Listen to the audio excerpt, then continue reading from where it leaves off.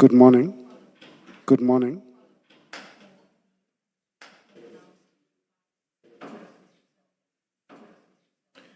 We are ready to start the day's proceedings. Please make sure that your cell phones are off. Thank you. Your cell phones are off. Thank you.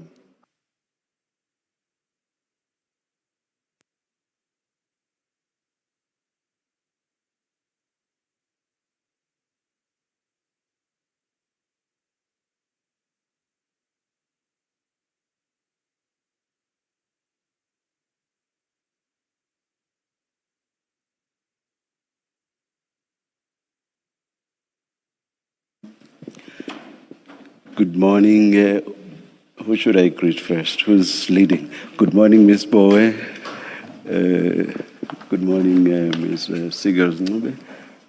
Good morning again, Mr. Mkhwanazi, and welcome once more. Thank you. Yes, Ms. Bowe. Chair, you'll recall my apologies, good morning, Chair, good morning, Commissioners. You'll recall that on Monday, Mr. Mkhwanazi was meant to appear.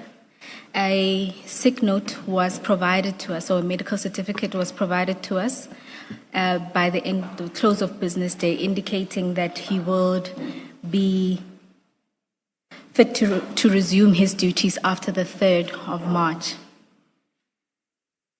From our perspective, Chair, Mr. Mkhwanazi was requested to come back today in order to give an explanation to the Commission, and thereafter to postpone his testimony to a date next week.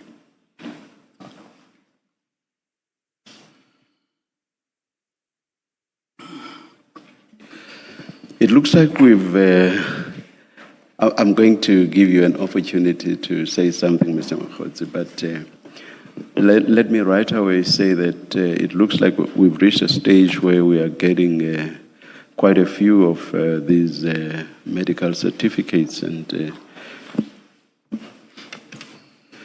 this is quite bothersome. It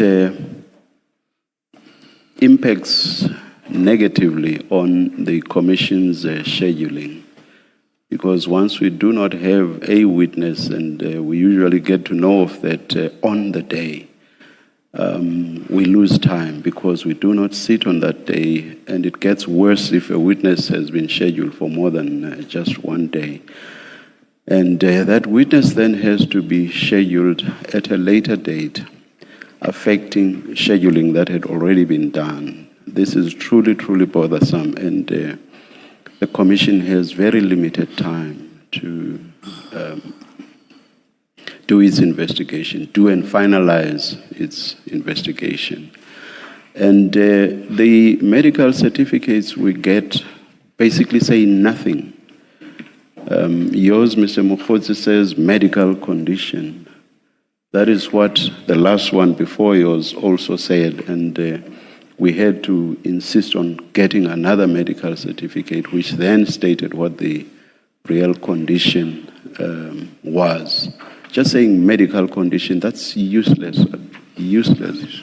And it doesn't assist us, and ordinarily, that's something we just cannot and should not accept.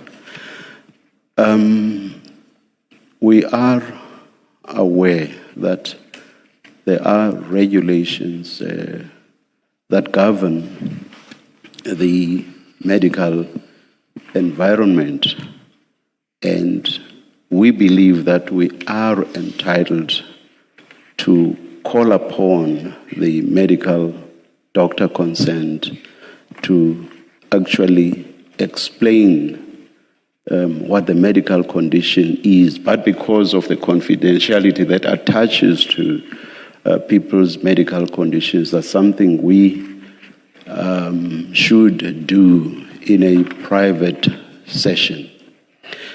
Starting from now, that is something we are seriously considering doing. In addition to that, we are also entitled to furnish the medical certificate to the council that governs the medical profession, for it to inform us professionally whether what's written on the certificate makes sense medically. We are, even on this aspect as well, seriously considering doing that. We are not going to sit here and continue receiving useless medical certificates like the last one was and like yours appears to be. Having said that, let me hear you, Mr. Mkhwanazi. And unfortunately, anyway, whatever we make of this medical certificate, we cannot hear your testimony today, and that is because we have another witness scheduled for today. Do you want to say anything? Do you want to comment on your own medical certificate, which I say is useless because all it says is medical condition? What on earth is that?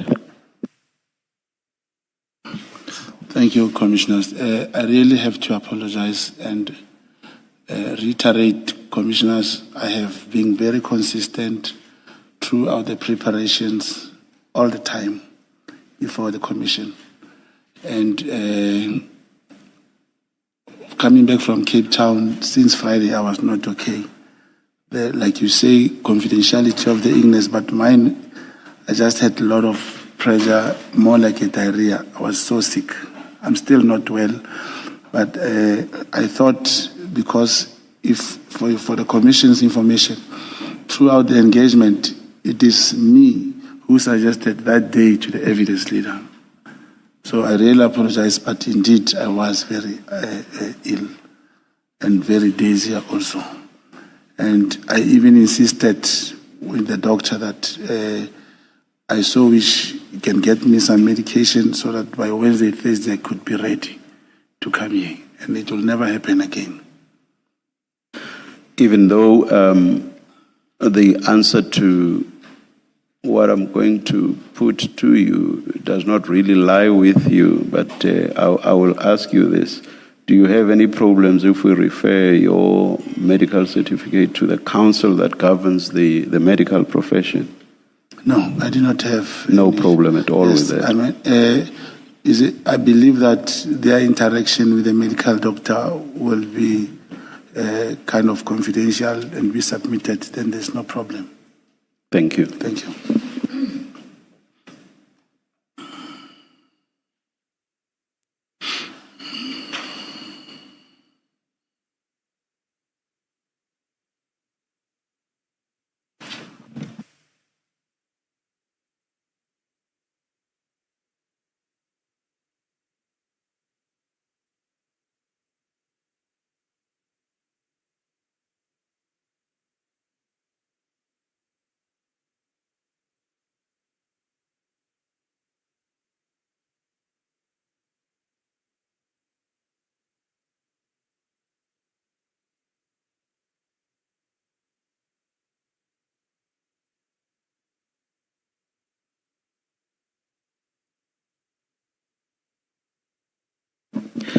Mr. Mkhwanazi, the hearing of your testimony is postponed to a date to be determined at a later stage.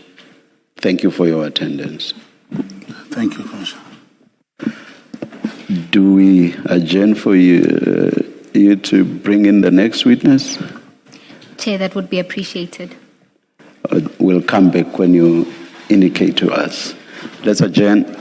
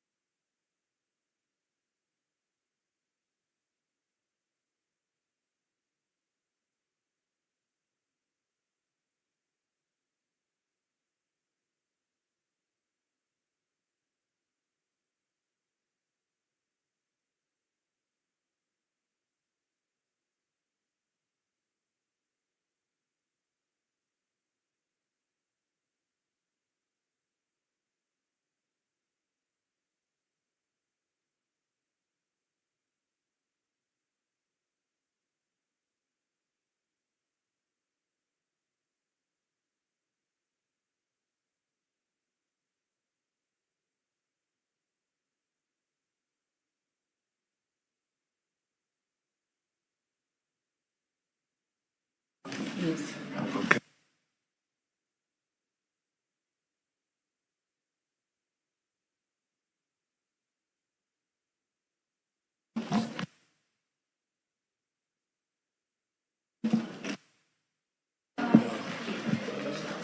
It's on now.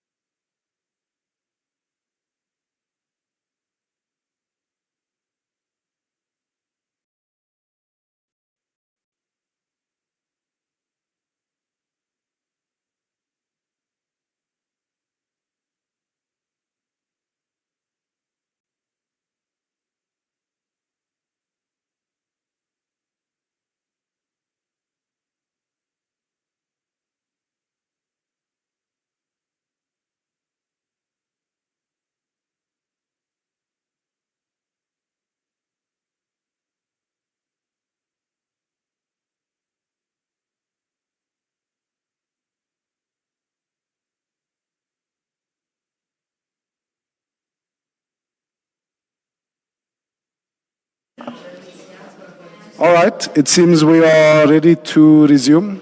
Please make sure that your cell phones are off. Thank you.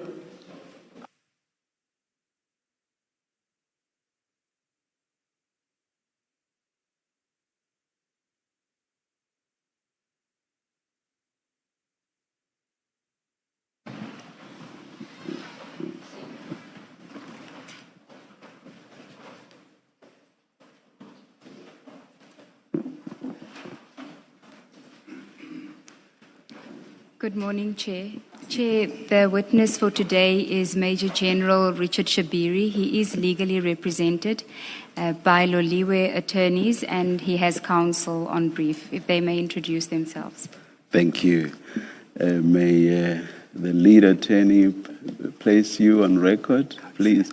Oh, I thought, Counsel is on I'm brief. so sorry. I thought I heard reference to attorneys. Also, it's counsel instructed by, my most sincere apologies, counsel. Good morning, Chair. Good morning, Commissioners. I'm LP Mkhize, Advocate Mkhize from Johannesburg Bar. Yes. I'm appearing together with my instructing attorney, Mr. Cassius Loliwe, and Ms. Mandwa.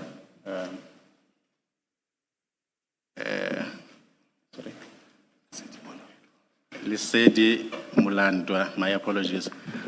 Chair, I'm a bit relieved if you don't know your own attorney.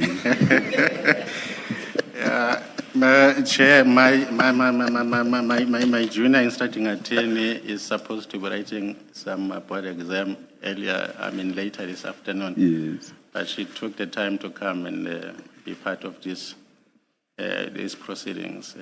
That's, we believe, shows how serious it takes. Yes. The whole process in there. I must also apologize when the commissioners were coming in. Unfortunately, I was still conferring with Mr. Attorney. When everyone else stood up, we did not. And I did not even notice it. We apologize for that, commissioners. No. We represent. Good morning and welcome to you all. Indeed, Commissioner. Chair. Thank you, Chair. Chair, Major General Shibiri has elected to be sworn in. Thank you. Good morning, General. Good morning, Commissioner. Do you swear that the evidence you are going to give is the truth, the whole truth, nothing but the truth? If so, please raise your right hand and say, "So help me God." So help me God. Thank you, General. Thank you, Chair. General, in front of you, you should have 3 files. The first file, File 1, contains your statement that you prepared for your evidence today. And if I can just place on record that you have filed 2 statements. The second statement, I understand, just contains some typographical corrections. And although I know your preference was for us to deal with the first statement, it's going to be logistically difficult for us to deal with the second statement. So we're going to work through your first statement, and where you have made changes in that statement, in the second statement, I will just alert you to it so that it can be placed on record that changes have been made to that particular paragraph.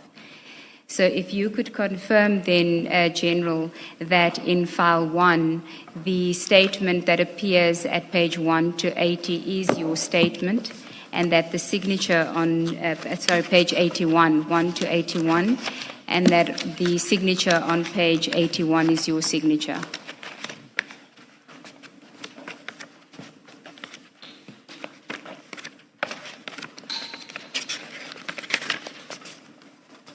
That is correct, Commissioner, it's my signature.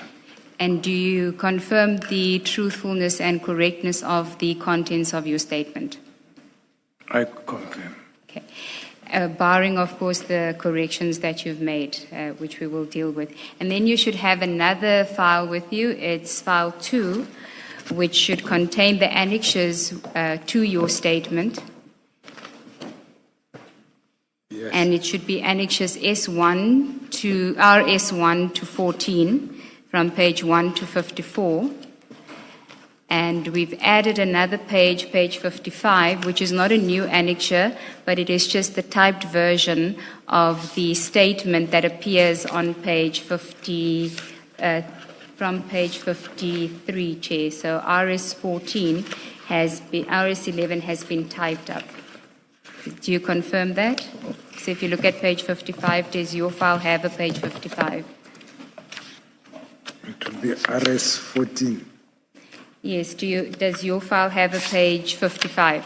Page 55. Yes. Okay. My apologies, I said RS14, it's RS11, it goes to RS11. So RS11, page 55, is a typed version of the written statement. Yes, I see. Okay. And then there's a third file which you should not worry yourself with for present purposes, that is an exhibit file. Do you confirm that you have the exhibit file? There's a third file that you should have there, an exhibit file. Yes, I got it. Thank you. General,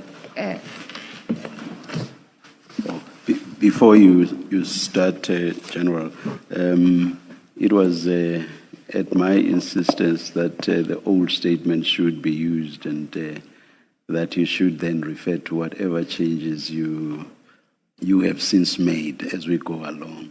The reason for that is that I assume probably my co-commissioners have prepared on the old statement, and our notes are on the old statement. So it would be very difficult for us to do cross-referring if we now have to go by what's contained in the new statement. I hope that will not mess up your presentation from where you are sitting. No, I think we'll manage, Commissioner. Thank you, General. thank you, Chair. General, and then if we can start with your statement on page 1. As discussed with you earlier on, this is an opportunity for you to give your version in respect of allegations that have been made against you where you may be implicated.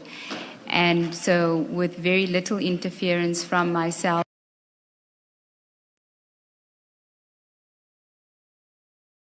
of course, be clarification questions.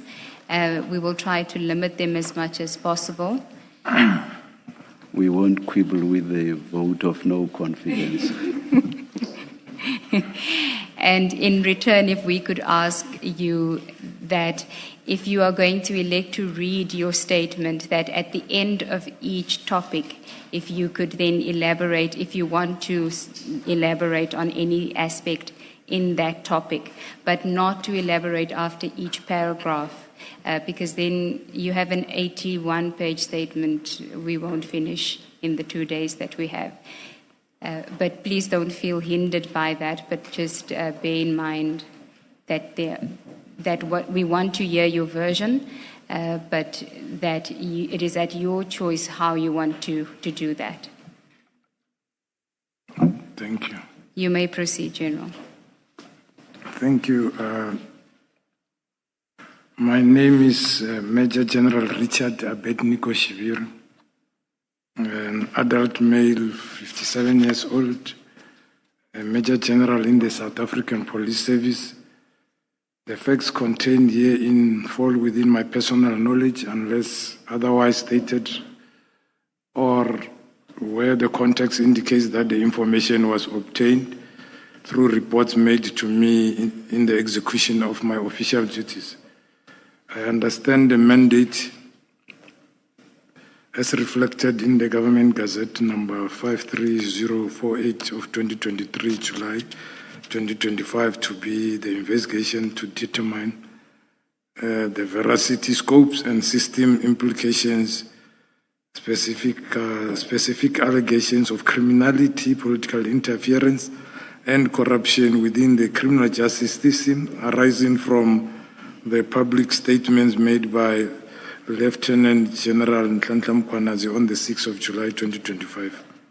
I further understand that the Commission is empowered to receive and assess relevant evidence, summon witness, call documents, notify and hear implicated person, and evaluate whether any member of law enforcement and prosecutorial authority, intelligence structure, or other organs of the state engage in unlawful conduct or was subject to improper political and external influence.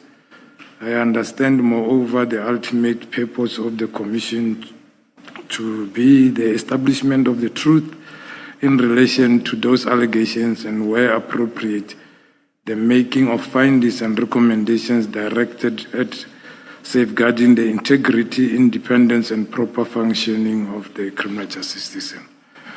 The scope of my response to the questions which I received. Sorry, General, if I can just do the introduction on that. On page 2, you deal with the scope of this response, and you are responding to a rule, a notice that was sent to you by the Commission to respond to certain allegations where you may be implicated, correct? That's correct. Yes. So if you can then go to page 3 and deal with paragraph 5, where you deal with what those allegations were. Thank you, Commissioners. According to this written response, is primarily confined to the following areas: the alleged infiltration or undue influence of criminal syndicates within the law enforcement agencies, and my knowledge, if any, thereof. Secondly, the nature and extent and consequences of the infiltration or of undue influence by these syndicates. So, and the nature of my relationship with my communication on WhatsApp or Signal with each person listed in the summons.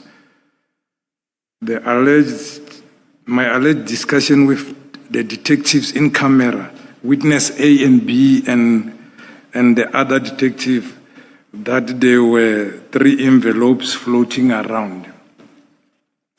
The fourth the fourth questions to be responded to will be my alleged discussion with the detectives in camera, A and B and other detectives, that there were 3 envelopes floating around. I think I repeated that one. The alleged telephone conversation with witness A as overheard by witness B and matters said to have been discussed therein.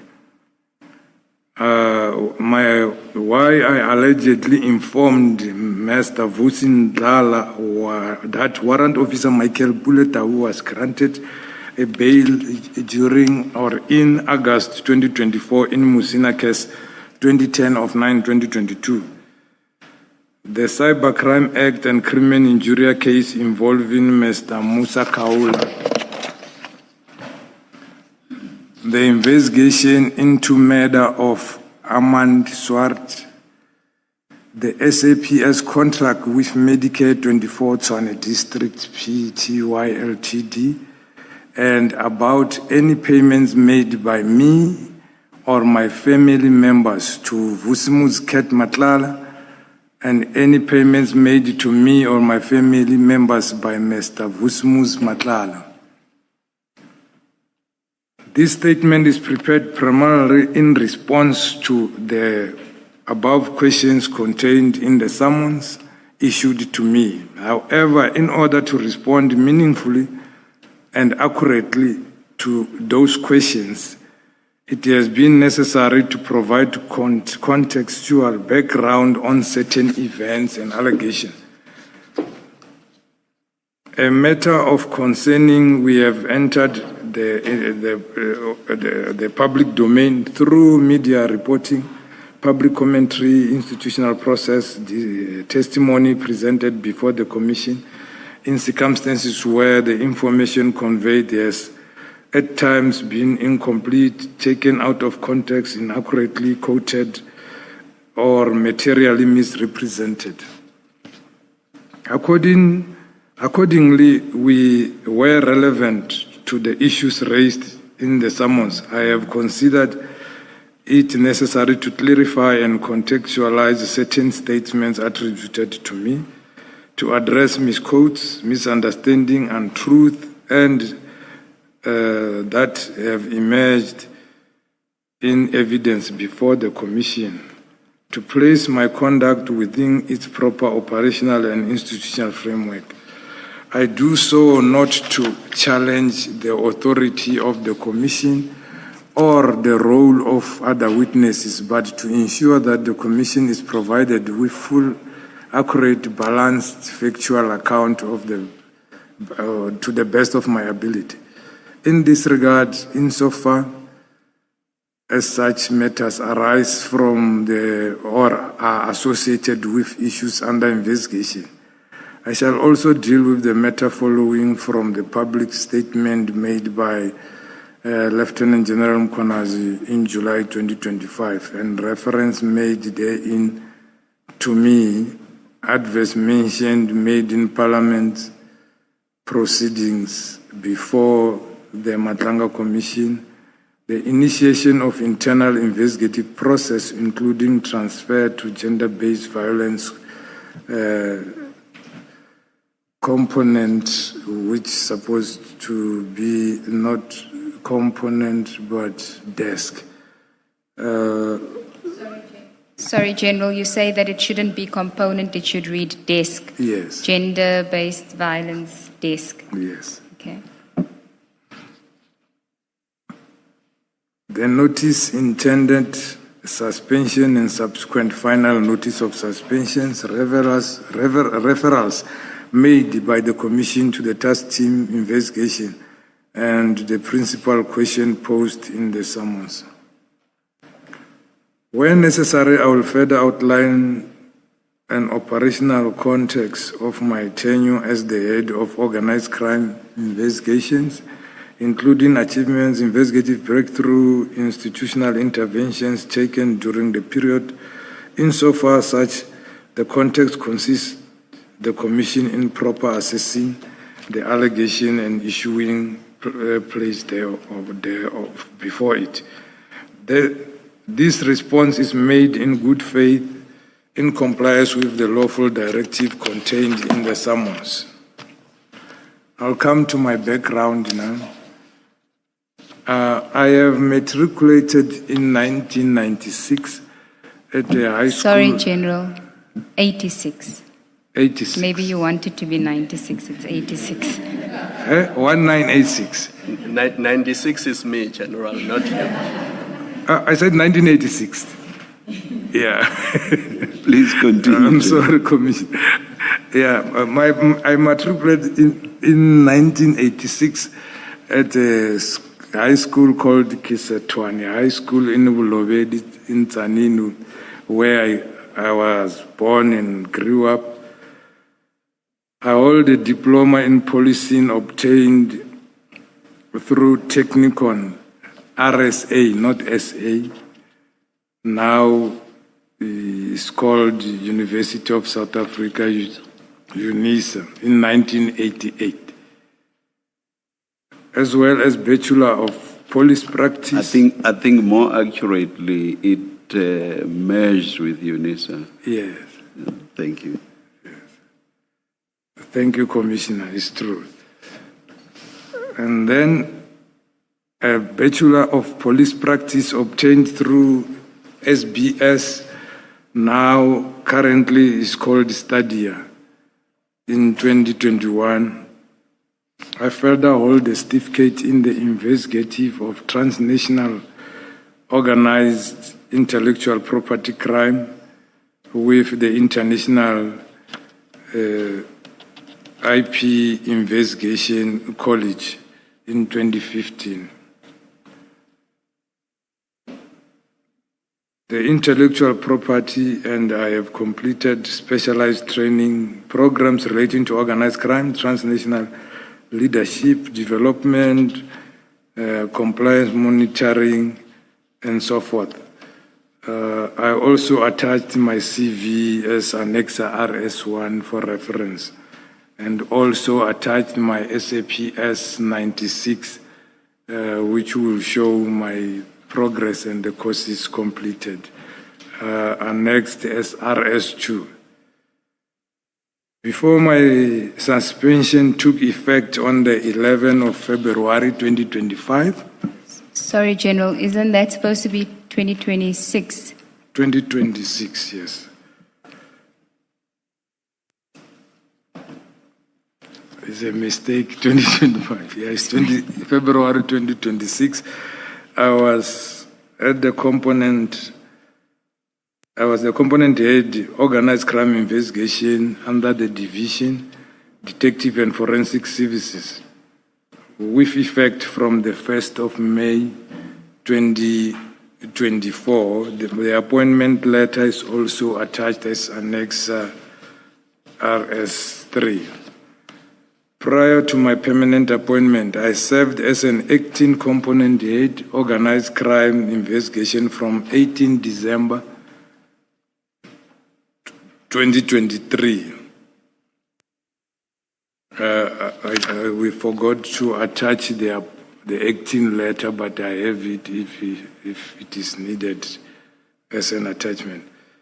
I have served in the SAPS since 19 February 1988 and have accumulated more than 38 years' experience in policing, of which 37 years have been with the detective service. I have progressed through all operational ranks, including constable, before sergeant. That time there was a lang sergeant, I also been the one. Then sergeant, warrant officer, captain, lieutenant colonel, colonel, brigadier, and then now Major General. I have served in various command and senior management positions, including Detective Commander, Cluster Detective Coordinator, not Cluster Detective Head, and the Provincial Head Crime Investigation Services in Gauteng, Acting Deputy Provincial Commissioner also in Gauteng, Section Commander, Organized Crime and Investigations, National Head Office. and recently as the component head organized crime investigation. General, before you proceed, as component head organized crime investigations, who's your immediate superior? My immediate superior will be the Divisional Commissioner, Detective and Forensic Services, who was General Sintumule, because now she's acting. General Mkhwanazi is acting now. Okay, thank you. The functions and mandate of crime, organized crime investigation. The component is comprising of 7 sections. The first one is the operational desk and projects responsible for registration of projects from provinces and head office and managing them so that when we do quarterly evaluations, we have them and they are doing such arrangements. And also to interlink cross-border, cross-province organized crime happening. Transnational investigation is another section which is responsible for border policing, mutual legal assistance, and they are doing cross-border operations in SADC with SARP partners, and also responsible for vehicles stolen and recovered outside the country, doing investigation with those countries in order to repatriate the vehicles back to the country, to the owners. And then we are having a narcotics investigation responsible for investigation of narcotics. Anti-gang investigation responsible for investigation of all gang-related crimes and gang violence. Extortion investigation responsible for investigation of the extortion records at the construction sites. Now we moved on also to deal with other stakeholders such as mining, transport, and etc.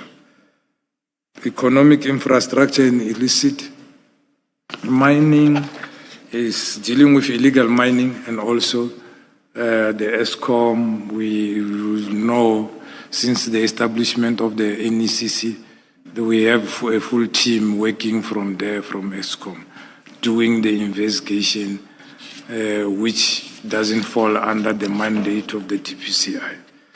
The firearm investigation is the new unit established with the new structure of the SAPS, which was approved, I think, at the beginning of 2025, in order to implement the new strategic, the midterm strategic plan. The mandate of organized crime investigation is to manage investigation of organized crime falling outside the mandate of Directorate of Priority Crime Investigation in accordance with SAPS legislature and policy framework. Here, in short, is all those which are termed by the South African Police Act to be cases which are investigated by DPCI. So we don't deal with them. We actually were there to plug on the cracks where DPCI is not dealing with it because of capacity and so forth. But sometimes there is where we cross line, then we overlap towards some of their work and whatsoever. But we are dealing with, on the value chain, level 1 to 3. That is why you will see, commissioners, when we have now detected a clandestine laboratory and made the arrest, we will conserve the crime scene and do all the statements, but we will hand the docket to the DPCI because it is their mandate. And they are the one who are assessed on dismantling of this clandestine. But we get information, then we follow the information with crime intelligence and with the assistance of others. But we will end up handing it to them. The delineation of what the DPCI does and what you may do is determined by the head of the DPCI. And you are then able to do that which the head of the DPCI has not decreed will be done by the DPCI. Am I correct? Yeah, yes, irrespective of who have found it and whatsoever. So if it needs to be them, so that we must be in line with the technical indicator, which the auditors, when they come, they're going to use it to say, this falls under you. Why is it now under organized crime? Then it will be a material finding to say this was there. So hence, even if information will come from us, we follow up, we go and buy. When we go there, we found it's a big lab. Like it happened here in Erasmia, where the Mexican, we found them manufacturing big. But we do arrest, cordon, and do whatever. Then we call DPCI to come at the scene, and we hand over the scene proper to them. All right. And then we will work with them until they've done the rehabilitation and the exhibit are removed, and then we provide that statement, we go. Thank you. I think you've answered my question. Thank you, General. Yes. Organized crime investigation focuses on level 1, 2, and 3 of the criminal value chain, being local, district, provincial, and national, and transnational organized crime structure. My role as the component head is primarily strategic, supervisory, involving oversight, compliance, monitoring, guidance, intervention, and coordination rather than direct investigation. Through my service within the South African Police Service spanning more than 3 decades, my involvement has been continuous, direct in the crime detection, investigation, operational command, strategic intervention, compliance, national coordination of organized crime investigation, and has evolved through the following operational phases. Number 1, frontline investigation and evidence gathering, detective command and operational leadership, provincial investigative oversight, national monitoring intervention functions, executive command of organized crime investigation. So, sorry, General, may I take you back to paragraph 16.10? I just want you to elaborate on some of the concepts you referred to. For example, when you say strategic and supervisory, what exactly does the supervision entail? Supervision entails monitoring day-to-day implementation of strategies or policies by members who are under your component or until down there to the provinces, because now and then we check on monthly basis. We have what we call National Organized Crime Secretariat, where all the 9 provinces will come, and number 1, the crime intelligence will present the crime threat for each province, so that we can determine from the registered projects, are they addressing the threats in that particular province which is menacing the community. Because it doesn't help you come and register a project of drugs, but that one we expect every province because we have problem with drugs in each province. Yes. And then they say you are having a problem is carjacking or truck jacking.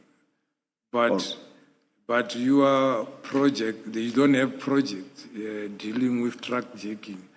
Your project deals with stock theft. All right. Whereas the highest threat in Yes. terms of the crime stats, it says.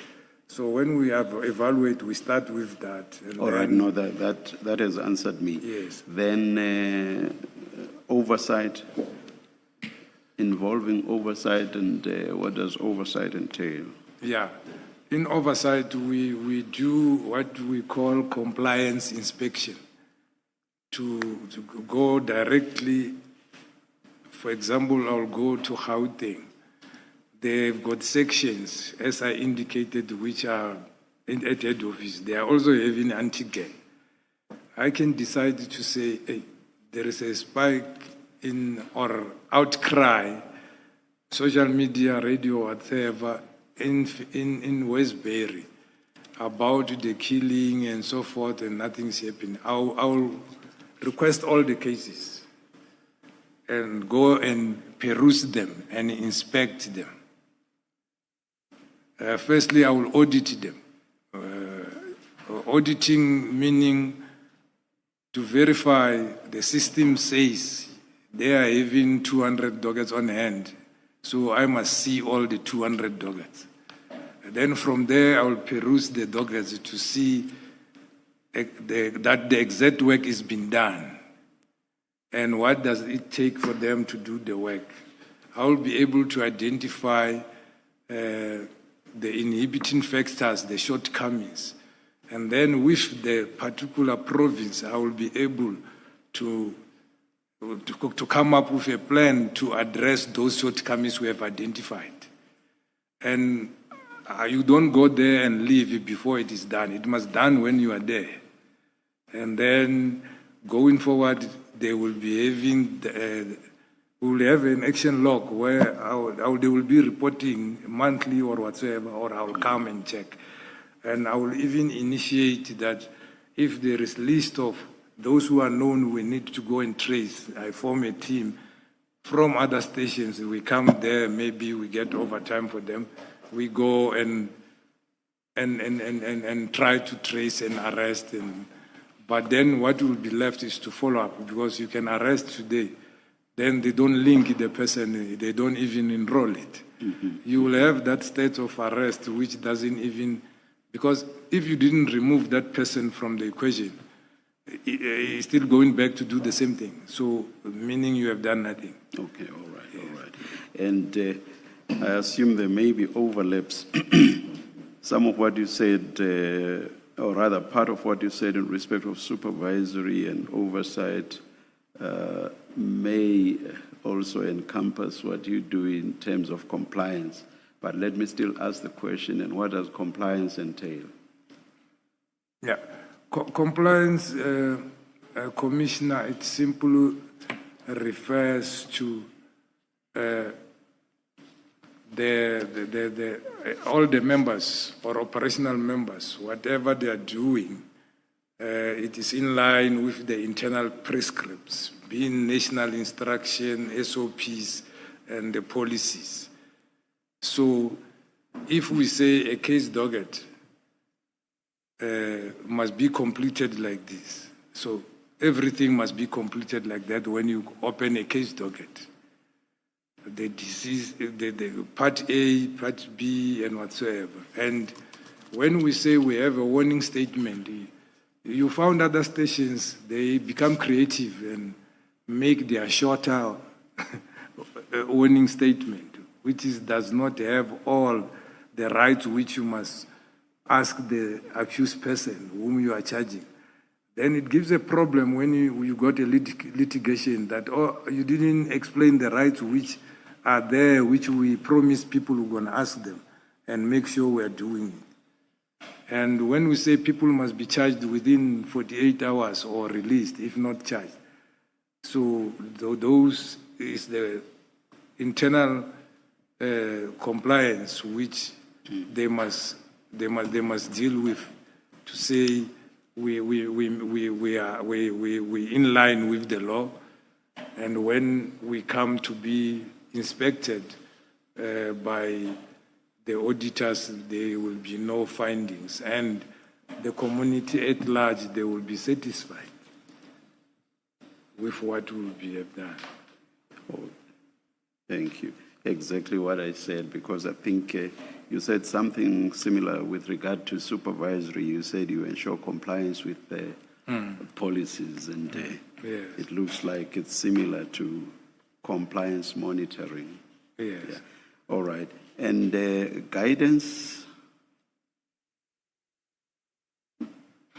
Guidance is like on-service training, coaching, like on our side, because we're dealing with dockets.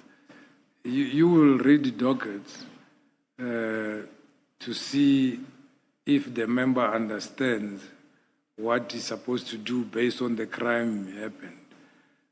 Then you will read from A to Z, and see what is lacking, what is outstanding. Then you will make an entry in the docket on the SAPS 5, the diary, to say go and obtain statement of Advocate Mkhwanazi relating to this and that. Go and take the statement of Shibiri, because he's a witness, he was there when this happened. And then go to this shop where they said they bought this and check a video camera, who was there, and then get forensic to go and check fingerprints on this shop where this and that happened and so forth.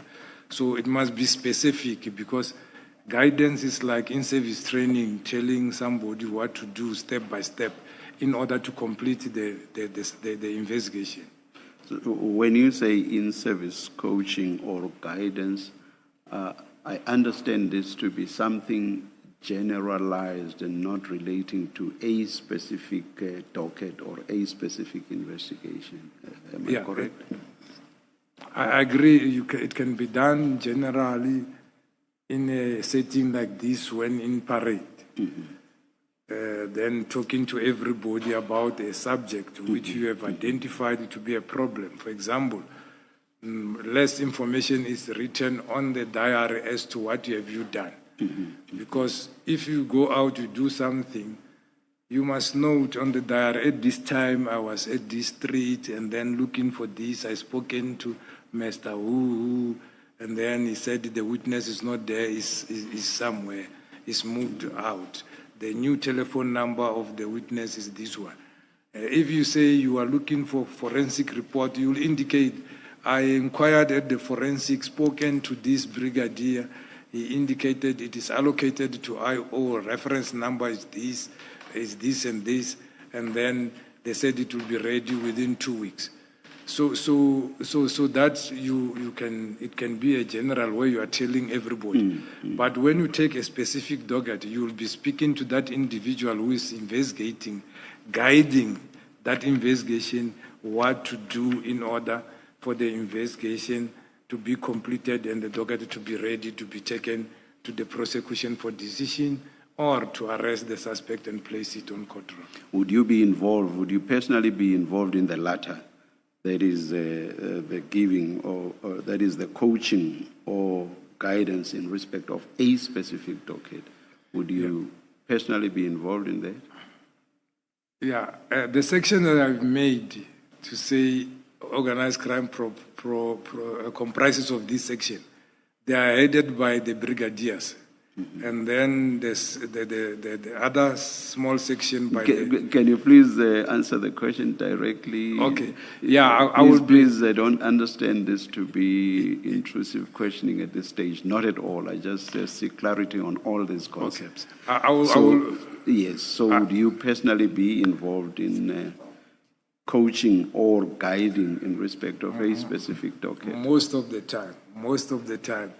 More especially where we receive complaints, and then to say there is a problem of this and that. Then when I go there, let me give an example of Gqeberha, there was a problem of extortion and anti-gang, and also these insurance matters. So firstly, when you go there, you have to understand what people are complaining about. But I have to get these dockets. So I'll get somebody to go to the system and get all these dockets, and then I will call all these dockets, and then I peruse all the dockets and give guidance. Then I will form a team comprising of the people I came with from head office, but mostly I steal from other provinces. And then I will need also people from that particular province. Because it becomes difficult. If I can deploy people for 3 months, they cannot be carrying dockets from Eastern Cape. Them being in Gauteng, they're gonna be a problem. Sometimes the dockets are not at court. Then the ones who are from the local, they will be carrying the dockets. The others will be doing support, working with them, arresting and whatsoever. So that when the time arrives that is 3 months lapse, we have done it, then we have stabilized, then they can continue on their own. They are able to continue, and then we leave those dockets with them, because we do this in many times. So sometimes we'll be taxi violence, I must go there, and then with a team, and then such things must happen. So if you want to give the people who are coming from outside, it's going to be difficult to remove them there because they are carrying the docket themselves. You didn't mix from the start. So the planning must be, you are not there permanent, because the task team is there made to deal with the situation, stabilize, and hand over. Because we went there because the province and the district were unable to deal with that particular specific problem. All right. I think we are left with only 2 now, so we are almost done, General. Yeah. Oh, okay. General, other than you becoming involved because there's a complaint in the way that you've described it, are there circumstances where you become involved with a particular docket in the normal course of the execution of your duties? Yes. That is why we are having a duty officer from the province, from the district. All of them, they must report to the NAD joints. And then a report is given to the duty general from the province, and they will escalate it to head office. And we're also having groups where they can send on WhatsApp, but sensitive and high-profile cases or prominent people. So the reason why we must know, let me give with organized crime. With organized crime, I've got nine provincial heads, been brigadiers running the organized crime there. So it's the people whom most of the time I will communicate with regarding what needs to happen under organized crime. And they also share their successes and also their best practices to others to see how did we deal with this thing. So I will have interest whereby a prominent figure, or maybe 6 people were killed. Sometimes I go and attend the scene myself without being told, because I know when the National Commissioner wants information, he will ask the DNC will ask me or the DIFCOM. So I must be able to know what happened and compile a report for the DIFCOM, because the channel is, even most of the time, the DNC used to task me, but when I write the report, it will go through the DIFCOM, so that there mustn't be something which is going out of her office without her knowing. When she go to the meeting, she doesn't know what happened. So it happens like that even if there's no complaint. Yes. Now we are left with intervention and coordination. Should we treat those individually or do they go together? Intervention and coordination. Are they separate concepts? Don't elaborate. Are they separate or do we deal with them as... Yeah. Intervention and coordination, it will relate to whereby, for example, let's say here in Pretoria, there is somebody kidnapped, they want 6 million. And then there is a team in Gauteng. Other provinces, they don't have teams dealing with ransom kidnapping. Because you go to other provinces, it's investigated by DPCI. So what you do is we go in as head office to assist, to give investigative support. Then we can coordinate private sector with them. Then we form a tag joke where we will be operating from for maybe three days or whatsoever. The hostage negotiators will be brought on board and the investigators and the telephone analyst and whatsoever. Then the hostage will be, when they phone the family, will always get in that information. And working with the team from the province in order to ensure that there is a success in tracing and getting the kidnapped person back and arresting the perpetrators. And then right at the end, you have, rather than direct investigations, what do you want to convey by that? To direct the investigation. Look at 1610. Look at 1610, the last line of the paragraph. And right at the end, you say, rather than direct investigations. What is that meant to convey?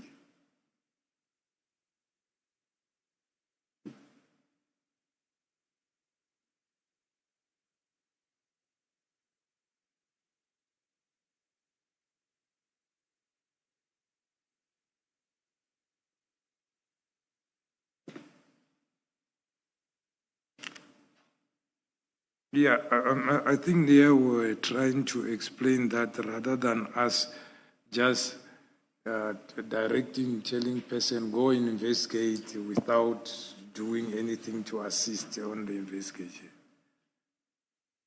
I don't get you. I think we wanted to indicate rather than direct investigation, meaning rather than not just directing people what to do, to say go and investigate, we also involved in the investigation by providing the above. I would have thought it means the opposite. I would have thought it means that you don't get involved in direct investigations. That's how I read it.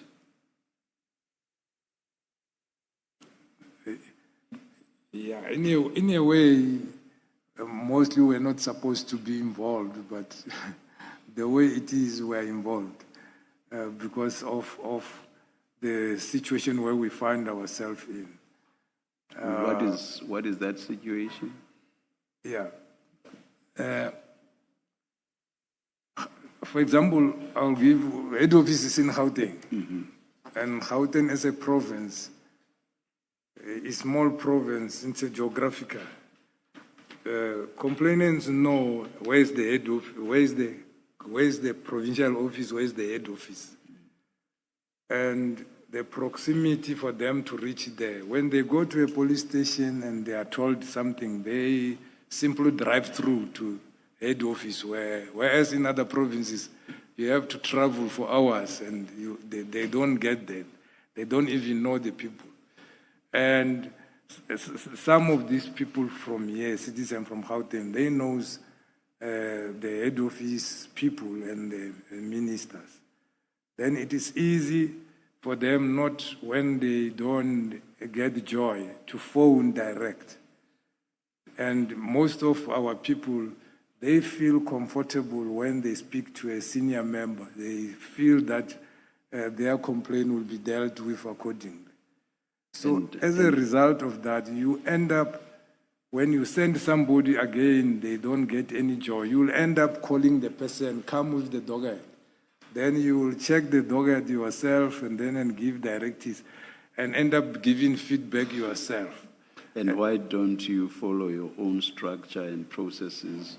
Why don't you redirect the people and say, this is the structure, these are the processes, go to ABC, which is not head office? Sometimes you can manage to do that, but in most instances you can't, because when the person is there, want answers there. All right. And he's furious. He doesn't want. It is like I'm chasing him away where he was chased away. Yes. And at head office, you can't even give direction or resolve a matter. No. So what you find yourself in is to make sure that the matter is resolved immediately to the satisfactory of the complainant. All right. No, I don't want to sound intrusive at this stage. I just wanted to understand what you mean by rather than direct investigations. You've given your answer. Thank you. Thank you, Chair. General, I think you can now go to paragraph 17 on page 9. At times, my functions require active operational participation rather than ceremonial and administrative oversight, which included serious and violent crime. Can I just ask, when you say my functions, do you mean as the component head at the time? Yes. Sometimes I'm needed to go down there if there is shooting and go and attend with them the scene and give investigative support. You may continue. I think at paragraph 18, you highlight one investigation that you were involved in. You can deal with that briefly. Yeah, on this one, I just gave an highlight that there was a period whereby the miners, more especially who were working at the smelt house, were killing the shift boss, those who were stopping them and managers from going out with this, we call them amalgam, because it's already served from there. Then they just put them in this, these police socks, and then and fasten them and put another one and fasten. Then they put them around their waist. So if the shift boss was so strict and other securities, so they started taking them out. So it started in lieu of coming towards Western area and back to Driefontein. That time now is called Sibanye Water. So, and these guys, because there were no arrests, they started doing this. So I collected all the dockets and started the investigation backwards, and then we managed to arrest a team full of these people working at the mines. Because you'll see, all of them, they were having cars. All of them, they were staying in suburbs and whatsoever. But so we managed to have a breakthrough on it. Then if I could ask you, from paragraph 19, 20, 21, and 22, are you speaking about a role prior to your role as component head in those paragraphs? Because if you are, I think that it's not entirely relevant to what we're dealing with, but if you want to maybe summarize it or just have it be noted for the record. Yeah, it was just, it's what it is there on my CV, trying to show the job I have done before. Like here, I was still a branch commander in Randfontein. Then there were problems with particular suburb where there was a lot of killing and it was towards Christmas, and yeah, because of drugs and so forth. So my team, we went there, took the old dockets, went through them, and we managed to get warrant of arrest on the old ones, and then we worked backwards on the new ones, and the whole criminal grouping was rounded, arrested, the drugs found, no bail, and people had a nice Christmas. In Tukom's rest for the first time. I think you can just summarize it in paragraph 21, really summarizes it. Yeah, in 21, here is where I was a district detective coordinator for District West Rand before I went to be the provincial commander of Gauteng priority crime investigation, where I was responsible for anti-corruption investigation, SASSA fraud, truck jackings, gang-related organized crime, political killings, and illicit cigarette syndicates.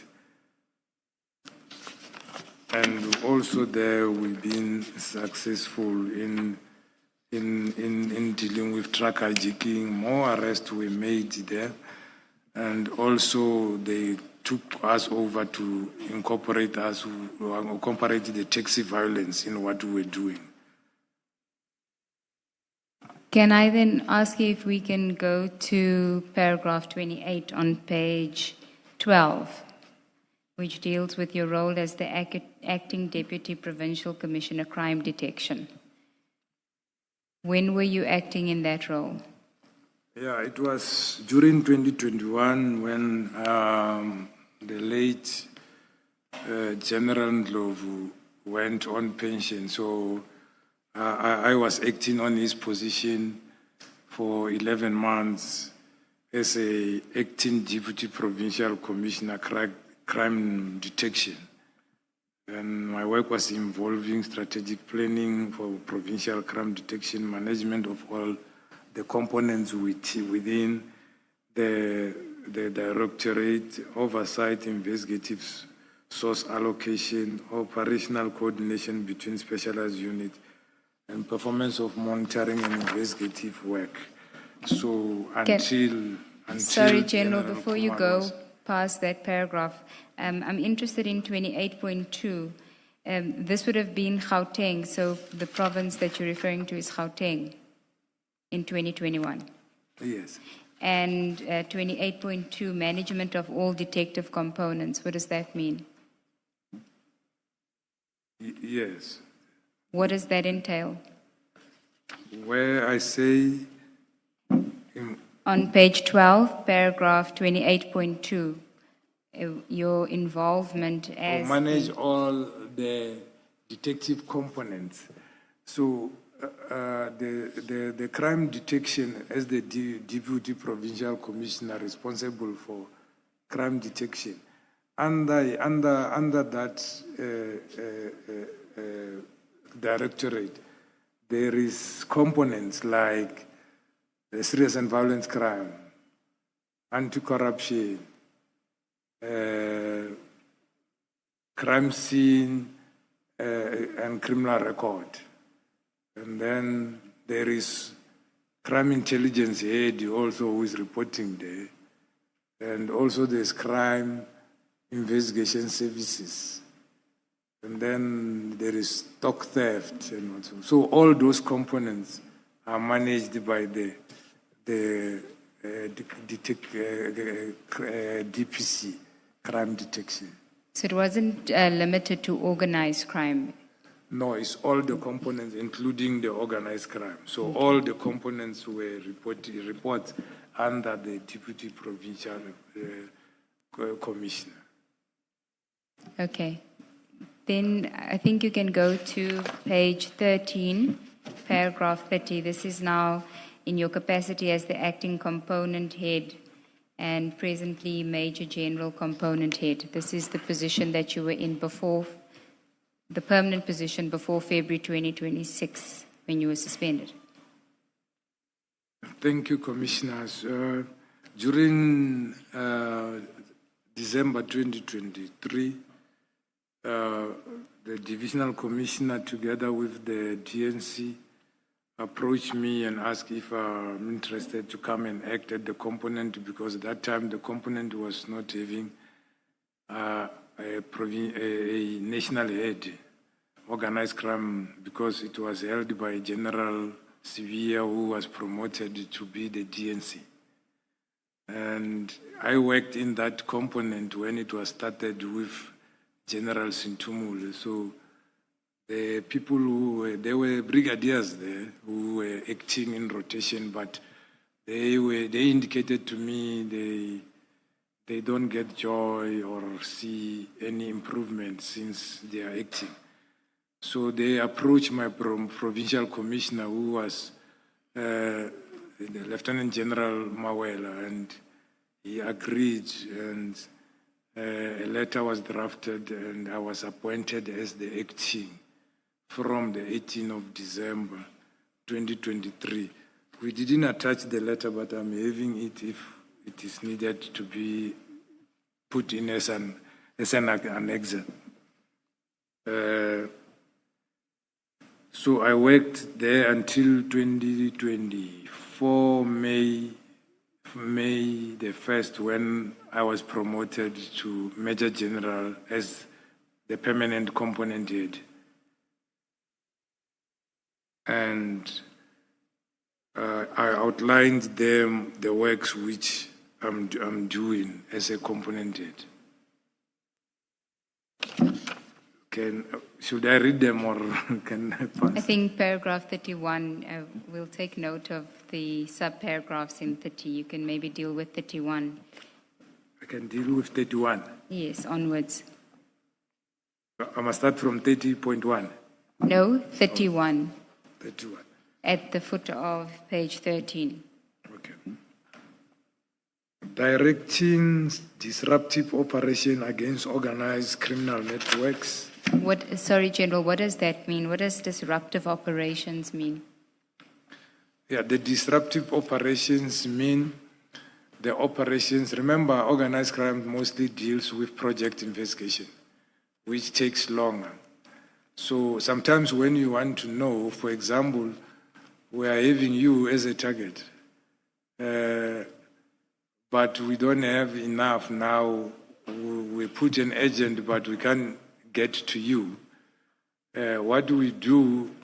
We can do a disruptive operation based on to say, yeah, she might be selling drugs, and then we go and get a search warrant, and then we search as if we're searching for the warrant, but actually we want to get to know you and to gather more information about you and the vehicles you are having there, so that we know what you are going to survey, because you are sophisticated, so that our agent cannot infiltrate you, or else maybe he will be or she will be the one who is friendly with you during the operation. Others of us will be so rude with you and whatsoever, and we search, we get whatever we get, and then we can get even your post, and then we will use it later. So those are the strategies. For example, or we know there is drugs sold there, we'll go and get a search warrant, and then we go and search in order to get the drugs. Or we apply for Section 252A, we come and search and arrest. That is where it's a straightforward, we can't get to you. We can just do that. Maybe you are just a street seller or whatever. So it will be a waste of time to register a project. When we register a project, maybe we could have arrested you, got information from you, where are you buying, then put our agent to go with you to go and buy. And then so that you get trust from that particular person, then he can, without you, buy in bulk.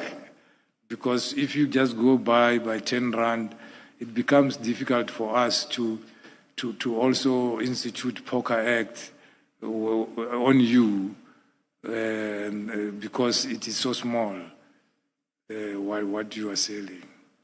Can you just look at paragraph 31? Is it not meant to be the last paragraph, subparagraph of 30? Because it just starts from nowhere and basically ends nowhere. Is it not meant to be one of your functions as acting component head?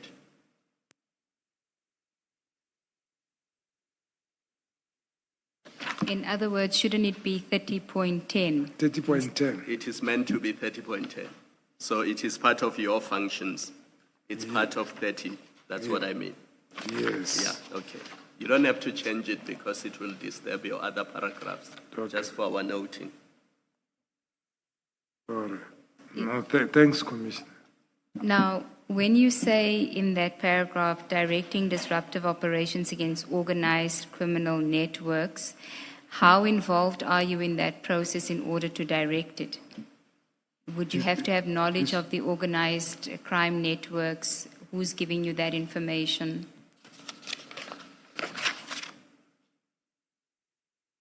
When I said this, on the same page, 31. Correct, yes. So the 31 that it currently is, you say part of your functions in your capacity included directing disruptive operations against organized criminal networks. So I'm asking you about those organized criminal networks. You would have to have knowledge of organized criminal networks in order to be in charge of directing the disruptive operations.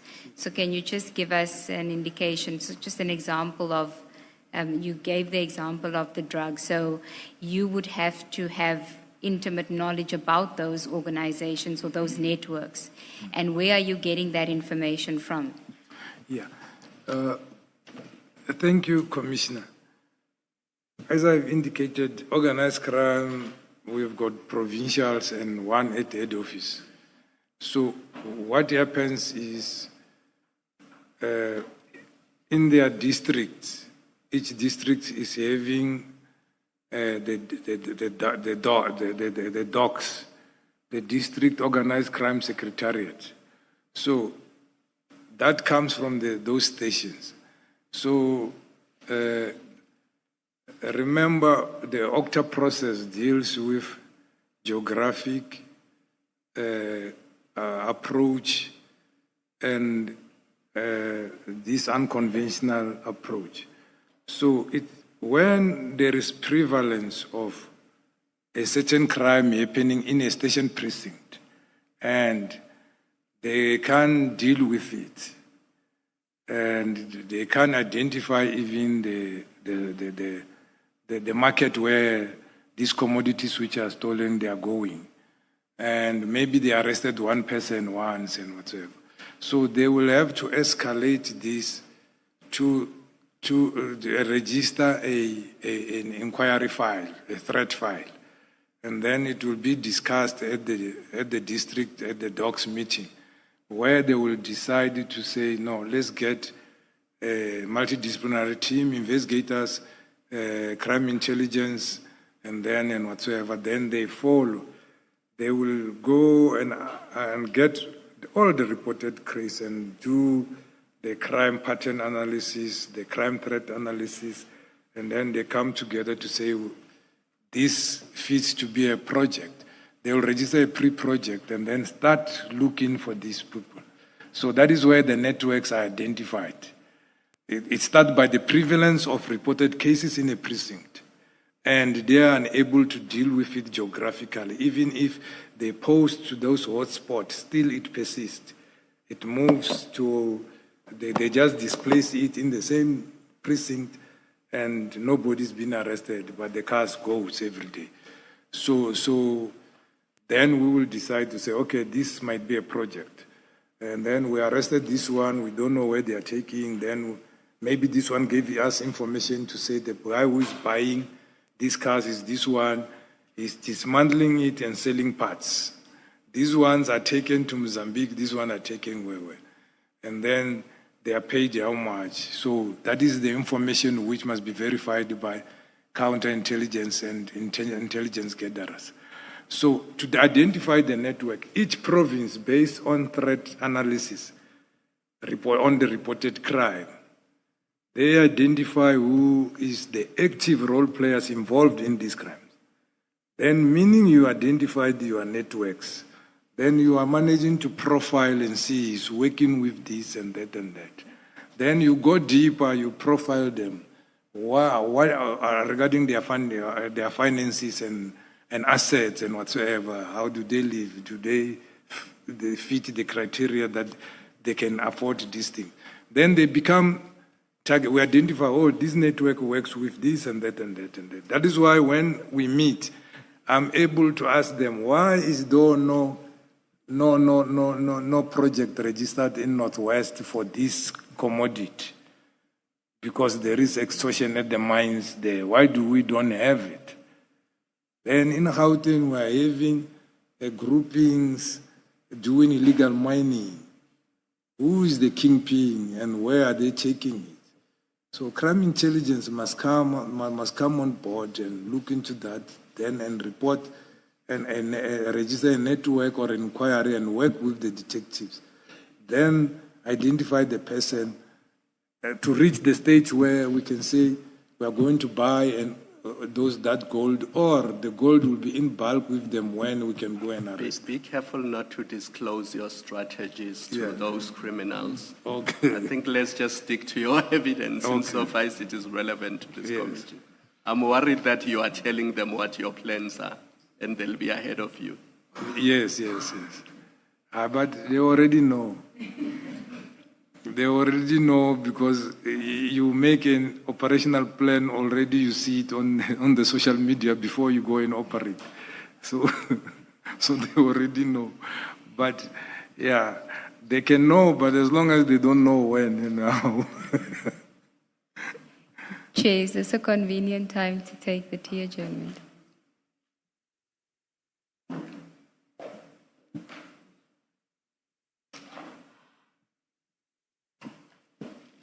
I am being directed that we should come back at 20 past. Let's adjourn until 20 past.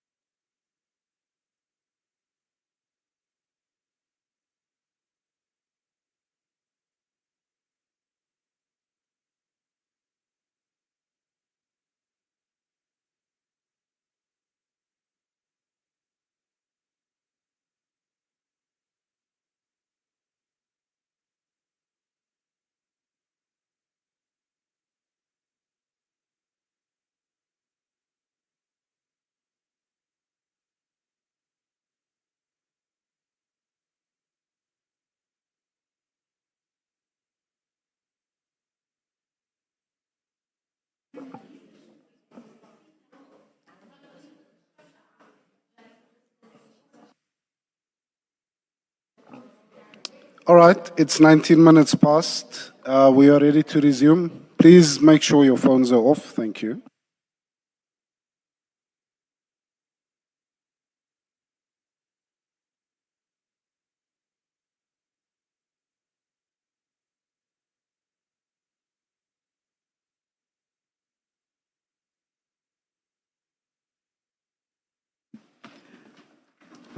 Thank you, Chair.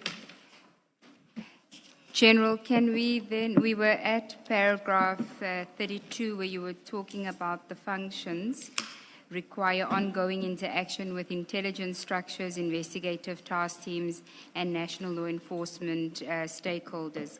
Can we then deal at paragraph 35 with your involvement in matters referenced before the Commission, where you say this must be understood within the context of, and then you address the context. Can you just deal with that?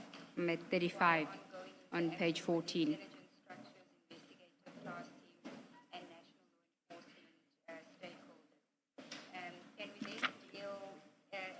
There's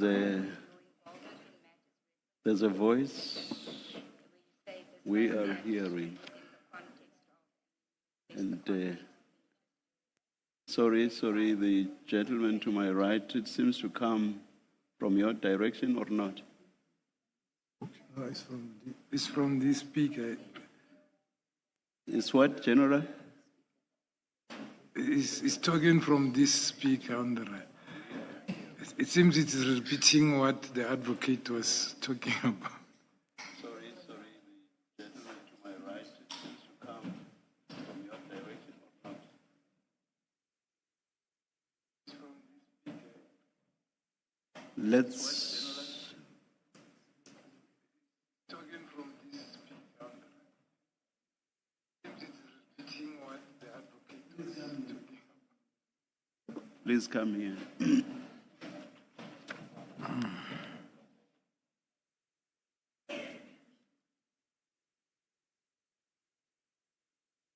We are told that someone is connected to a phone or to a laptop and that that's what's coming through.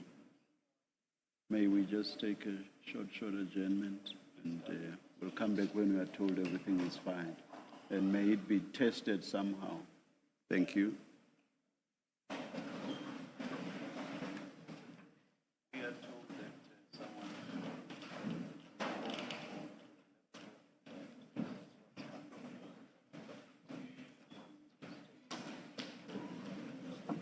I don't know. Can you hear it there?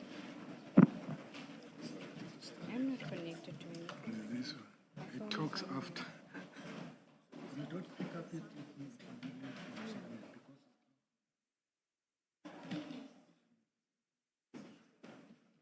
Yeah, like you see, you watching two TVs.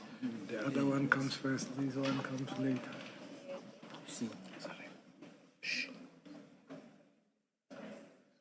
Or it's recording. I think it's your phone. My phone is. This one is off. It's on. It's not recording anything. Like you see, you watching two TVs. The other one comes first. General.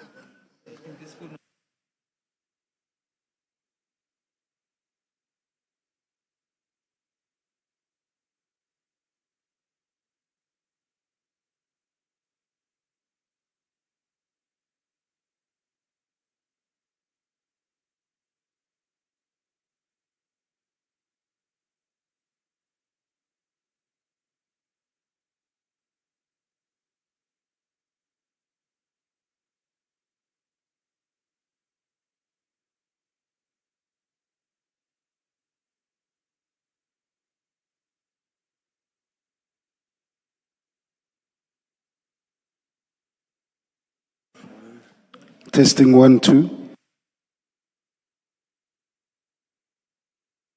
We are testing 1, 2. Testing. They are all off. They are all off.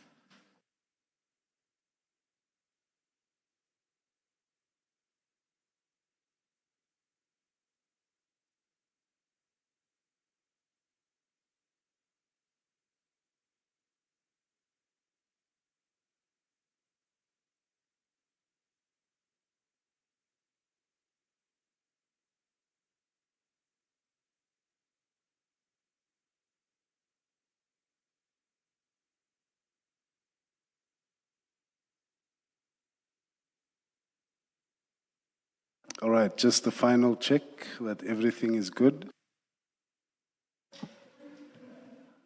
1, 2.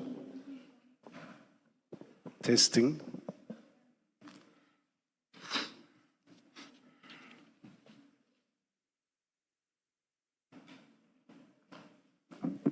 Testing that all is good.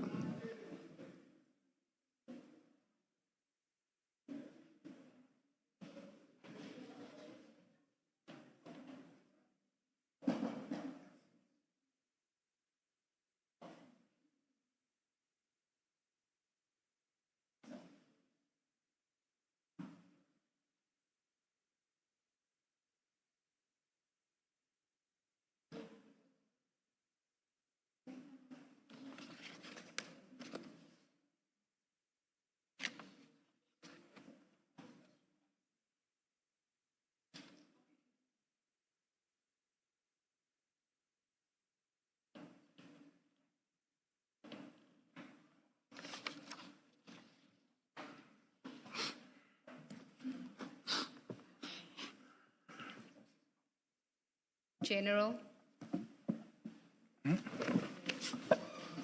All right, it was a false alarm. We are ready to resume. Thank you.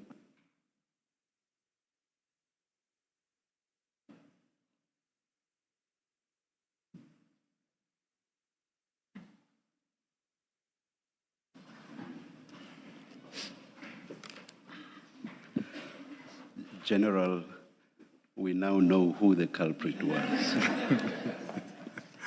My apologies, Commissioner. And apologies to the gentleman to my right. I already apologized. Thank you, Chair. Sigels Nube.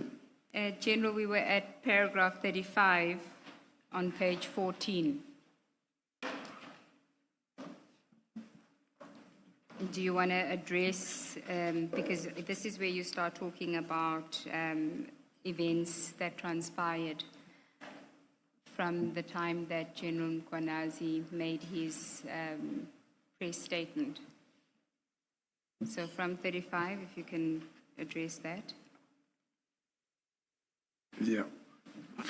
Page 35, I indicate that my involvement in the matters reference before the Commission must therefore be understood within the context of long outstanding operational policing responsibility, lawful engagement with investigative sources, command oversight of complex investigation, and institutional obligation to combat organized crime. Sorry, General, before you proceed, 35.2, what do you mean by investigative sources?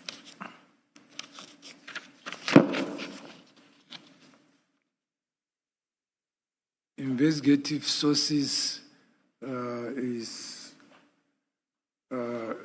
refers to community sources who can provide information or registered informers who can, and also physical evidence obtained from the scenes which can provide information to lead to the crime. But when you say lawful engagement with investigative sources, do you mean informants, lawful engagement with informants? That's informants and also crime intelligence included. Okay, thank you.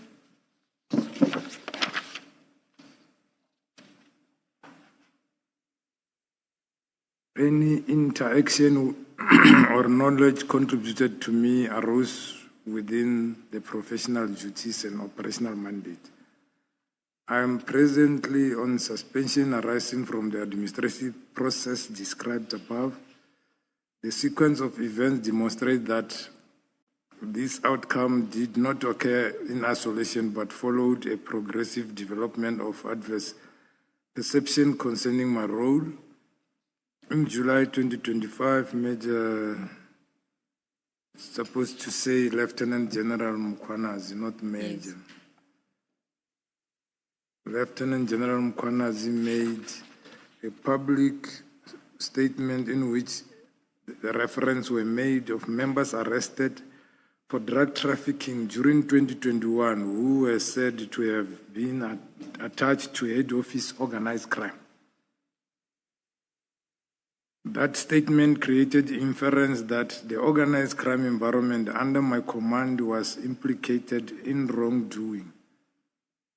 However, at the time of the arrest in question, I was serving as the acting Deputy Provincial Commissioner Crime Detection in Gauteng and was not occupying the position later associated with those allegations. General, at the risk of asking you to elaborate, what are you talking about when you say the 2021 drug trafficking issue?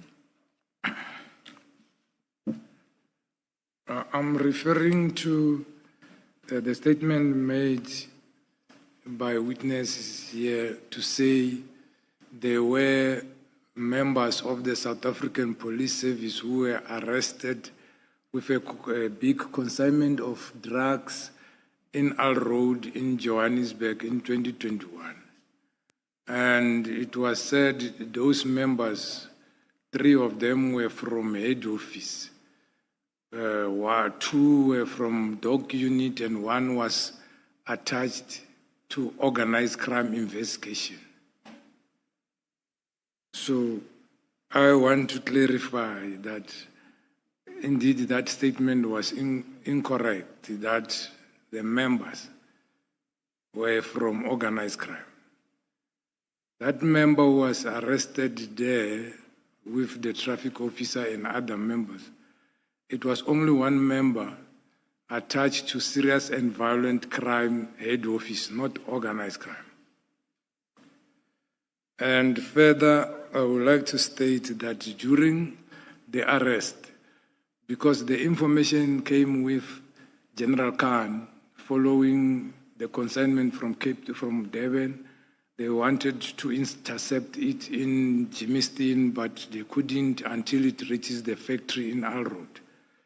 When they arrived at the scene, those police officers already offloaded the drugs from the truck to their police van and they were about to leave. The owner closed the gate. General Khan summoned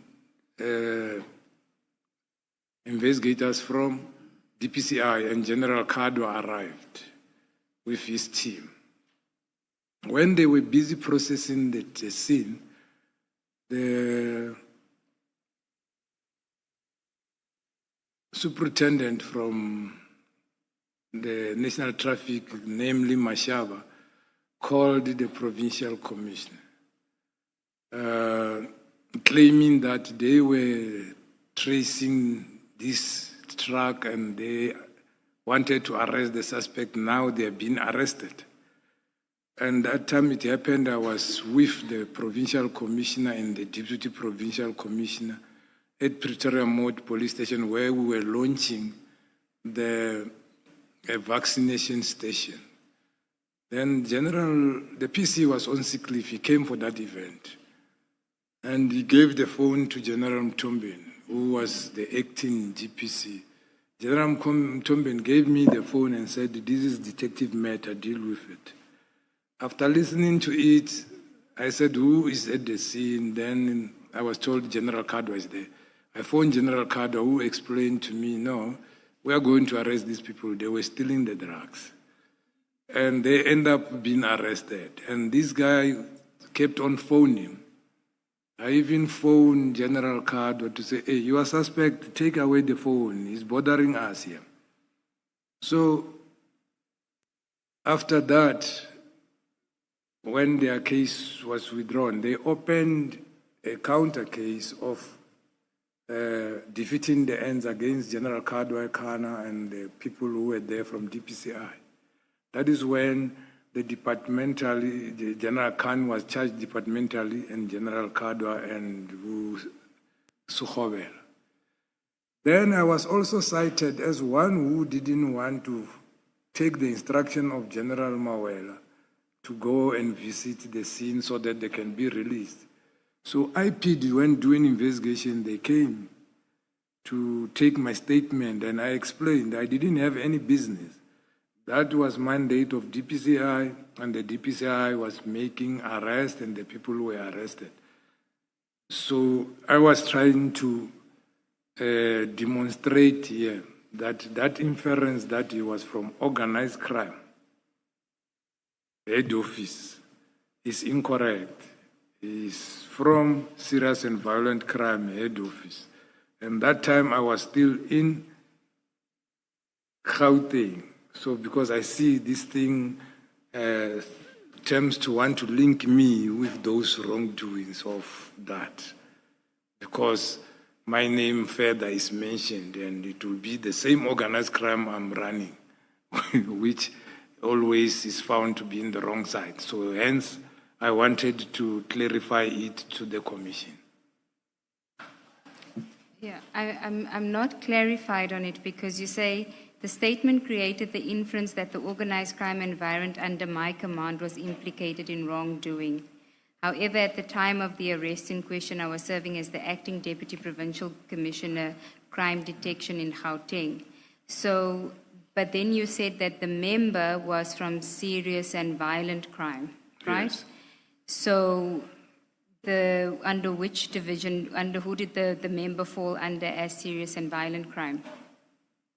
Serious and violent crime is a component within the Division Detective Service under General Mkhwanazi.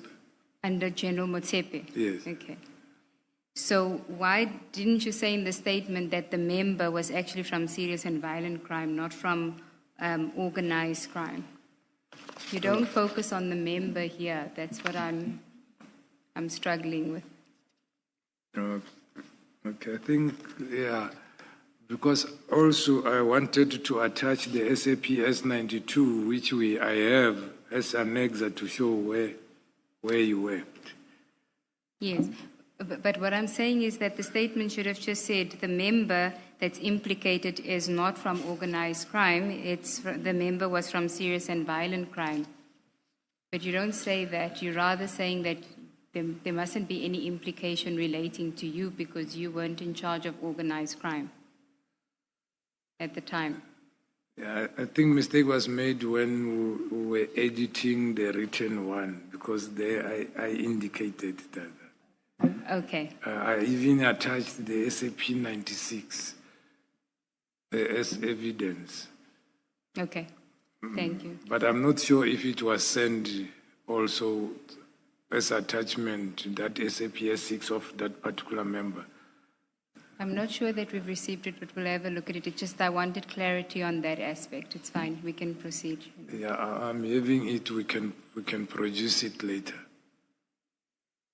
Sir, before you proceed, General, you say the statement created the inference that organized crime under your control or command was implicated in wrongdoing.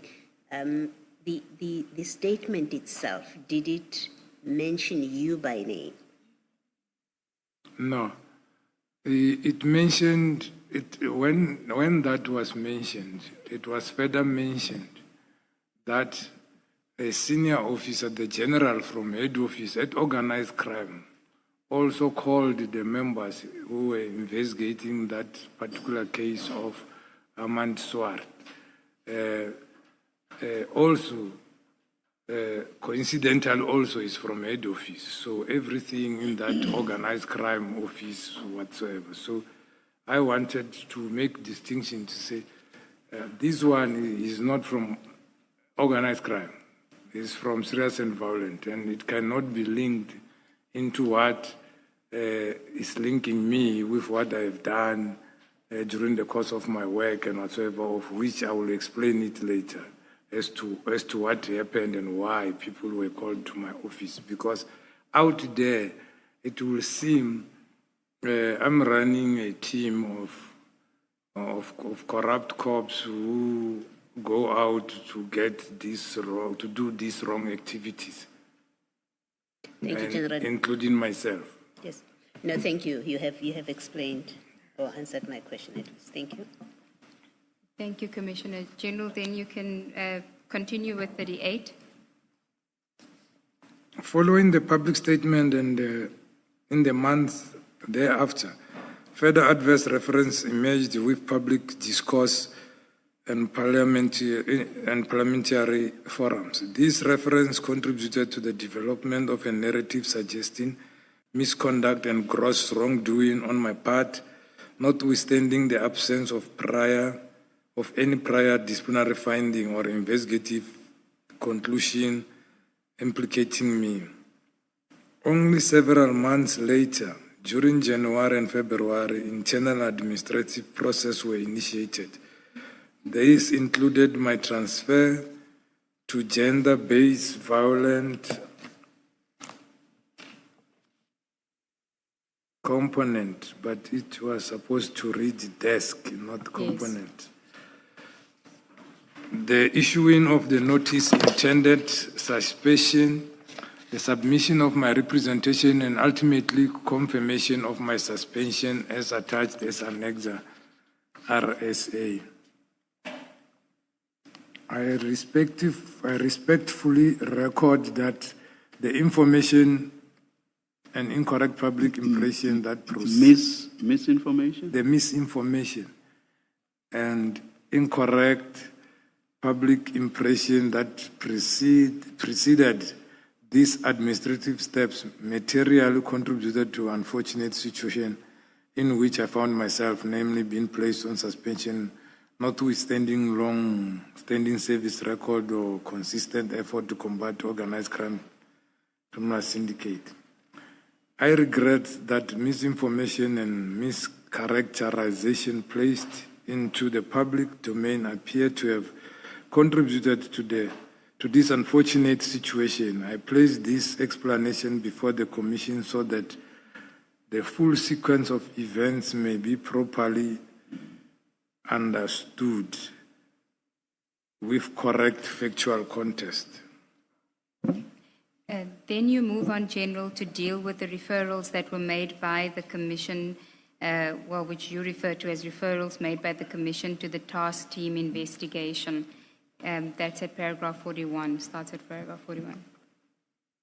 In the course of its proceeding, the Commission resolved to refer certain matters, including those relating to me, for investigation by a designated task team. And I understand this referral form part of the Commission's program. Perhaps for accuracy, our referrals were to the SAPS leadership, directed to the National Commissioner. The task team is a creation of the President. Do you follow me, General? Your heading is not accurate.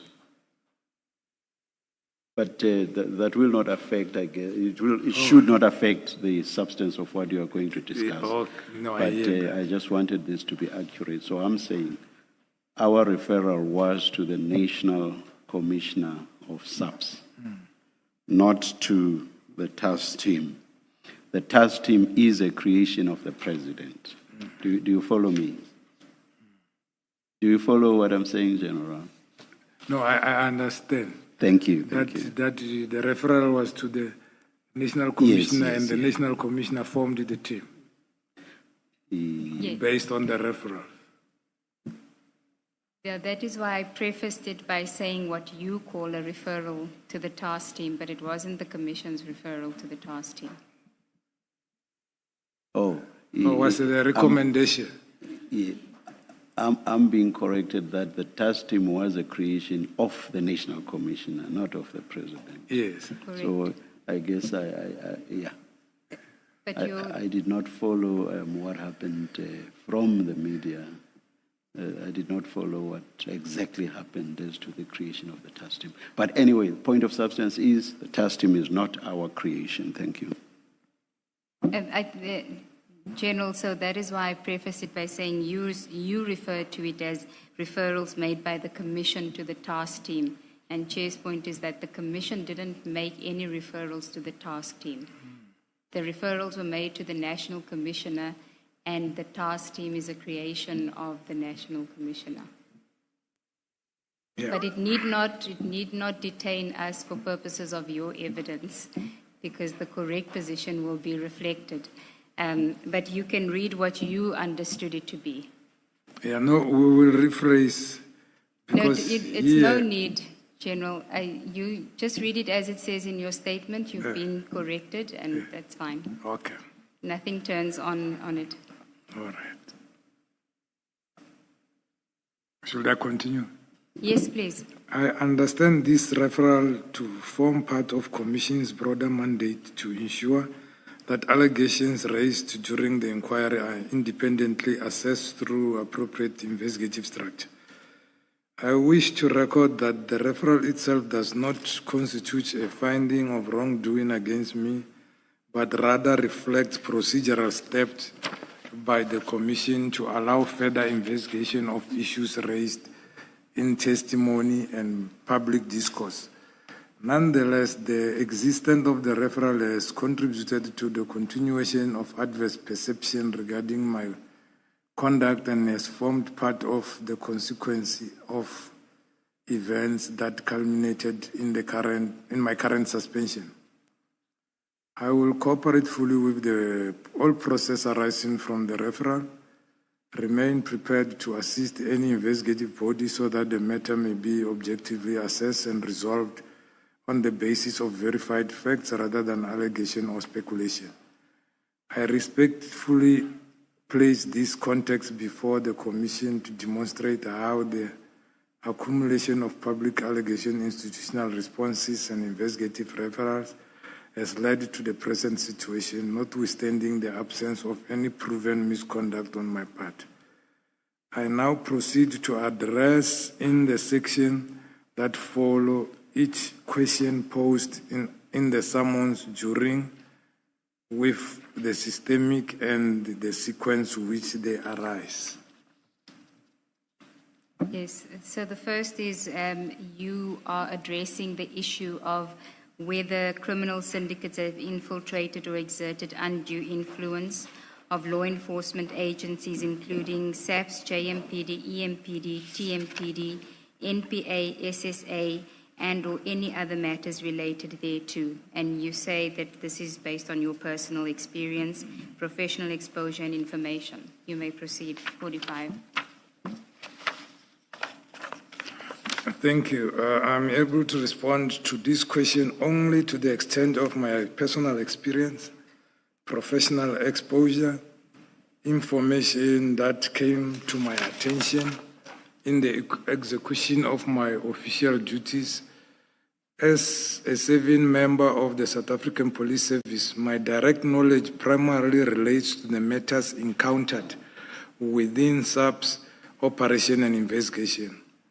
Accordingly, any observation I make concerning the other institutions or agencies are limited to information that became known to me through operational interaction, intelligence briefings, and investigation in the South African Police Service was involved, in which South African Police Service was involved. To the extent that the question relates to institutions outside my direct mandate or personal knowledge, my response is necessarily limited to I do not purport to make findings beyond my own experience or awareness. Right, Sorry, General, just before we deal with that, at paragraph 45, so on page 18, where it starts, as a serving member of the South African Police Service, my direct knowledge primarily relates to matters encountered with SAPS operations and investigations. When you say primarily, does it mean that you also have information about infiltration in your personal capacity, not necessarily only in your capacity as a SAPS official? Because you say primarily, you mean solely? Which I was involved myself. Yes. Which I experienced myself. Yes.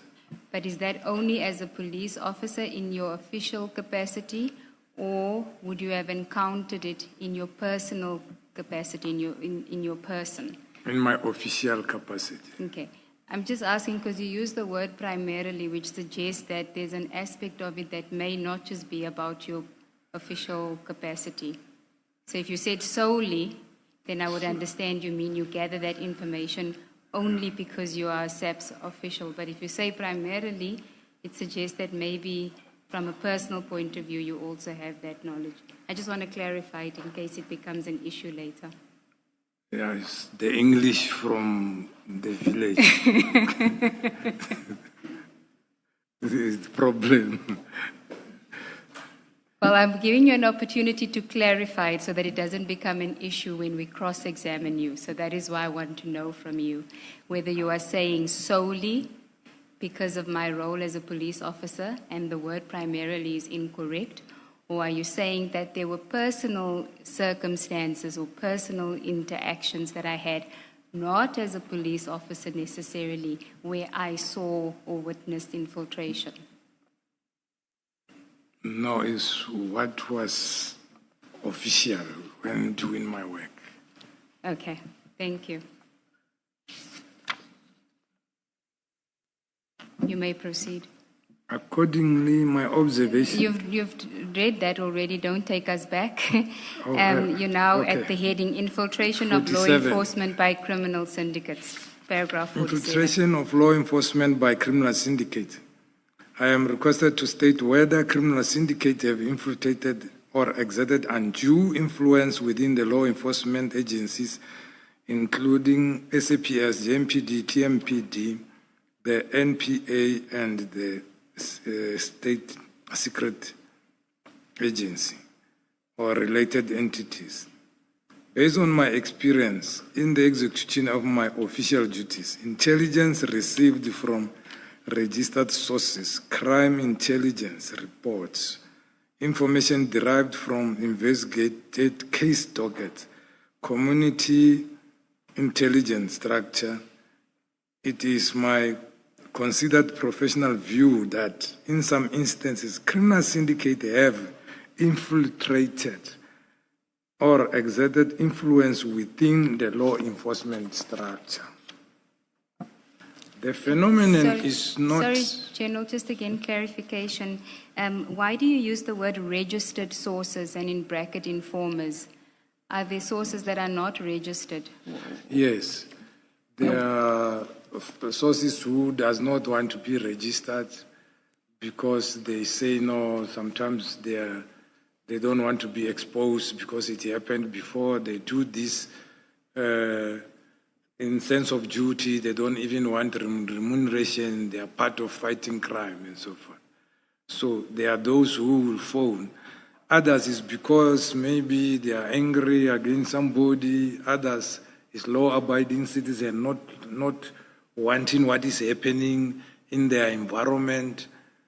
Others are competitors who want to eliminate one from there so that they can have the monopoly of dealing with whatever they are dealing alone. Okay, so when you say, based on my experience in the execution of my official duties, intelligence received from registered sources, you are then not including intelligence that you would receive from people who don't want to be registered but are still informers of? Yes, registered sources, they will have a polyphene number as registered informers. Okay, so there'll be an official some official recording somewhere that they are an informer. Yes, and we remunerate them for information provided. So if you're getting information from somebody who's not registered, you don't give that any weight, or? No, we will ask if you don't want to be registered, if you want to be registered or you want to be rewarded for your information, and then we need to register you.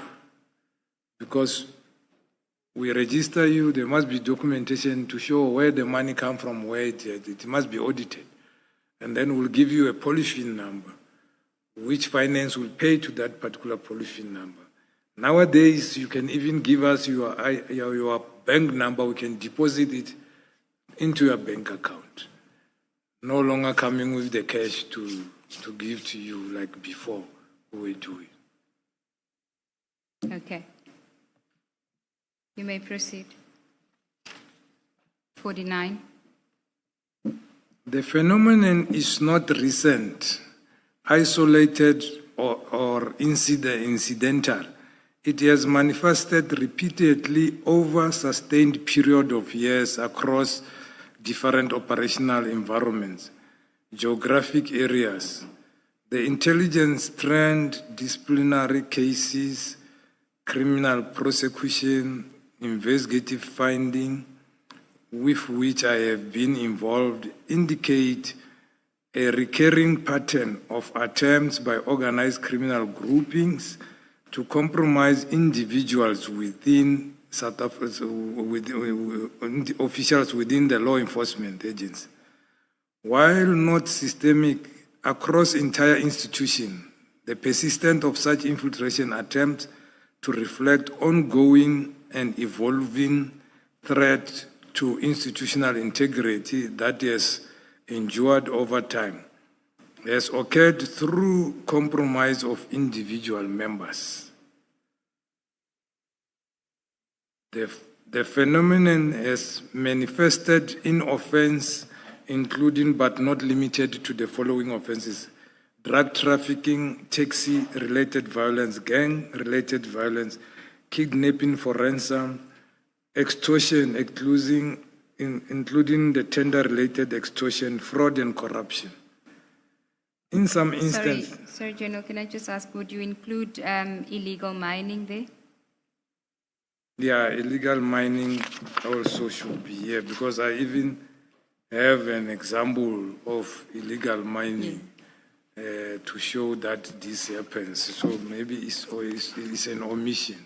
No, it's not an omission. I see you say, but not limited to. I just want to know if we could include it. Yeah, So- we could include it. Okay, 51. In some instances, members of law enforcement have acted in concert with criminal groupings by leaking information, manipulating investigation, and abusing the authority. Witnesses are identified by law enforcement and their identities provided to the syndicate. As a result, they are killed, intimidated, and some investigating officers are attacked.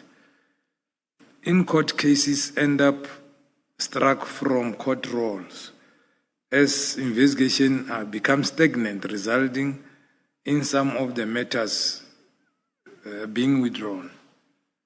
These activities have resulted in some compromised investigation, intimidating of investigators, failed prosecution, and erosion of public trust. I have encountered such instances during my investigation, including in the following case. By the way of illustration, Hammanskraal case 181 of 6/2018, supposed to be 2013, it's a typo, which concerned the murder of Major General Mkhwanazi. I served as the lead investigator. The deceased was an off-duty police general, district commissioner of Johannesburg district at the time. He had adopted a zero-tolerance approach to corruption, and he had sustained enforcement operation targeting prostitution networks, drugs trafficking operations, illegal cigarette smuggling within his jurisdiction. Intelligence gathered during the investigation indicated that organized crime syndicate operating in collaboration with compromised individuals within the law enforcement structure perceived him as a significant threat to their criminal enterprise. As a result, contract killers were allegedly engaged to eliminate him. Following the arrest of the perpetrators, the investigation team received credible threats linked to the same criminal networks.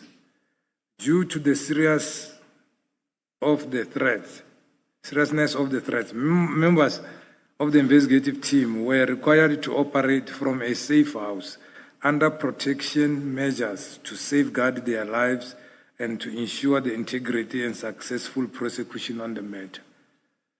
The accused person who were ultimately arrested, convicted, and sentenced in that matter included, inter alia, a serving police officer, a registered police informant, a reservist member of the South African Defence Force.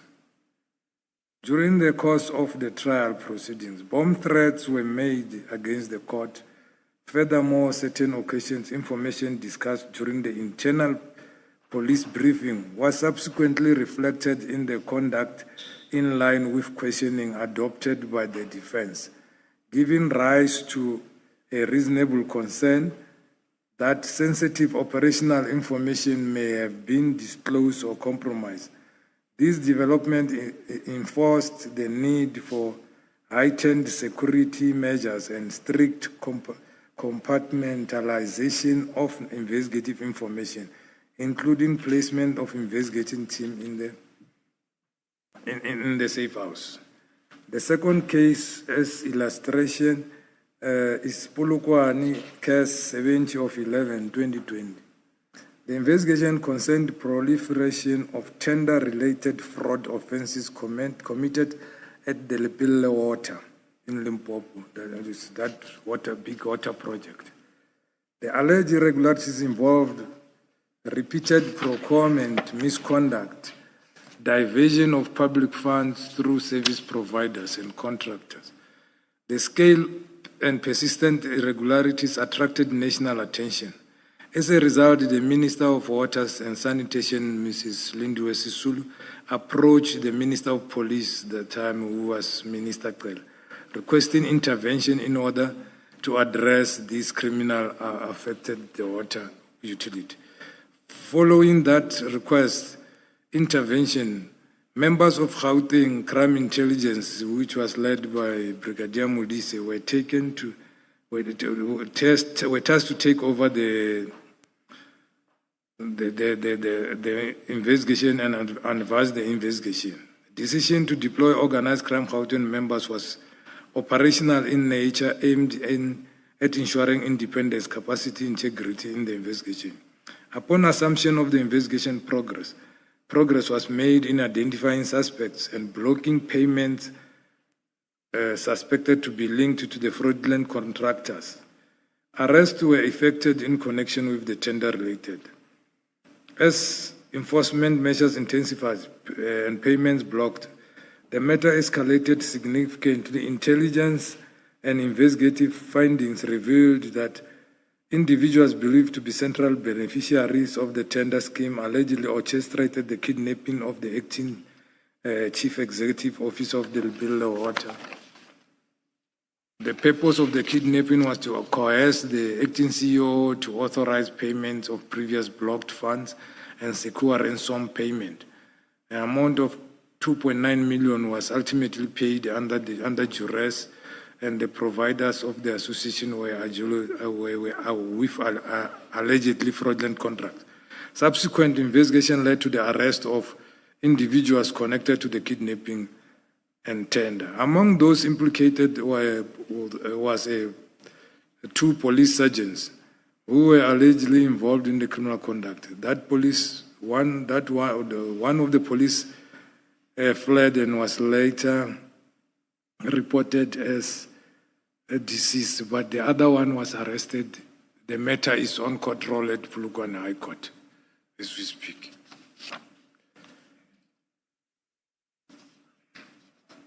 It illustrates the operational reality that criminal enterprise may exploit and recruit members within law enforcement to facilitate... No, sorry, General, you skipped a very important paragraph, 67.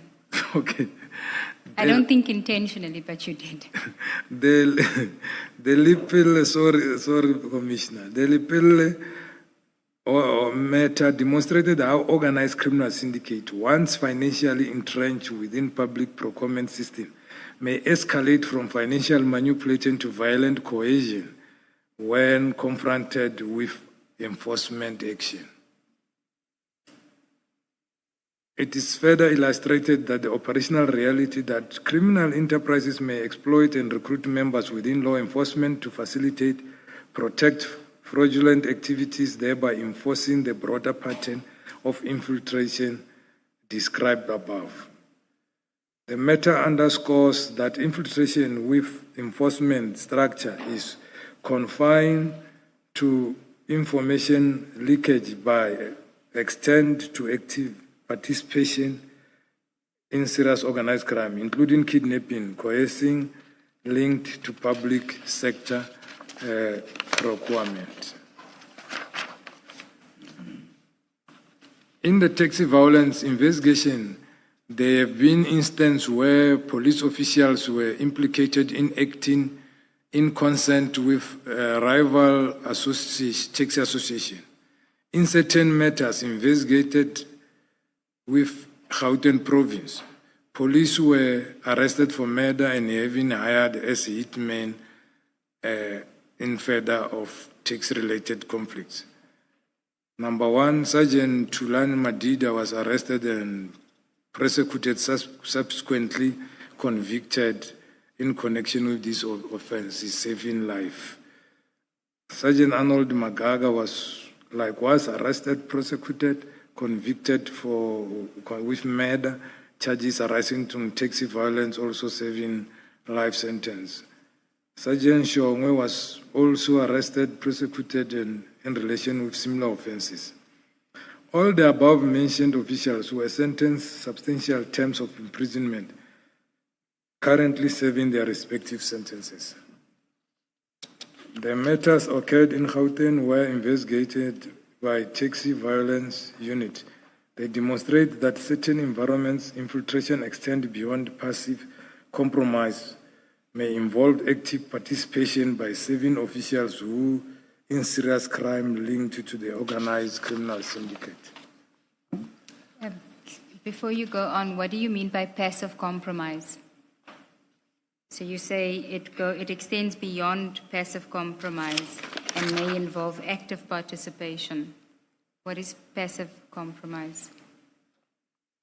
Yeah, passive compromise, I wanted to refer to where they are not literally participating or actively participating in the commission of crime, but being those who are facilitating the commission of the crime. Here, they physically went there to shoot people themselves. So they acted themselves, being instrumental in the commission, not as a conduit to the commission. Just give me an example of that, of a passive compromise.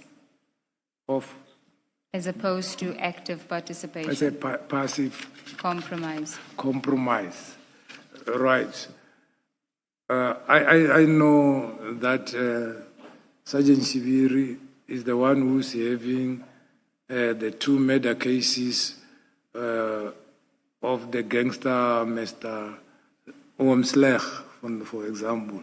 So, and then I know who is the witnesses who are going to testify. Then I inform Oomslech, and then Oomslech is inside, but he arranges his people outside to eliminate the two witnesses so that there mustn't be a case in court. No witness, then you go scot-free. Thank you. Unlike Oomslech send the police to go and kill the witness. Understood, thank you. Yeah. 76 on page 25. In relation to aiding of arrested suspect in custody to escape, an example here is given of Northwest Province involving illegal mining kingpin, who was arrested and allegedly led by the police to run away. And 4 police officers were arrested in connection with this, and the matter is court going. So I think this one was also on the news. So that shows even syndicates who are running this illegal mining, they infiltrate members, and they are sometimes escorted with the gold concentrate, which when they are taking it from underground where they are placing it until they take them to the buyers and so forth. Or sometimes they are the buyers.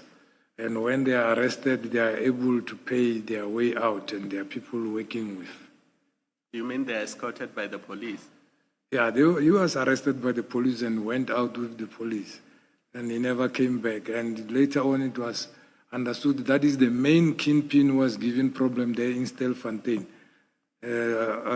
Commissioner will remember when the police came to there and there were an operation of extracting them from underground and so forth.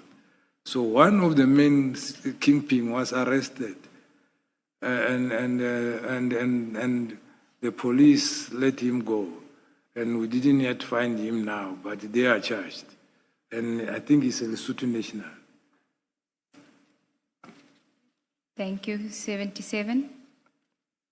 The examples demonstrate that infiltration, where it occurs, is operational and individual in nature rather than institutional capture. That is my observation. Then the next topic is the nature, extent, and consequences of infiltration and undue influence. Page 25, paragraph 78. Maybe before you do that, General, if you would just explain what you consider to be institutional capture, what would constitute that? Institutional capture, it will involve, let's say, for example, a division like ours. Then the senior management, they are the one who are working with these criminals and then giving instruction as to what must happen and monitoring what is happening. If there is a case against that particular person, because they are in a way criminally contracted to them, then they will have to act and ensuring that nothing happens from that case. So, meaning those who are downwards, involuntarily forced to collude by the top management because the hierarchy is captured. And then they capture the ones who are under them and going down like that. So it is like an orchestrated, it's a syndicate within the system created by syndicate outside. Because the way they will start living, it will be like, it is normal what is done. That this one, there will be a case, then he can phone me, and then me, I phone somebody down there, and then until the command that this case, it doesn't go anywhere. And should we understand your paragraph 77 to mean there is no institutional capture? You're making a positive statement like that, or are you qualifying it to say, in your experience and observations, your view is there is no, you don't have experience of institutional capture without meaning there isn't?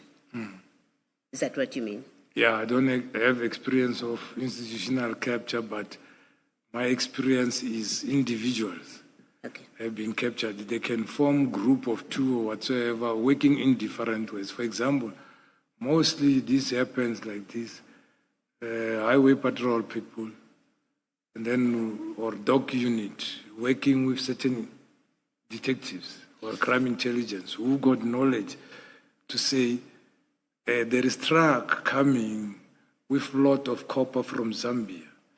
And then they will monitor it is passing Modimule or whatever. They will stop it somewhere and take it, and then they will take the copper. Or this one is carrying lots of money, and this one has got cigarettes where and whatsoever. So they will go together and make as if it's an operation and take it. Sometimes they are sent by one of the syndicate who is working with them. Because he's greedy, he sees now they share too much. There are men who are sharing. So we want to minimize. Then he gets two of his police officers to go and stop and take. He knows where they are sold, and then he'll come and pay them. So Thank it you. becomes a syndicate to operating like that. All right, I understand your answer. Thank you. Thank you, General. The next topic, the nature, extent, and consequences of infiltration and undue influence, paragraph 78.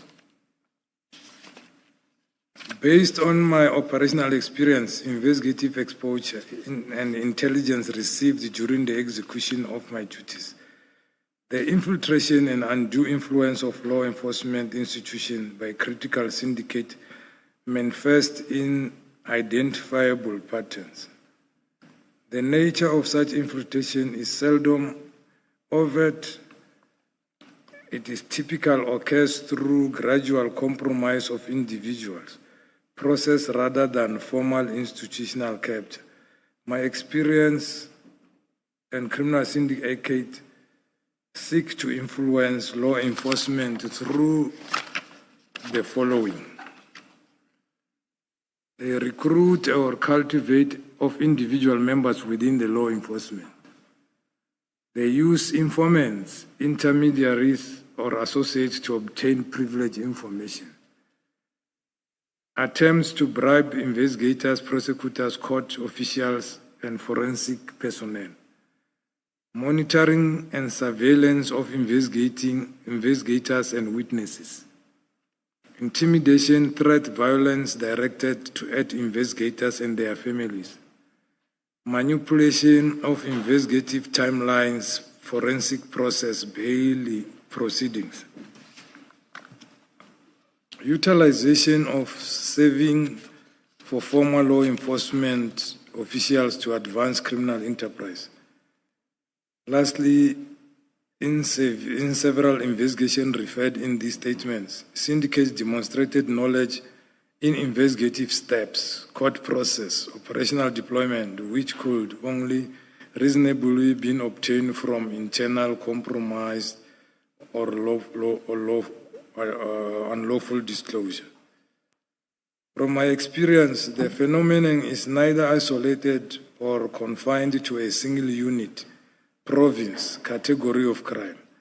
The pattern has presented itself across multiple operational environments, including organized crime investigation, taxi violence, tender-related corruption, illegal mining activities, high-profile murder investigation. Sorry, General, I just want to take you back to two issues that I want you to clarify. On page 25, paragraph 79, I didn't want to interrupt you. You say the nature of such infiltration is seldom overt. It typically occurs through gradual compromise of individuals and processes rather than formal institutional capture. Give me an example of gradual compromise of an individual. Yeah. Gradual compromise, like you are guarding somewhere, they want to go there, or then they come and propose to you that we give you so much, can you let us pass and go there? Then you accede to that request, and they give you bribe, they pass. That's how it starts, and they continuously do that, or how does it progress? Yeah, then they will become used to you. Even if they don't want to enter somewhere, they can give you something. And then sometimes they can phone you and say, we are sending somebody, let him pass. Then when you come back, he will give you something. Can you give me an example within your environment, in the investigation detective environment, how one would gradually compromise an investigator, for example?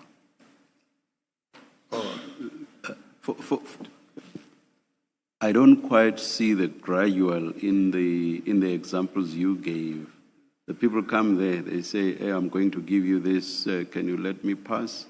And you give them that, and they let you pass. Boom, it has happened there instantaneously. I see nothing gradual. But Okay. Please respond to the question with particular focus on gradual. Okay, let me give of one investigating officer investigating drug-related cases. Then somebody is arrested, he charges the person, he takes it to court. Then they say, make a plan for the first time, we'll give you how much. Then the investigator goes to the docket, removes the scale of the drugs. And the statement, number one, how they do it, you find the statement is written by somebody from the crime office, and then he just said, I found him in possession of nyaupe. Knowingly, there is no crime called nyaupe, possession of nyaupe. Obviously, it's not going to be enrolled. Instead of going back and correcting the statement before charging, because they gave him something, he take it to court knowing it is going to be withdrawn. And then one of the statements will indicate that, remember, you must have a reasonable suspicion to arrest somebody for possession. And you cannot go randomly and stop people and search and arrest them for possession of drugs. You must have reasonable suspicion to stop that person and search. And you must request consent first from that person. Even though the person refuses, the law says you can continue doing that because you got reasonable suspicion. Reasonable suspicion cannot be a gut feeling. It will be maybe, for example, somebody told you there is somebody wearing a black suit at the corner is selling drugs to kids. And you see me at the corner, and then I move that other side, then you stop me, and then you say, I've got this information, and then I want to search you. You search me, and then you find the drugs. But the statement of the arresting officer is not clear. The investigator doesn't come and correct those things to say, I got information about this, I saw him, I stopped him, asked consent to search him, I searched him. I found something in a bag like a powder. I asked him, what is this? He said it's cocaine. And then I gave him his right and arrested him and confiscated the cocaine and took him to be arrested. The investigator knows he's going to be withdrawn. Then they will come and give him money, then he release. So it will be a pattern that this group, when they are arrested, they will call him, even if he's not on standby, to come and charge these people to release them because of those. Some they do even on assault. You know, they remove a J88 so that when the prosecutor sees the docket statement is short, then it doesn't enroll. Then when it goes back, then the statement is in there. You go to the complainant, when you get the complaint, they say, no, it was given to the investigating officer, it was there in the docket. But when the docket got to the court, it was removed. Okay, and then the next one that I want you to just expand on is page 2693.3. You say attempts to bribe investigators, prosecutors, court officials, or forensic personnel. Is that the full extent of the network of bribery? Is it just those people, or could it be any police officers? Because you're just focusing, page 26, yeah, 79.3. Oh. You speak about bribery of investigators.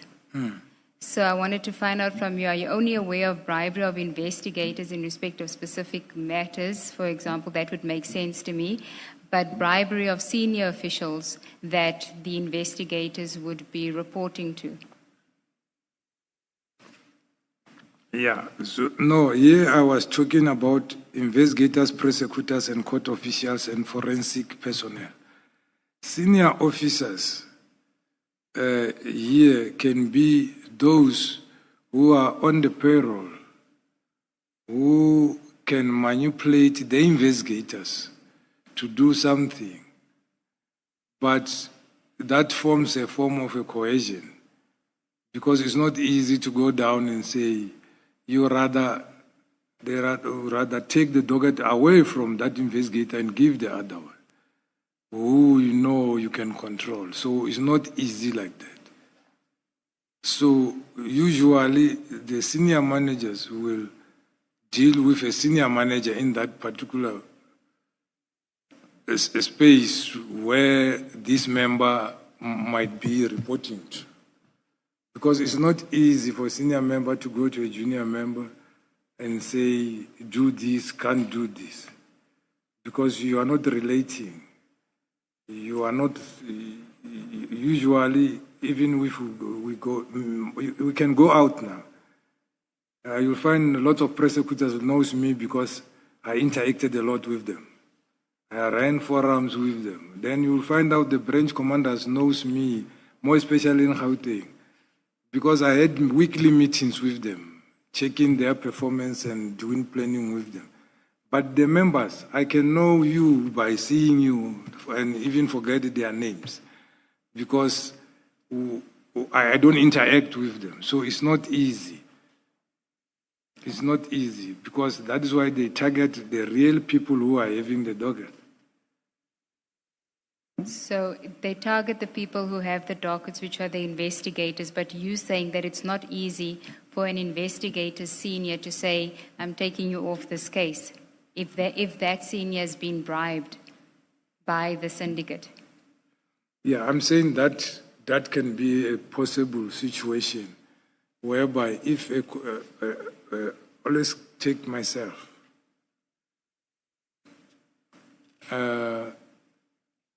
I know Colonel Brigadier Hanana in Western Cape. He reports to me. When there is something in Western Cape, I phone him to say, they said there is this case. Can you go and look into it or work on it? They said there is this case. That person have done 1, 2, 3, I don't trust him. Can you remove that docket and give to somebody? Then he will do that. Because whatever I will be saying, he doesn't know if I'm involved in anything. And I'm giving him a lawful instruction. Then he will comply.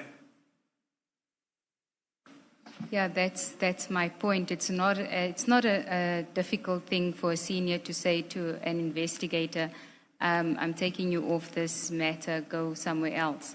Go and investigate another matter. But there must be a cause. Yes, the bribe to the senior. No, except the bribe. The bribe is there to the senior. The senior to tell that brigadier there must be a cause. Because it cannot be something that you just wake up and say somebody removed the docket. Like I received an email from the minister, from the portfolio committee to the minister, saying a certain docket must be removed from Cape Town to the national cold case. But when I read the docket, I didn't see any reason why it must come there. So I said, no, I've got a cold case investigators in Cape Town who are near Paarl. These ones, why would they investigate? By flight every day. And they don't have informers there. And these people, they've already established a relation with the family and also have something. And there are people of interest working on them. I refused. I wrote a letter back to the National Commissioner to say, based on this reason, this docket won't come here. Instead, I will send the section head from cold case, which was under me that time, Brigadier Gininda, to go there and read the docket and check and give instruction. Every month you will go there and check the docket. Why must I bring the docket here? Whereas tomorrow, the second week, they will be complaining they never seen the investigator. So I'm just bringing another complaint to my office. Okay. Yeah. And then 79.6... Sorry, before you leave 79.3, I just want to understand what you mean by court officials so that we don't leave it open-ended. You're not referring to judges and magistrates. Because you remember the section you're talking about infiltration, and you say there are attempts to bribe investigators, prosecutors, and then you say court officials. Yes. Who are the court officials you are referring to? Yeah. The court officials here, it will refer to even those who are working in court, like the court orderlies and clerks. but also including the magistrate, the presiding officer, even though it is not rife on them. Where it is rife is the prosecution and investigators because they work together. And we had a case of murder in Brongoorspruit where I'm having, this is not yet finished, this lady is now about 6 years in witness protection, who was the investigating officer for anti-corruption, where we arrested a prosecutor and that prosecutor was working with investigating officers. So for magistrates, it is rare, but it doesn't mean it doesn't happen. So I didn't have much time to research in the whole, but there is where you'll find they were arrested, like, I can't remember, it was Free State or where, but it's a long time. But it happened. Prosecutors, yes, they get arrested sometimes with the anti-corruption. Thank you. General, you may, in answer to Commissioner Khumalo, have answered my question, but just let me ask it anyway. In that 79.3, you speak of attempts. You don't say actual bribes to investigators, prosecutors.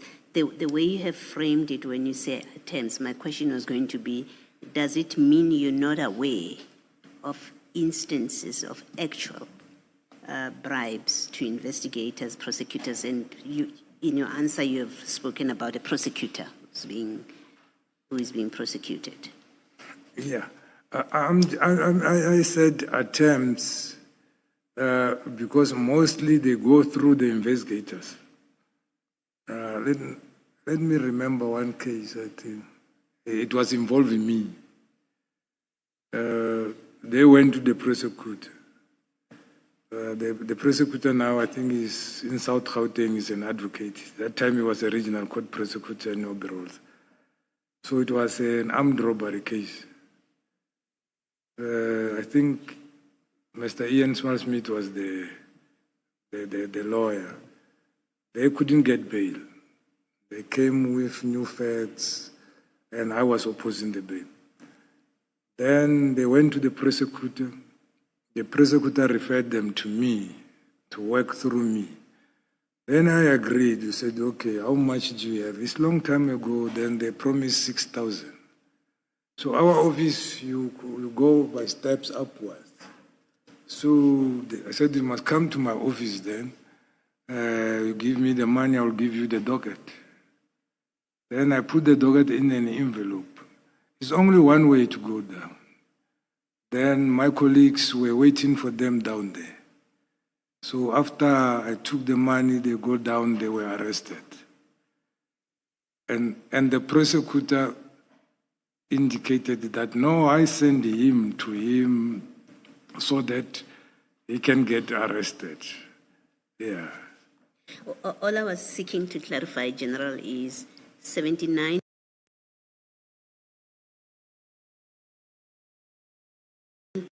Investigators have been bribed because you speak of attempts. I don't know if you understand the distinction that I'm drawing.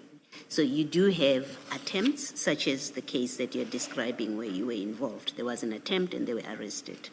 And what I'm seeking to clarify is, but you also have had cases where bribes were paid. Yes. Yes. All right, thank you. The one that I wanted to get clarification from is 79.1, where you speak of recruitment or cultivation, and the emphasis is on cultivation. What does that mean when you say cultivation of members? Oh, cultivation means infiltration. You send somebody. You send somebody to the group, befriend them, make as if he's working with them. You start this kind of shenanigans of coming with money, got it there, and then the whole team join, and then they start working with you. So would it be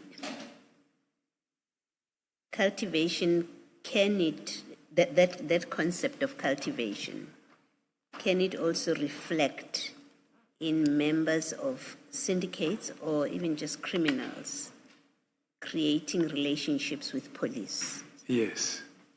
Okay. Yes. All right, thank you. And when I say police, I mean across the board. So Yes. they may choose to befriend you when in fact the They goal want is something. is to corrupt you eventually. Yes. Thank you. Thank you, General. And then just the last one in your 79.6, manipulation of investigative timelines. How does that occur? Yeah, you see, here is where they keep on procrastinating to get certain statements in order to finalize the investigation. And the investigation now takes time, becomes stagnant, and we find the defense will say, scrap this thing off the court roll because you are wasting our money, the state is never ready. Statement of a person needs to be taken and whatsoever. So the long postponement, which becomes unfair for the accused person to now and then go to court to appear and the matter end up postponed. Then they will withdraw the matter. And some witness, they will lose interest. And then you also mentioned utilization of serving or former law enforcement officials to advance criminal enterprise objectives. Is paragraph 79.7.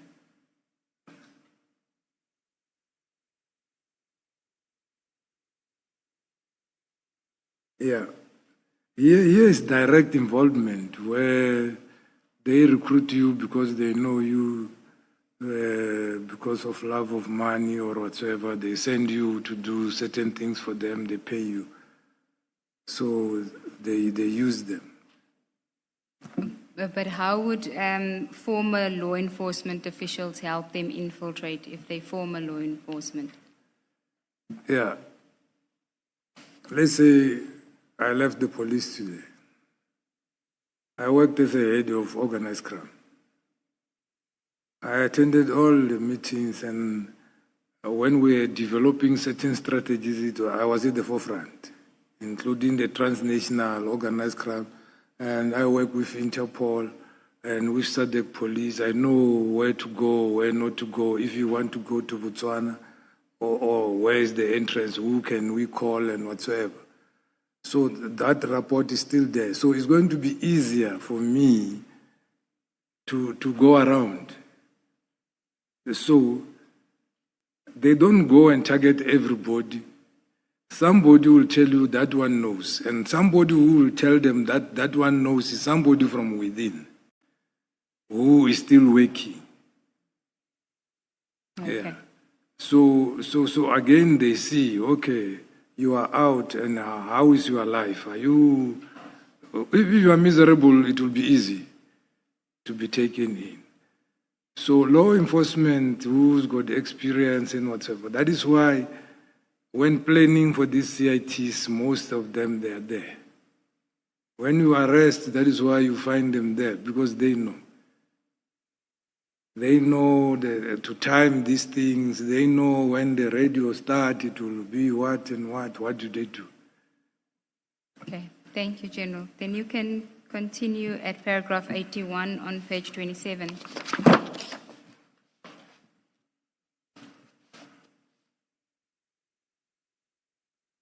The extent of problem reflected in instances where 7 police officers were arrested and convicted, implicated as participants in organized crime activity. Investigators required relocation to the safe house due to credible threat.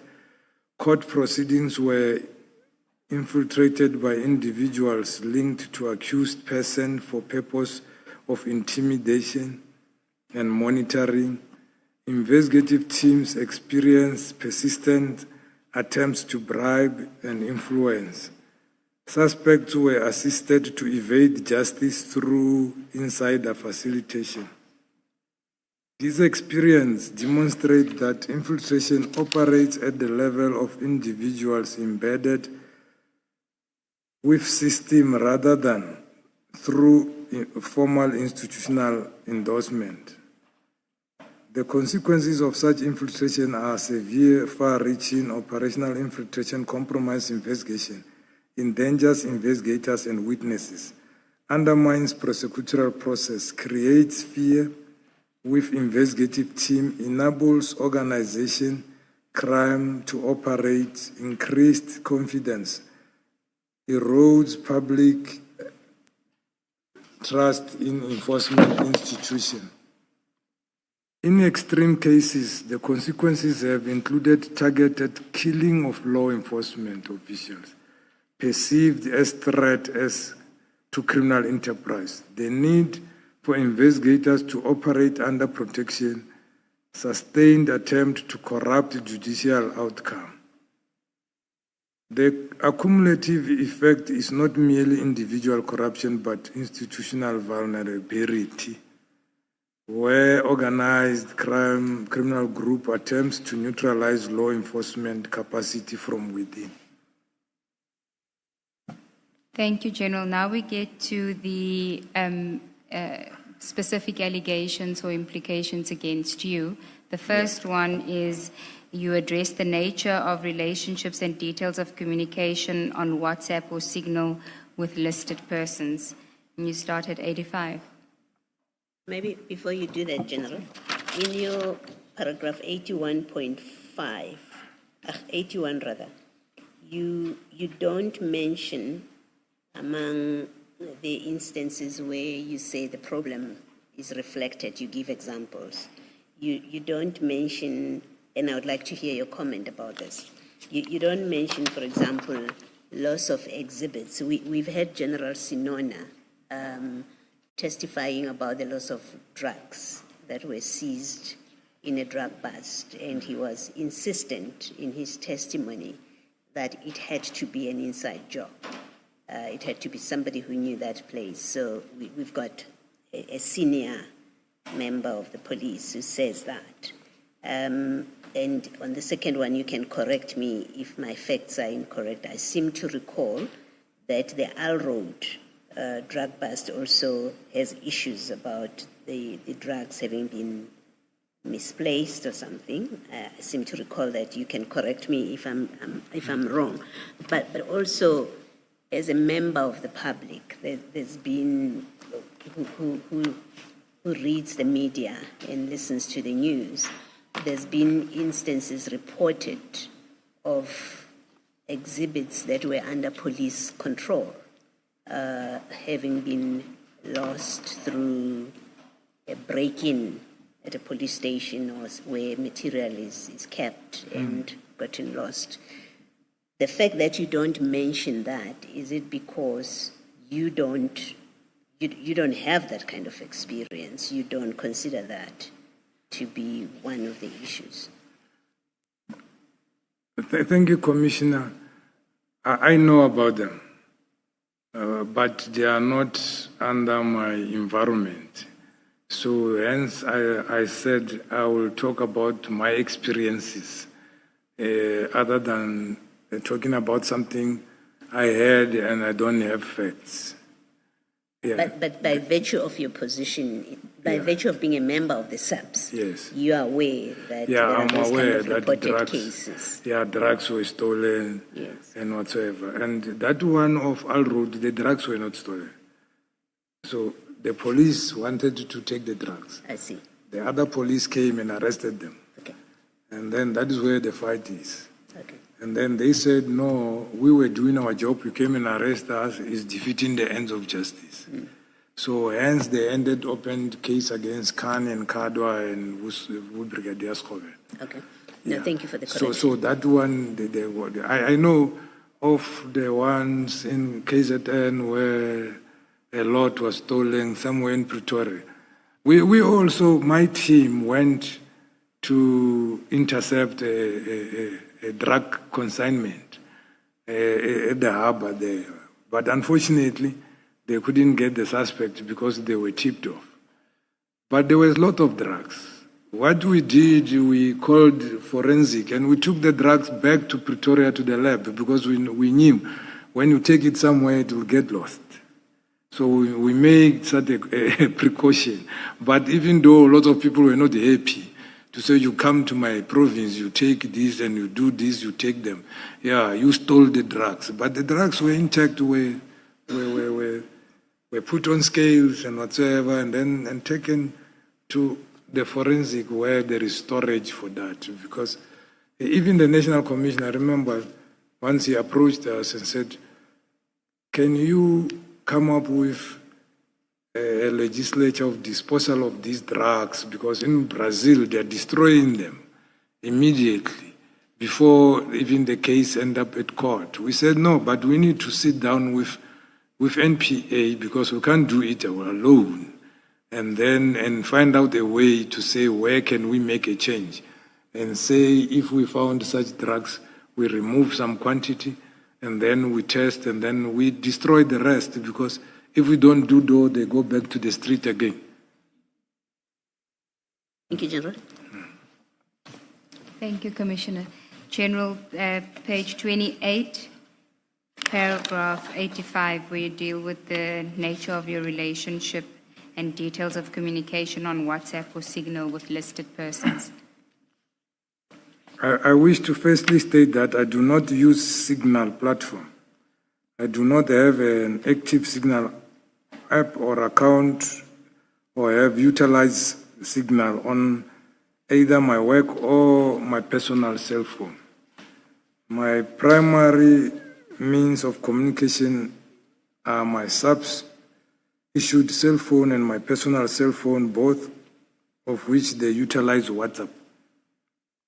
As stated in my response to the Commission Rule 10.6 notice, for the sake of completeness with regard to WhatsApp messages, I shall repeat my response hereby submit that on the 8th of February 2025, my Samsung Z Fold 5. Please don't read the number into the record. Okay. Was stolen at Loftus Stadium in Brooklyn, Pretoria, while attending a soccer match between Sundowns and Pirates, where my team lost. Which one is that? Do you suspect Pirates fans? No, we lost together. I'm Pirate too. So you suspect Sundowns fans? Yes. At the time of the incident, the cellular phone was in my trousers pocket and went missing and was stolen at the main entrance. Immediately upon discovering that I could not find it, I suspected theft and contacted the Vodacom call center, reported the incident to block the SIM card, and ITC reference number was issued to me as number 423. You don't have to give the number. Okay. Just that the device was blocked. All right. Paragraph 89. I further acted promptly to contacting Absa Bank to suspend my cell phone banking facility in order to prevent any misuse of my banking applications or related. I did not open a criminal case in relation to the suspected theft. During March 2025, I purchased a replacement cellular phone and continued using the same number, meaning I've done the SIM swap. My intention was to restore my contacts and my WhatsApp messages. Regrettably, WhatsApp messages could not be retrieved as they had not been backed up on my cloud storage. That functionality had not been activated at the time the device was stolen. During 25 April, my second cellular phone bearing number required an update on WhatsApp application. Following the update, device overheated and became non-functional. The phone was taken to Vodacom, where it was assessed and restarted after it was determined that the system had crashed. As a consequence of the reset, all restored messages on the device were permanently lost. No backup existed. As a result of the above, all WhatsApp messages stored on my devices became irretrievable. To the best of my recollection, I do not recall receiving or sending messages to Mr. Matlala after the phone was repaired. In further... Sorry, General, can we just clarify? You say, to the best of my recollection, I do not recall receiving or sending WhatsApp messages to Mr. Matlala after the phone was repaired. You're referring to the one that overheated and was non-functional? Yeah. And is that your... 079, my official. You don't have to say the number. Is that your SAPS number or your home number? My SAPS number. The SAPS number. Yeah. Had you received or sent WhatsApp messages to Mr. Matlala on your personal number? Yes. During this period? Yes. Okay. Continue.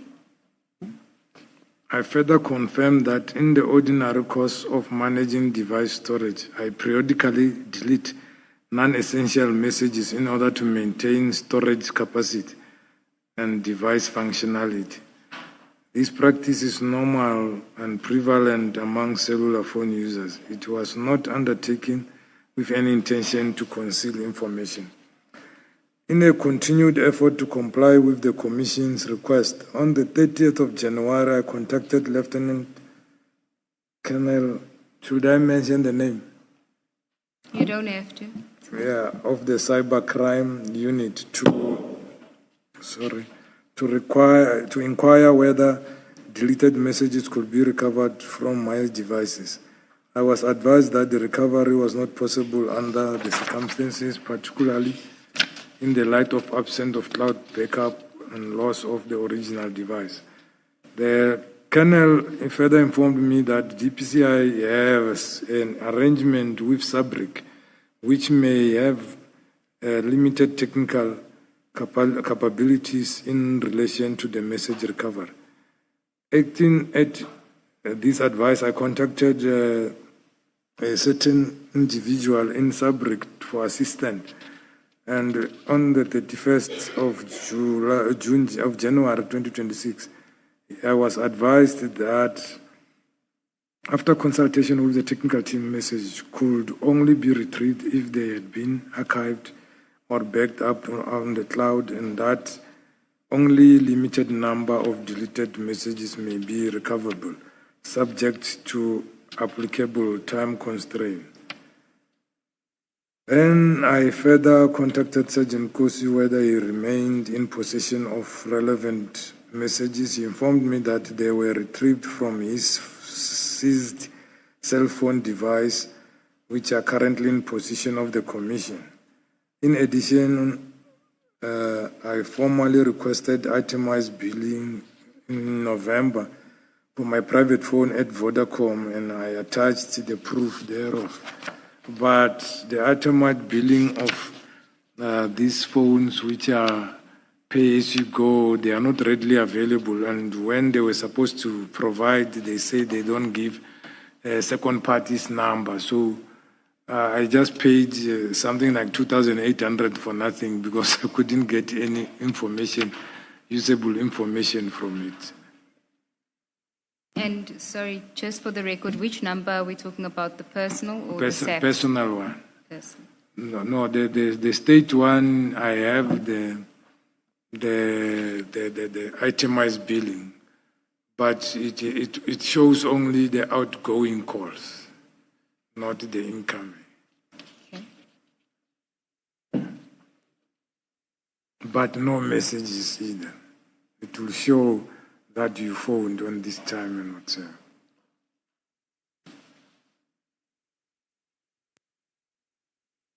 In response to the question contained in the summons, the nature of my relationship, details of my communication conducted via WhatsApp and Signal, any other electronic message platform with person below, I set out my response individually as set out below. For completeness, I address the origin of relationship, the context within my interaction occurred, the nature of extent of electronic communication exchange. Unless otherwise indicated, such communications were informal, social, or work-related within ordinary professional engagement and did not involve the disclosure of classified information, operational strategy, or confidential investigative material. I further record that my responses are confined to matters within my personal knowledge and recollection. Then I start with, on the summons, they wrote Vusi Ndlala. I know him as Vusi Abednego Makwela, not Vusi Ndlala.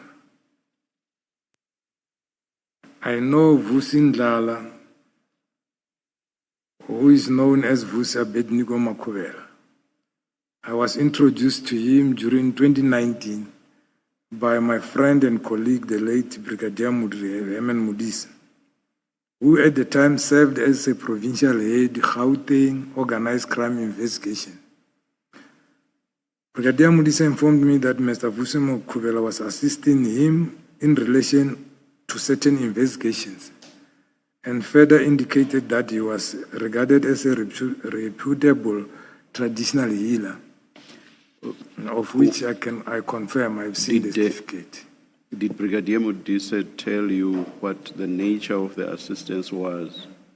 Yeah, it was providing information on cases which he was investigating, which he was following up. In what manner exactly would he ask him to what? Do a divination of what had happened, who the suspects were, or how exactly would the assistance manifest? Yeah, like I know Miss Mulwandwa. She's got capability. She knows a lot of people in a lot of circles where we were doing investigations.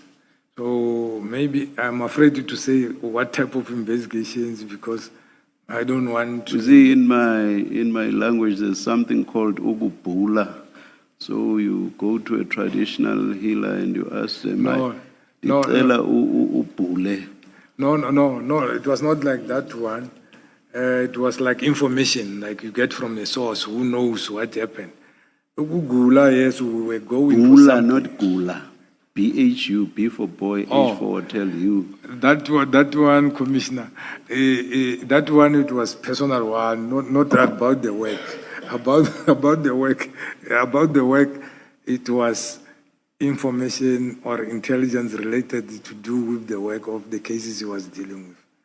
Oh, based on information that Mr. Makwela would be having. Yes. Oh. Yeah. As an ordinary person now, not so much as a traditional healer.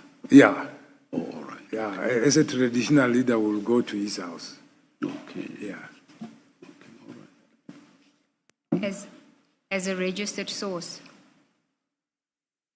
What I can tell you, it was a registered source before I knew now, of crime intelligence. And I think the matter is in the High Court where they are suing each other. He's suing Sorry, them. do we want to disclose that information? I'm not comfortable disclosing who registered sources are because it may place them in danger. Maybe let's just leave that one, if you don't mind. Okay. You may continue 105. At the time, I was serving as a colonel at the National Head Office. Following introduction, I met Makwela again at his residence in Midrand. Thereafter, I visited his residence on several occasions. And during the 2020 COVID-19 pandemic, we used to fetch some traditional remedies from his house in Midrand to help treat or limit chances of contravening the corona. So he was making those concoctions. When I knock off duty, I'll pass there and get my bottle, then to go and go home. So those visits occurred both official and personal contacts. The official visits were in connection with matters that Brigadier Mwiza had indicated and Mr. Makhubela was assisting with, while the other visits were social. Perhaps let's take the adjournment now and resume at 2 p.m. Thank you, Chair. Let's adjourn.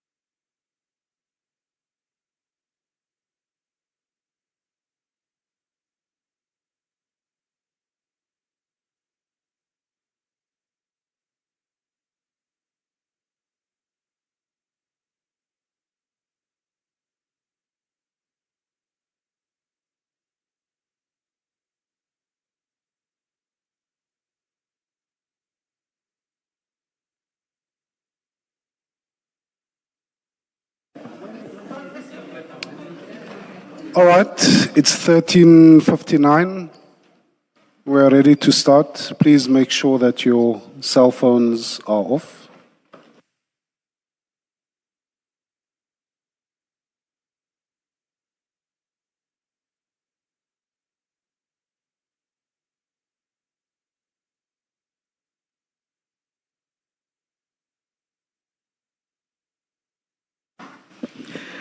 Yes, Ms.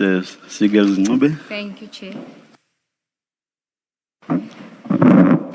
General, can you just switch on your microphone? We were on page 33 at paragraph 106.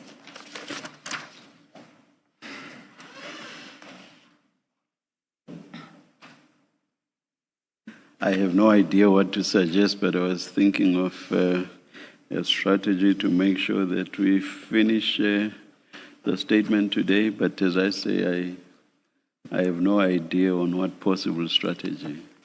But we don't want, of course, to curtail the general. Chair, there is some considerable duplication towards the end of about 4 or 5 pages where the general repeats the same allegations that is made, but under a different topic. So I'm still confident that we can finish today while the sun is still up.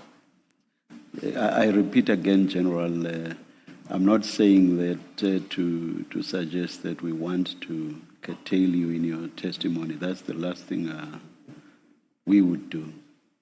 Yes, Ms. Sigels-Ncube. Thank you, Chair. General, you were dealing with your communication with Mr. Makubela, Usi Makubela, at 106. Under different topics. So I'm so confident that we can finish while the sun is still up. I repeat again, General.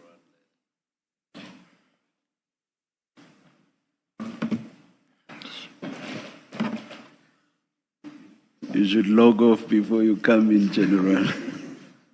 I see it's been confiscated. Yes.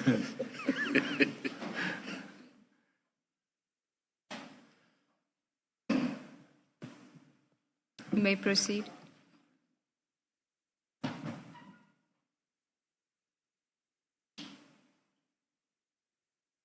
You're speaking at 106 about the visits between yourself and Mr. Makubela. You say that they were both social and personal contexts.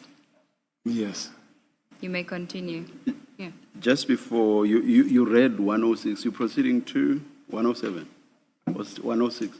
We are on 106. 106, all yes. right. Those visits occurred in both official and personal contexts. The official visits were in connection with matter that Brigadier Mdisa had indicated and Mr. Makubela was assisting with, while other visits were of social nature. Following the Sorry, General. At this stage, were you already at head office? Yeah, I was at the head offices before I went to the province as a brigadier. I was still a colonel here. Mudise was a brigadier. Oh, but you were at head office? Yeah, I was at the head office, Organised Crime. Okay. Yes. All right. Okay. All right, let me leave it. Following the passing of Brigadier Mudise, Mr. Makubela and I continued with our personal acquaintance.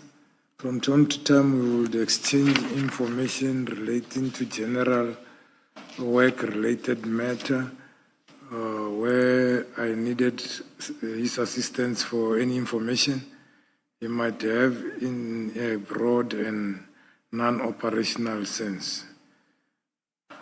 Our interaction on WhatsApp were predominantly social in nature, consisting largely of checking each other, sharing jokes, exchanging commentary on local affairs drawn from social media, and occasionally forwarding crime-related stories reported in the media, including News 24.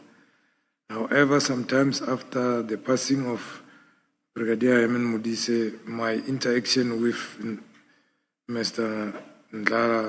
Ndala reduced significantly, and we eventually lost contact for a period. We reconnected during 2023 when we encountered each other at a social event. Thereafter, communication resumed between us, including occasional text messages and WhatsApp. From time to time, I would... General, before you carry on, in paragraph 107, right at the end of that, no, don't go back. The page where you are now, at page 34, right at the end of that paragraph, where you say, when I needed his assistance for any information he might have in a broad and non-operational sense. What is that? What is broad and non-operational sense? Yeah, for example, I will be asking about the name of a certain person whom I inquire because must be linked to something which I'm probing.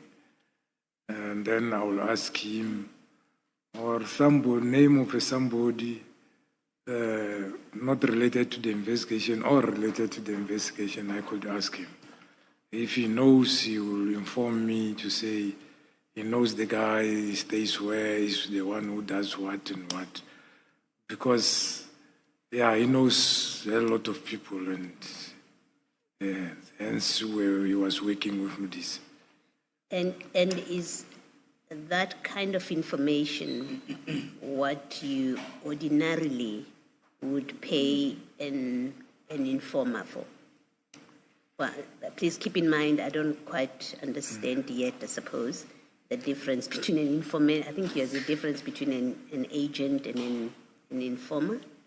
But is this the kind of information you would pay for?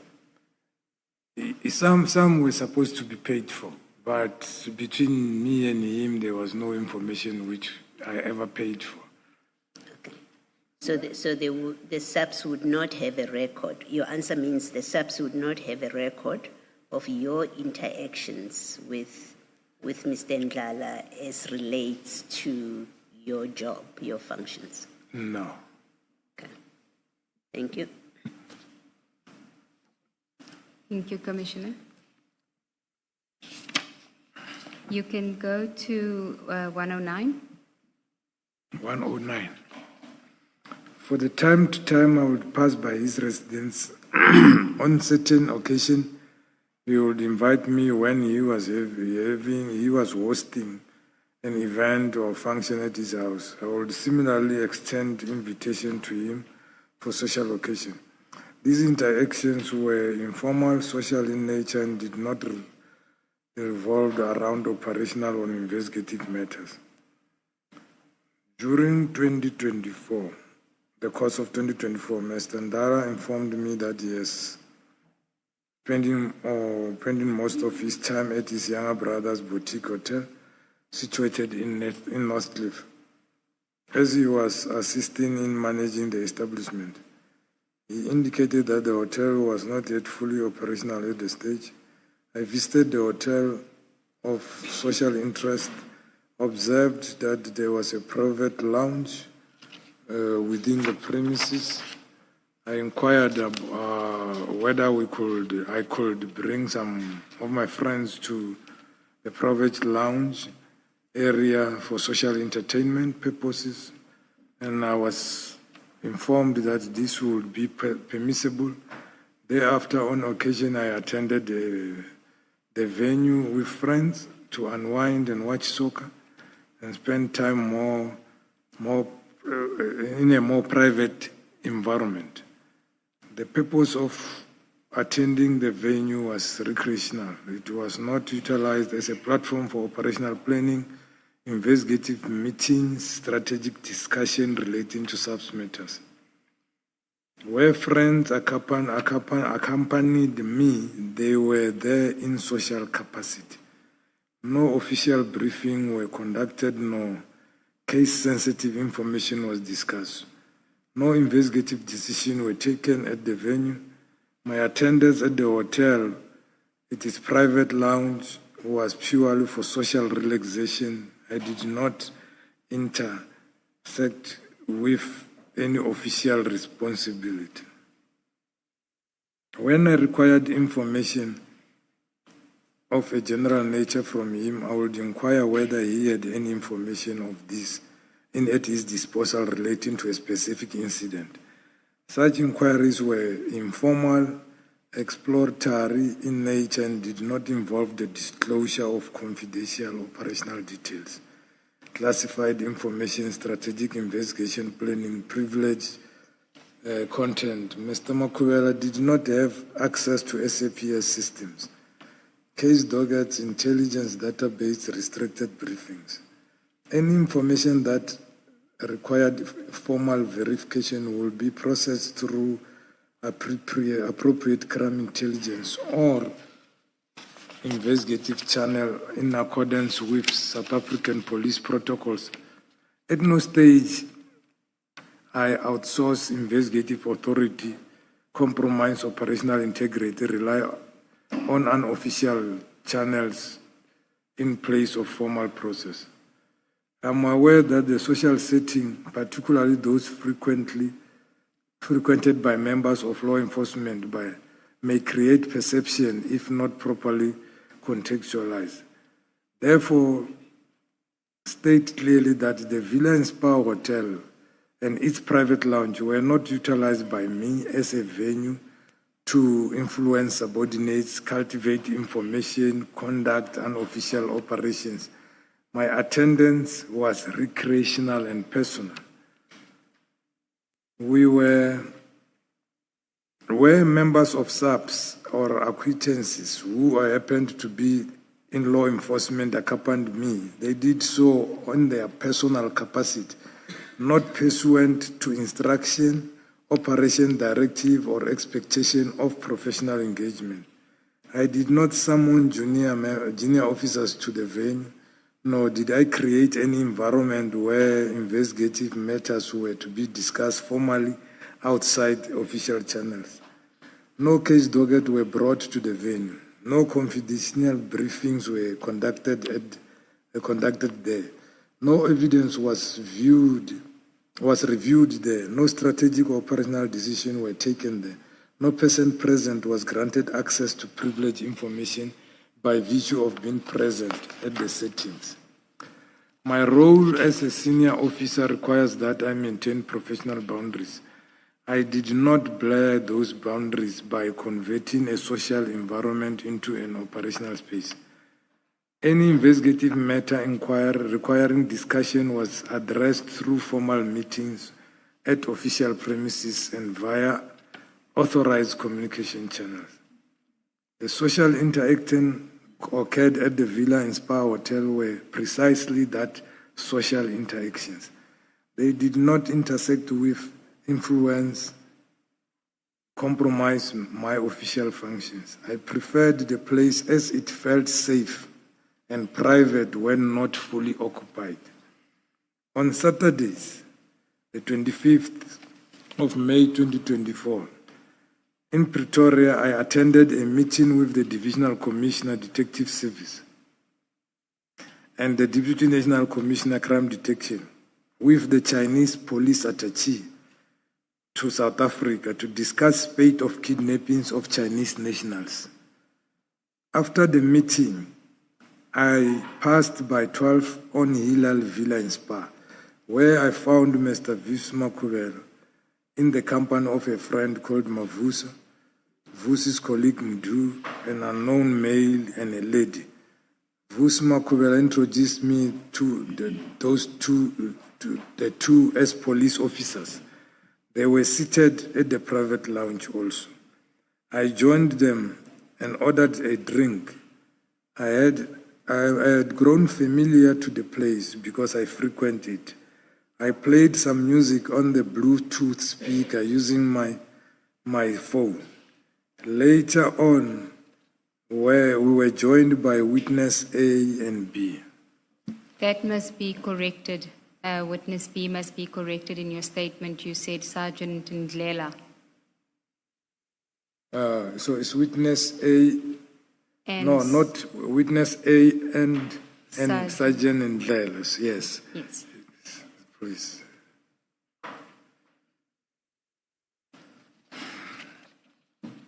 I remembered them from the meeting that was held in my office on the 16th of May 2024. But even before the meeting, before meeting them formally at my office, their faces were familiar. They used to submit itineraries at my office for signing off whilst I was working at the Gauteng province office.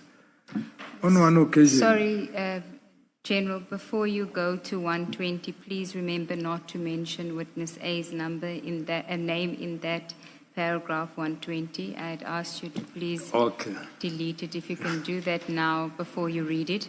But also before we get to 120, if I can ask you to go back to 119. At the end of it, you say, Mr. Makubela introduced the two as police officers. They were seated at the private lounge. So you're saying there was an unknown male and female who were police officers?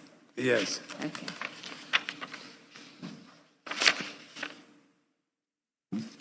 So they became four when witness A and Lela arrived. And the two, the male and the female, who you don't know their names? No, I don't know their names. Okay. Can now do 120. They were introduced as police. I forgot the name to say who's who. Yeah. I can go to 120 now. On one occasion, Sergeant Lela and witness A arrived at the hotel in the company of two ladies and one male. They brought with them a cooler box containing liquor. When Mr. Makubela introduced them to me, I remarked to him jokingly why he had not informed me that he was opening a police station, as there were now 4 police officers present. Our prior understanding had been that when we used the lounge, when there were no bookings, and when there were no bookings, and that we would not be sharing the space with other persons. General, can I just get some clarification?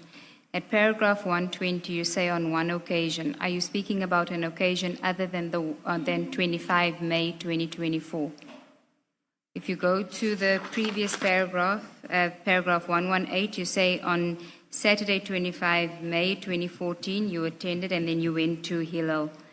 And there is where you found the unknown male and lady, and then witness A and Ndlela joined, right? And then there were 4 officers. Then at 120, you say on one occasion, Ndlela and witness A arrived at the hotel. Is this now on a different day to 25 May? Yeah, it was the same day. It was the same day, and when we were discussing making changes, I thought the change has been made there because I have seen it and said it will suggest that it's another day. It is the same day. Yeah, the change has not been made on the revised statement that I have, but you can clarify that now. So where you say on one occasion, it shouldn't be on one occasion. We're still talking about 25 May, yes, 2024. Yeah. And so when they arrived there, they arrived with 2 ladies and 1 male individual. Yes. Okay. Who were not police officers, to your knowledge? Yeah, because the ones which were introduced to me as police officers was Ndlela and witness A. And those other 2 whom they found there, whom already were introduced to me as police officers. So hence I'm saying there were 4 police officers. Those are the one. The other lady and female were not police officers. Okay, thank you. You may proceed. At 121. Mr. Makubela responded by saying, Ibafana bami, meaning they are my boys, and indicated that if I had an issue, they could go and sit elsewhere. I asked Mr. Vusi why he called them that and what was their business with him, but I didn't get a definitive answer from him. I hope he will get an opportunity to provide clarity on their association with Mkhwanazi. I, however, indicated that it was acceptable for them to sit there. I continued playing music. After some time, I left the area. I'm not aware of the party taking place. On the 31st of May 2025, after we were knocking off, I think it was on a Friday, because, yeah, I remember this one because on the 30th, I just arrived from Zambia, from SADC, Transnational Organized Crime. And I think you mean 31 May 2024, isn't it? Yeah, it's 2024.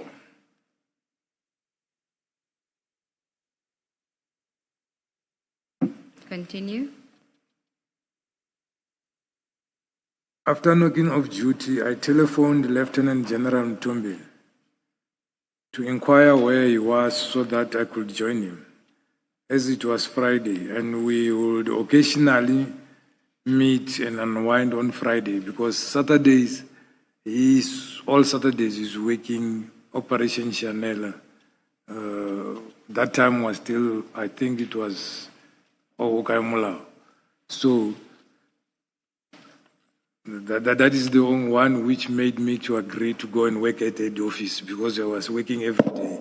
You don't rest with that one. So on Friday, when we have time, we could meet. I proposed that we meet at the Villa and Spa Hotel at Northcliffe to catch up and relax. We agreed to meet there. While we were at the hotel lounge, Brigadier Mkhwanazi telephoned to inquire about our whereabouts. I informed him that we were at the hotel in Northcliffe. He indicated that he will join us and later joined us. Sorry, General, can I just ask, is it Commissioner Nkwashu? You say Brigadier. Who did he call? Did he call you or did he call the Provincial Commissioner? I think he called me. Okay. I can't remember, but he usually called one of us, but I think he called me.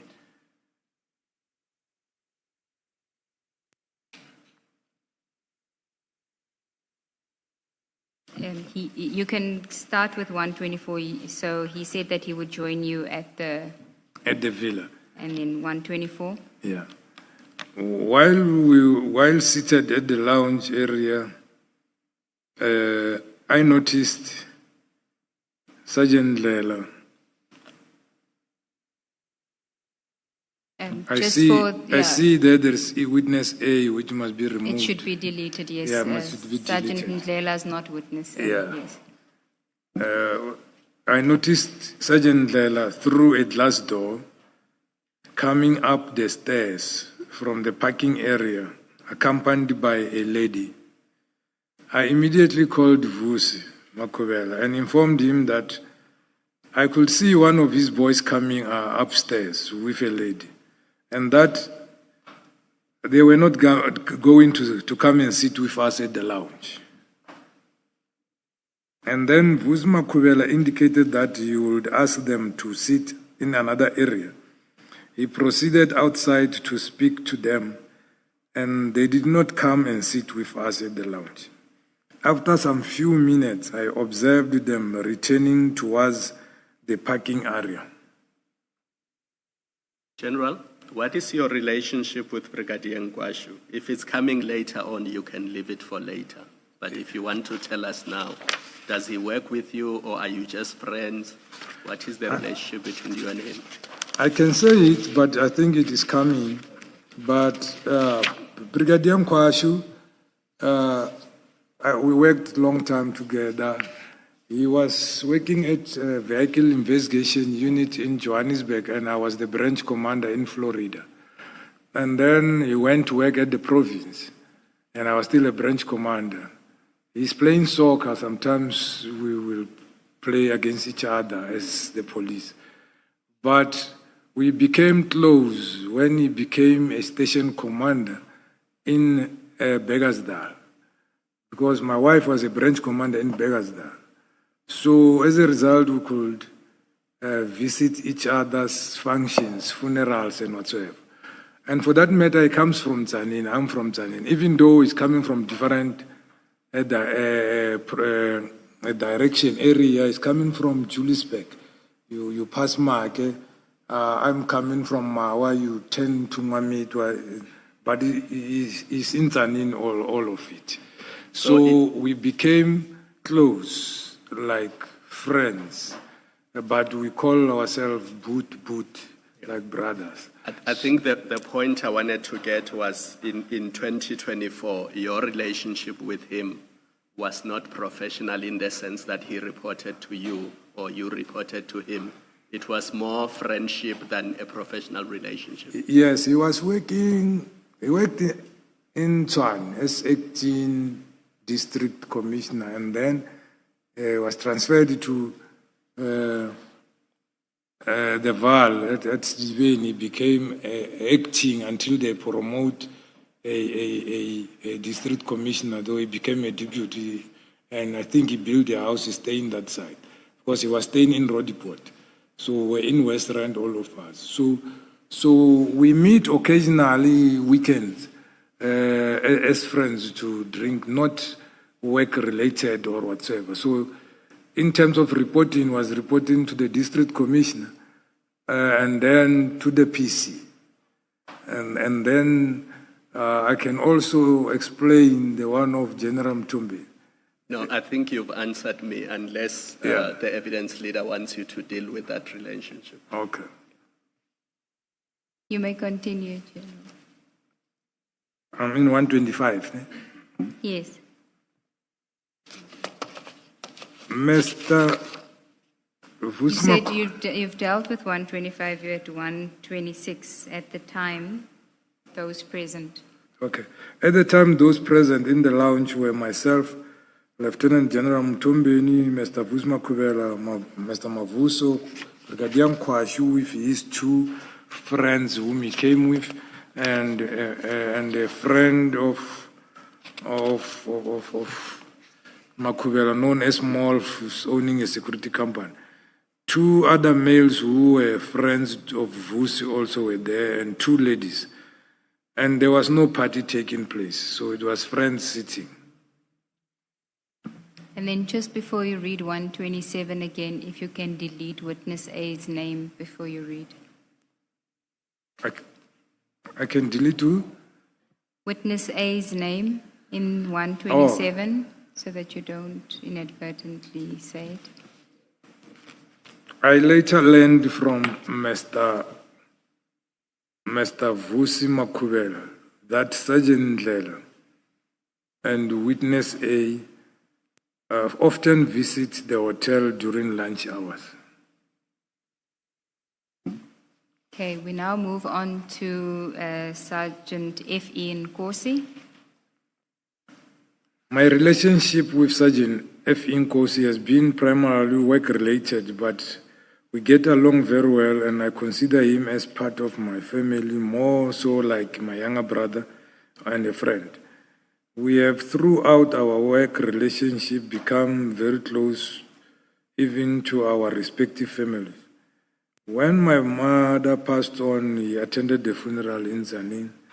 I first met him during 2016 when I was transferred to Organised Crime investigations. At the time, we worked closely within the Serious and Violent Crime Investigation section, where I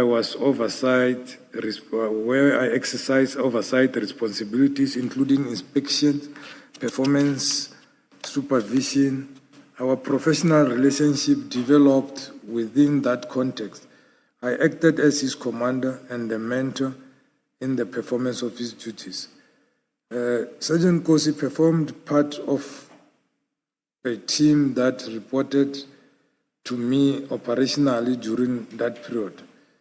He would frequently attend to my office to seek advice and guidance relating to the investigation under his control, and I will ask him in accordance with supervisory responsibility. Morning reporting sessions were conducted where his team would brief me on progress on their respective matters. This reporting structure remained until October 2019, when I was promoted to the rank of brigadier in Gauteng province. I rejoined the organized crime investigation component during December 2018. At that stage, Sergeant Kosi was still attached to organized crime section, especially anti-gang investigation. During that period, he was also working closely with Brigadier Ramang, who was leading the Special Operation Investigation Team, reporting under the Office of the Deputy National Commissioner. My supervisory interaction with Sergeant Kosi occurred within this broader command and reporting framework. Even after my relocation... Can I just understand that last part? Does it mean you were not his direct superior, supervisor directly? No. So he reported to somebody else directly? Yeah. Okay. But on the strength of the structure, I was falling under organized crime. Under section anti-gang, there is a Brigadier Siwawe who is in charge. But when I arrived, the arrangement was he was working mostly with Brigadier Ramangwa. Brigadier Ramangwa, as I indicated before, he was the one who was contracted after when went on retirement. He was given 2 years. So they formed a special team operating under the office of the DNC to attend for special cases where the DNC is receiving cases. You'll remember when I started, I indicated that it was not here with you, it was yesterday, consultation. Yeah, I indicated that the DNC's via, his wish was we should have a sort of crash team or a strong team whereby if something happens in Northwest, we can go in there to assist Northwest and quell the situation and go somewhere where there is a problem, because he was receiving a lot of complaints from the minister or the deputy ministers or the community at large. Yeah, because I can remember there was this lady from Rustenburg. Yeah, she will phone day and night, but the son was killed. We know the suspect who got a warrant, but he fled to Mozambique. He's a Mozambican, and we have put him on the red notice, but you know they don't use passports, and Mozambique tried to go and visit there, we don't get, but they don't understand that we don't have jurisdiction to go in there ourselves and search. So she will phone every night. Now I inherited that complaint from him, so I know. So that was his wish, to say we must have a... That is why if everything happens, he will say, Shibiri, get a strong team and go to Eastern Cape and sort out this thing. I said, where do I get this team? I go home and fetch my kids because we don't have anything. The DIFCOM also will do the same. Shibiri, get a strong team and go there. That is how it's frustrating. If something cannot be done at the provinces, then they phone head office, then you have to act. And our people believe when they phone somebody with a rank, something will happen. So, and they like that. They got your number, they will phone you forever, and they pass it to another one. So it becomes a chain.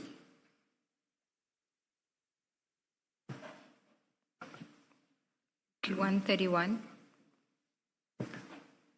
Even after my relocation and subsequent promotion, Sergeant Kosi would from time to time send greeting messages to me via WhatsApp. These communications were formal, informal, and cordial in nature, occasionally related to work-related inquiries, particularly where the members have the same working-related WhatsApp groups.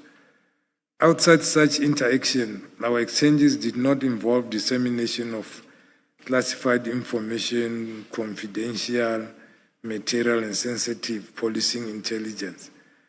The content of communication generally consisted of discussion concerning matter already in public domain, including commentary on current affairs related through social media, observation relating to trends and public updates regarding arrest, operational success already known within policing environment, at the time expressions of professional frustration, commentary concerning negative public perception of the South African Police Service. At no stage did my WhatsApp communication with Sergeant Koza involve improper sharing of privileged case information, identification of informants, sources, operational plans, investigative strategies, strategic deployment decision. The relationship between us remained strictly professional and established command structure was characterized by mentorship, guidance, ordinary professional side consistent with senior-junior interaction in the South African Police. I have further noted testimony before commission in which Sergeant Kosi was questioned regarding certain WhatsApp communication that I had shared with involving Mr. Vus Matlala and reference to Musa Kaula. The manner in which this communication were characterized before the commission consists a misinterpretation of true factual position of which I consider necessary to clarify. Interaction arose when Mr. Matlala contacted me, narrated that he believed he was being subjected to an attempted extortion. He informed me that a person identifying himself as a journalist had communicated with him, indicating that information concerning Mr. Matlala's private life was allegedly being supplied to Mr. Musa Kaula for publication on social media platform, and that payment was being demanded, implied in exchange of preventing such publication. Mr. Matlala forwarded me screenshots of communication exchanged between himself and the individual who identified himself as the journalist. And I think even this Annexa RSB, it does not belong here. On the corrected version, it won't be here. This belongs to the complaint regarding Katis. Yes, it's been deleted from the revised version. Those communications. So what annexure did you want to refer to here then? No annexure. No. No annexure. Yeah, it was put here. Can you at least give us a date, since there are no longer annexures, the date of this interaction?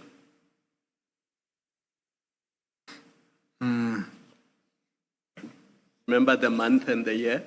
Yeah, it was September 2024. Yes. I think maybe when maybe the questions comes on the WhatsApp, it will appear. But I think it was on the 17th. The reason I remembered when I was checking the WhatsApp, on the 16th, I flew to Kimberley. I was in the panel for shortlisting a brigadier post, and on the 17th, I had to come back. And there was raining, and the flight, I came back late. And Wednesday, the 18th, I was traveling to Limpopo. So I remember it was on the 17th. That's correct, Commissioner. It's 17 September 2024. Yes.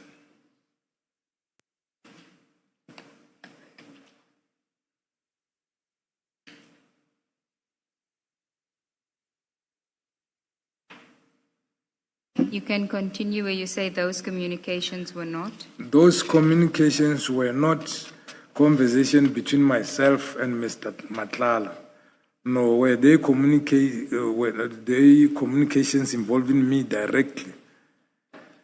The content reflected discussion between Matlala and the said individual, including indications that purported journalist claimed to be engaging with Mr. Musa Kaula, attempting to persuade him not to publish the material in question. Sorry, did you not want to say those conversations were not between you and Mr. Kaula? Because it's Mr. Matlala who told you that there's a problem. So the conversation would be between you and Matlala. When you say here, those communications were not between myself and Mr. Matlala, do you not mean between yourself and Mr. Kaula? Or am I misunderstanding something?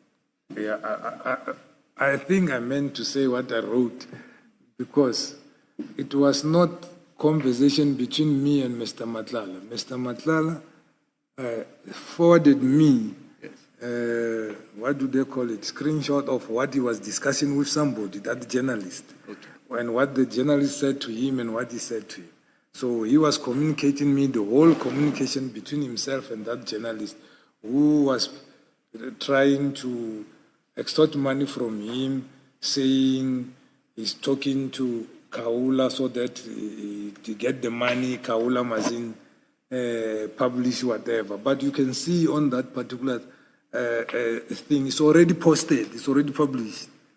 And then, yeah. So I'm saying this because when it was said here, I heard the evidence leaders were saying, it's me speaking to Kaula on behalf of Matlala, and that is why I want to clarify that I don't... Hence my question, General, because the person speaking in the WhatsApps was referring to Mr. Kaula as Chomi. Yeah. And I understand that you want to clarify that you would never call him that. So that's not you in those No, WhatsApps. it's not. Yes, it's not me. Yes. Yeah, it's not me. I don't know him. I never met him. I don't have his number. He doesn't have my number. And I don't use the name Chomi. Yes. I never used that one. So we've clarified that. Thank you. You can move on. Yes. Upon receiving this information, I advised Mr. Matlala that if he believed himself to be a victim of extortion or intimidation, the appropriate course of action would be to open a criminal case with the South African Police Service.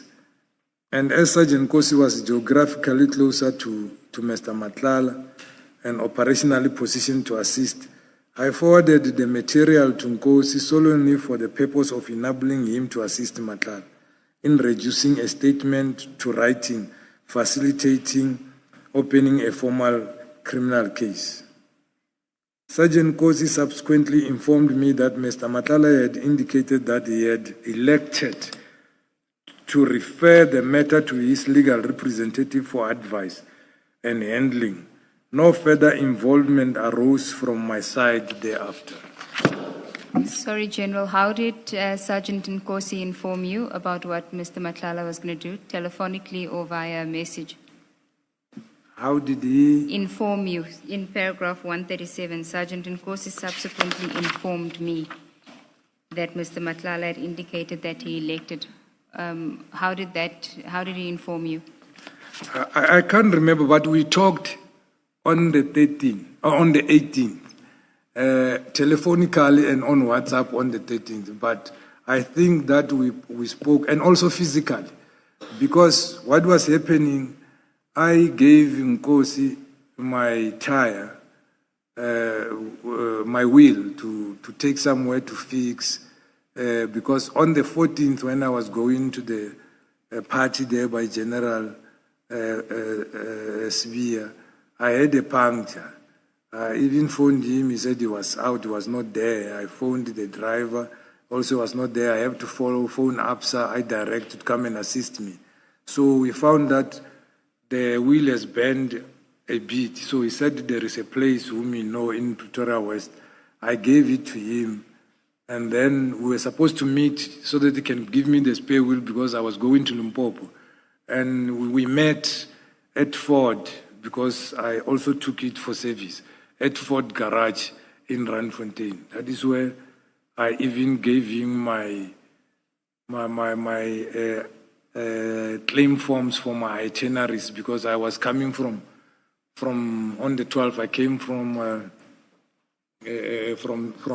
China, and I have to send in to our finance my claim so that it can be captured. Because if it's not captured within certain days, then they create a debt against you. Then they just take it from your salary. So we met also on the 18th. I'm not sure he told me telephonically or when we met. Okay, thank you. General, in that paragraph 136, where you advised Mr. Matlala to open a criminal case, was this telephonically? Was it on WhatsApp? No, was it in person? No, it was telephonically. Remember, even before sending this message, he phoned me. Then I said, send me the message so that I can see, because what you are telling me, I'm unable to advise, to say what should you do. Yes.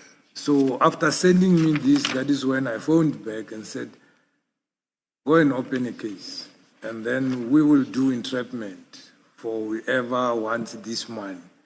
And then he asked me to say, hey, I'm still busy somewhere. Is Nkosi around? Can he come and help me? I said, I don't know.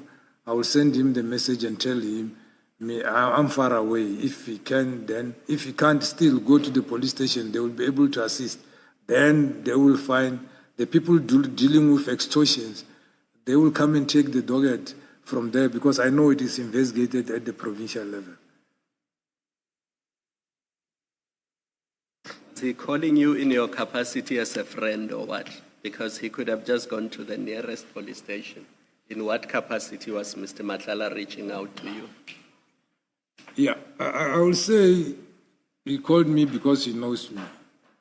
And as I said before, people who knows senior people or been in their circle, they feel even a small thing that if they phoned that senior person, it will happen fast or something will happen. But I can say he phoned because he knows me.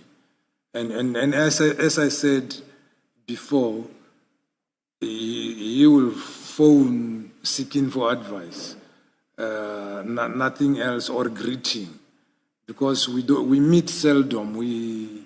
In a year, maybe, like last year, the first time I saw him, we met physically. It was when we were at the party. And I don't visit his house. He doesn't visit my house. The only place I ever visited, or I visit when I'm towards main lane, is there by his office. Thank you.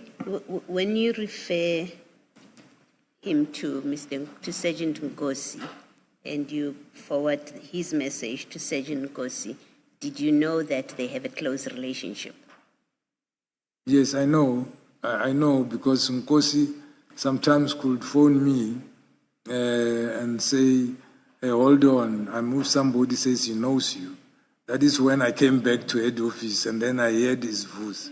Okay. So I even asked him, how do you know this chap? He said, no, we grew up together and whatever. I know him for a long time. So, yeah. Okay. Thank you, General. Ordinarily, where would such an offense have had to be reported? Ordinarily. Reporting? Reported.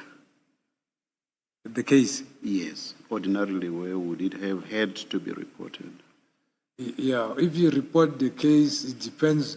If he's at home, I think I hear he's staying at this estate. It's near Oliphant's Fontaine is the police station. But if he's at the offices, the police station will be Garsfontein or Brooklyn.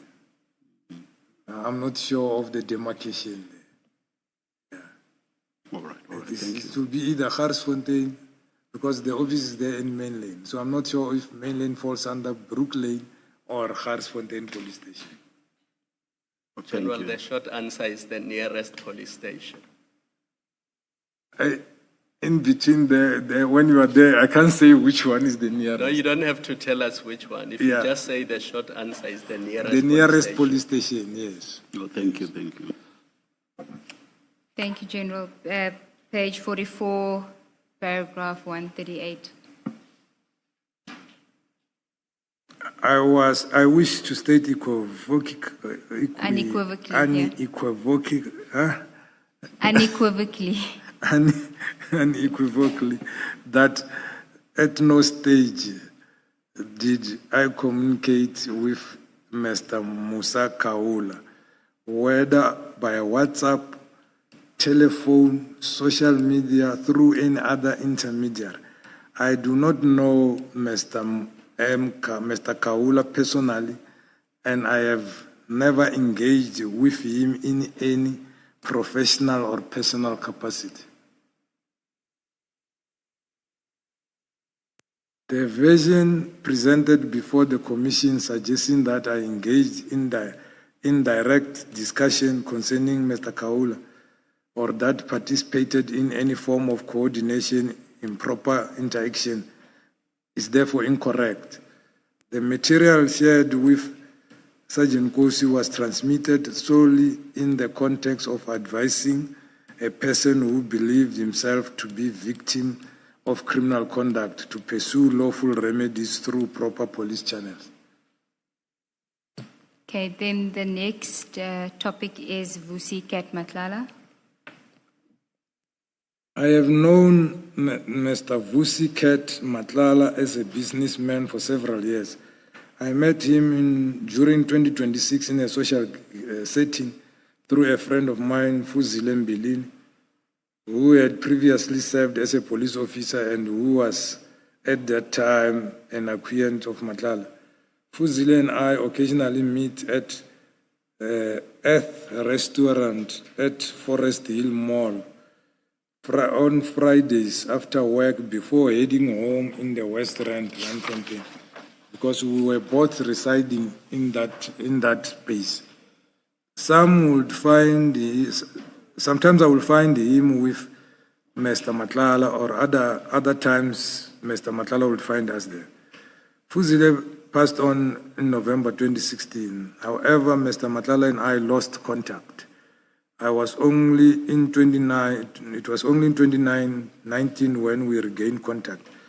This came when I accompanied Mudise to Matlala's business premises for a work-related matter. The purpose of our visit was to inquire about a person of interest who was subject of investigation. Information available was that Mr. Matlala was providing VIP security service to this particular individual. It was at this occasion that we established a contact and exchanged cell phones numbers. It was after the visit with Brigadier Mudise, we re-establishing the contact through subsequent conversation that I came to understand that Matlala was highly involved in the security industry, provided a VIP security protection service to the business persons and entities. My impression of him was that he was reserved in nature and his interactions were limited and informal. Since then, Mr. Matlala would occasionally seek advice regarding personal issues affecting him. I saw nothing improper providing general advice. I did not present him in my official legal capacity. I did not represent him in my official legal capacity, nor did I intervene in any investigation process on his behalf. Our communication. Sorry, General. What do you mean by this? You first say, since then, Mr. Matlala would occasionally seek my advice regarding personal, legal issues affecting him. And then you say, I saw nothing improper in providing general advice. I did not represent him in any official legal capacity. What's this about legal issues, giving advice on legal issues, and representing him in any official legal capacity? Yeah. Commissioner, That seems to suggest that you are a legal representative or a legal practitioner even, perhaps.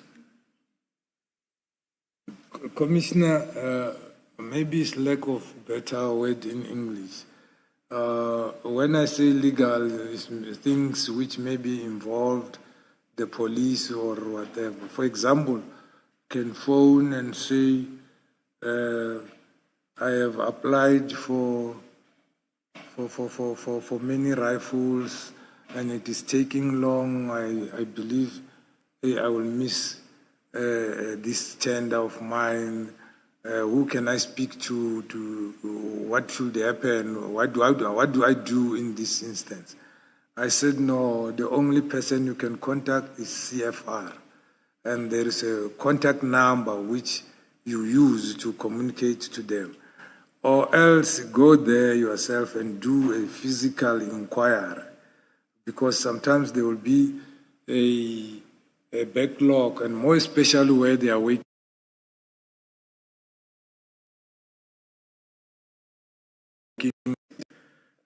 Remember, CRC's job is a criminal record and to check suspects and whatsoever. So they can't prioritize the firearms application than that other one. So obviously it will take longer, but they are working on it in a sequence and prioritizing the others. But that is why it is taking long. That was my suggestion. I said, no, here is the number. You can call that number or you can go and visit and check. So, yeah, I mean such things. For example, the Kaula thing. Yeah, I mean such things. That is what you will ask me. Thank you, General. Thank you. General, where you say personal legal issues affecting him, what kind of personal legal issues? And I ask the question because we have had testimony that Mr. Matlala has a long criminal record against his name, going back a long time. So I asked the question in that context. Yeah, What's the personal legal issues you're referring to here? Yeah, as I was explaining, Commissioner, to the chair, I mean exactly like where somebody or he feels somebody want to do something criminally against him and seeks advice as to what step must he take. So I'm referring to those. Thank you.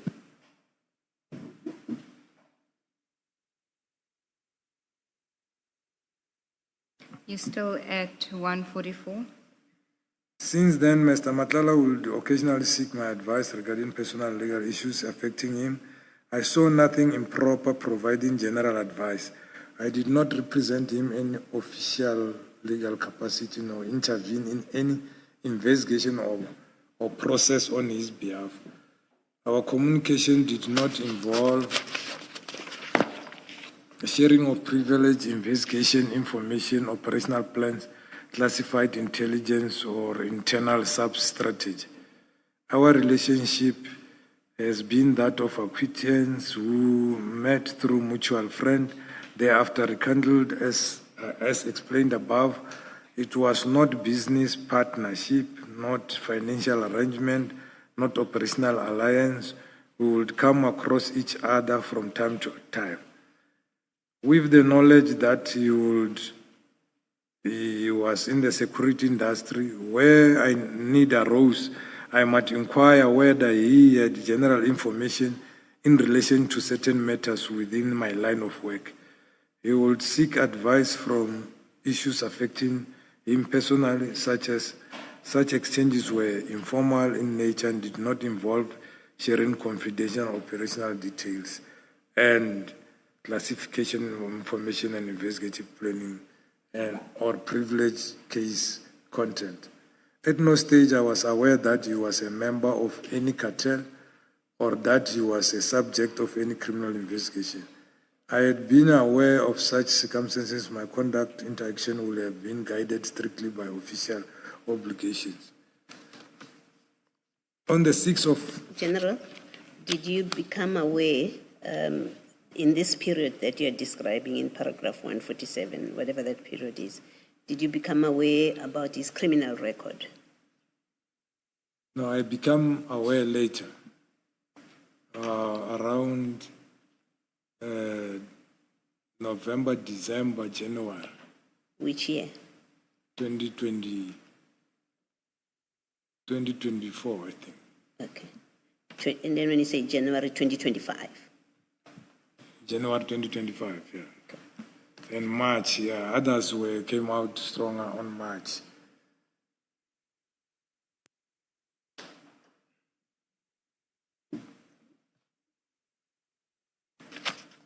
On the 6th September 2024, my son was involved in a motor vehicle accident. The vehicle sustained damage, and following engagement with the insurer claim was repudiated.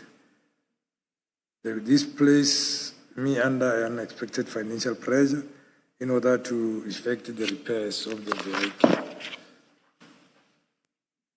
On the 14th of September 2024, I attended Lieutenant General Sibiya's son's engagement party at his residence in Centurion. That is where I physically met Mr. Matlala in 2024 after a long time. He came to greet me where I was seated. I was seated in another reception area.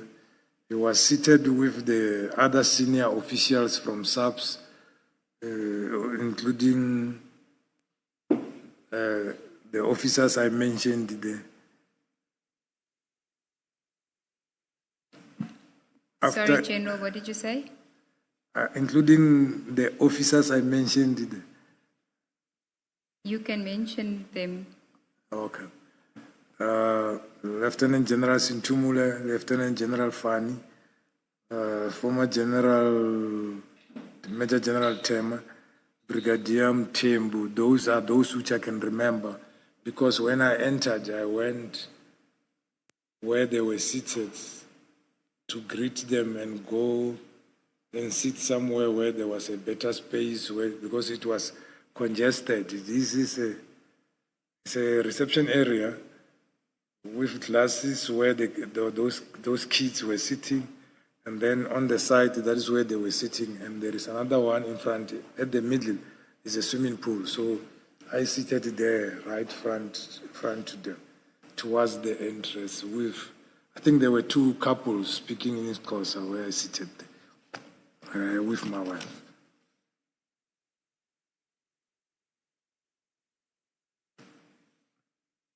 After the greetings, he went back to sit. But I must say, when I arrived, when I went to greet them, he was not there, because I didn't see him there. I think he was not yet arrived. General, was Sergeant Nkosi there? No, Nkosi also didn't arrive. But I learned during the day that he is there, he was assisting. And when I had a puncture, I phoned him. I thought it's nearer because it was not far from the plot from Centurion. I was opposite Deep Slot when I got the punch. He said no, he went out to do something, he's coming back. And when I arrived, he was not there. And I remember he sent me a message asking if Matlala is there, and I responded, I don't see him. You may continue. Sorry, But he came later. Yes. General, where you say that that is where I physically met Mr. Matlala in 2024 after a long time. When last before this had you met him?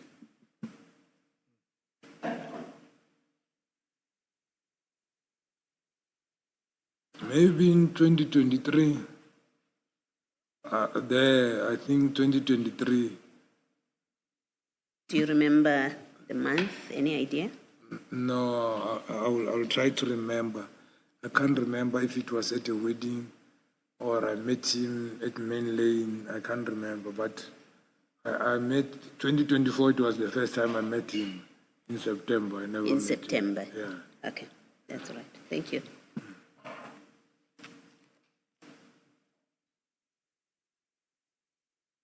150. 150.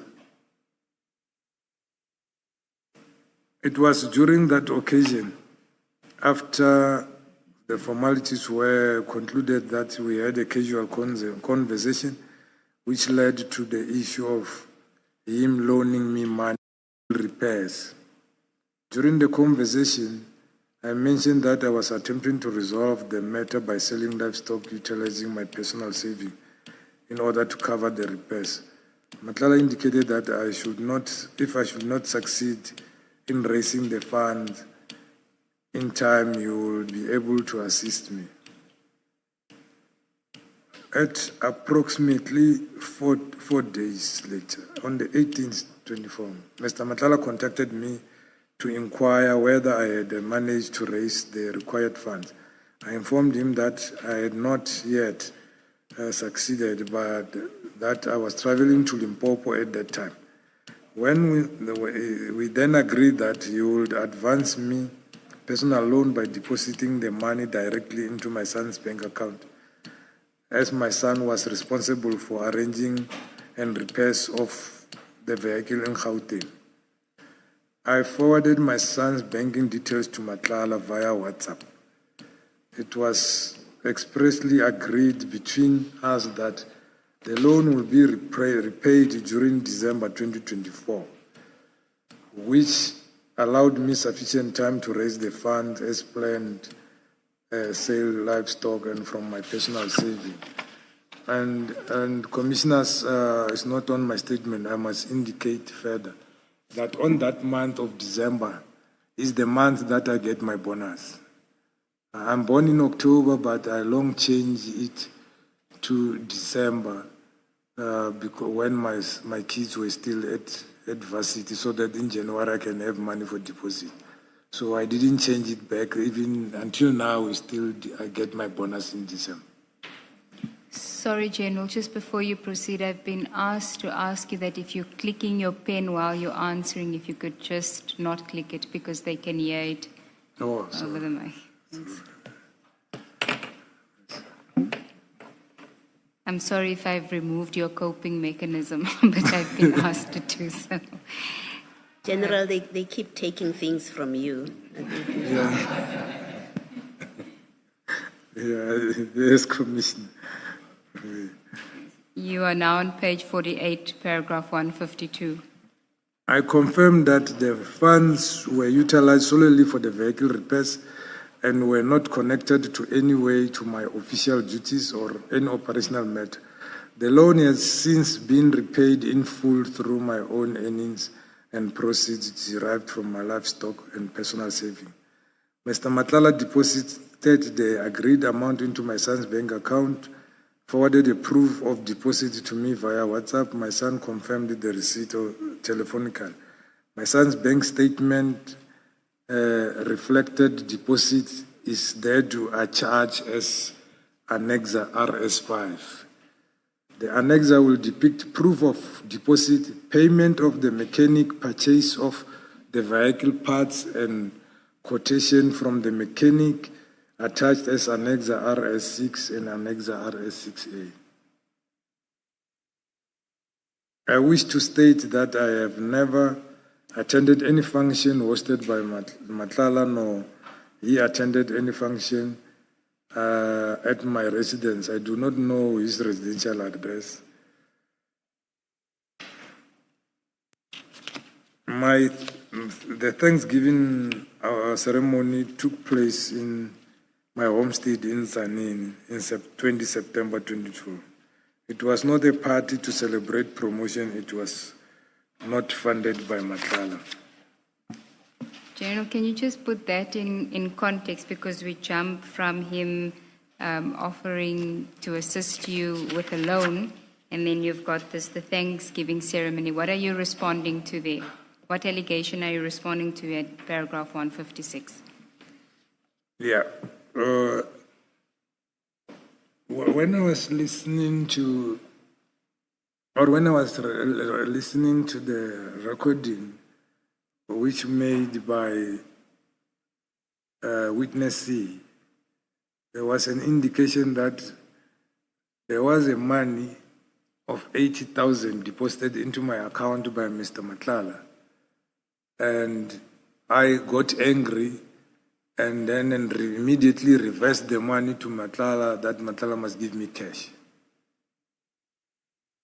So I am responding to that to show that there was no such thing. Because for him to have my account, I have to give him my account. And I never gave him my account. And there's no way he can deposit money to my account without me giving him the account. I don't know how will he get it. And it never happened. The only money which was deposited is the one deposited to my son, which I brought the bank statement of my son and showing even how this money was used to do. It paid the vehicles and etc. So that was the reason for that statement. Okay. Page 49, paragraph 157. During November 2024, after selling 2 cattle at my homestead, I paid Mr. Matlala 20,000 in cash. At the end of December 2024, I transferred 50,000 from my ABSA account to the bank account which Matlala provided to me. The proof of payment, I WhatsApped it to him on the 31st. Actually, I phoned him on the 30th of December and asked him to give me his banking details. And he forwarded me his banking details. On the 31st, I transferred the money, and then I forwarded him the proof of payment of the 50,000, and I called him. And he confirmed because he was not coming back to me after sending, depositing the money. And we made the annexes of those statements. General, this motor vehicle, is it your son or your vehicle? It's my son's vehicle. Okay. Yes. Thank you. So he got the accident. The day on the 6th, I left to China. He got the accident the same evening after they dropped me from the airport. So I found it out on the 12th when I came back because they said they didn't want to disturb me. They didn't tell me.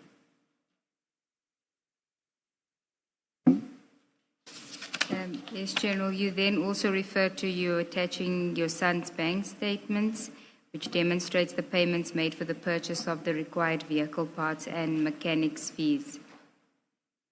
Yes. Okay. Then do you want to go to 159? 159. The last paragraph. Yes. Yes. There was no quid pro quo attachment to this financial assistance. Mr. Matlala did not request, I did not provide any operational favor, investigative intervention, strategic information or procurement, influence, preferential treatment of any nature. Financial assistance rose from personal emergency and I paid as agreed.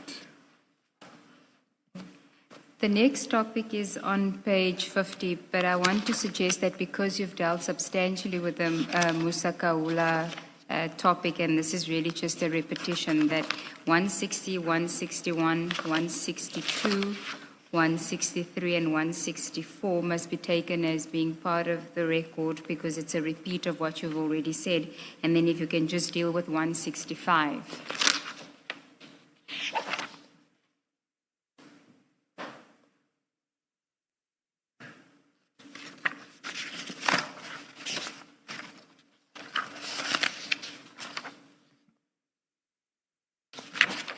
165, at later stage, during October 2024, I came across a News 24 media article reporting on Mr. Kaula out of general interest in the ordinary course and informal communication between colleagues, I shared the article with Sergeant Mkhwanazi. The sharing of the article was incidental and informal in nature and did not relate to any investigation or operational activity, coordinated engagement concerning Mr. Kaula. So here, I was just indicating, in addition to that, I don't know Mr. Kaula, I never spoken to him. And also, I was never involved in any investigation relating to Mr. Kaula. But because once I sent to Nkosi those WhatsApp messages relating to Mr. Kaula from Mr. Matlala to him, I just forwarded him to see that it seems this fella is always in problems, the one whom we're dealing with. Not knowingly, they are having also investigation on him, but I just forwarded to you. Thank you, General. Then we, on page 52, a new topic, the alleged 3-envelope/bag of money discussion related to witnesses A, B, and the other detective. This one I can speak from my heart. Please do. Commissioners, it reads as follows.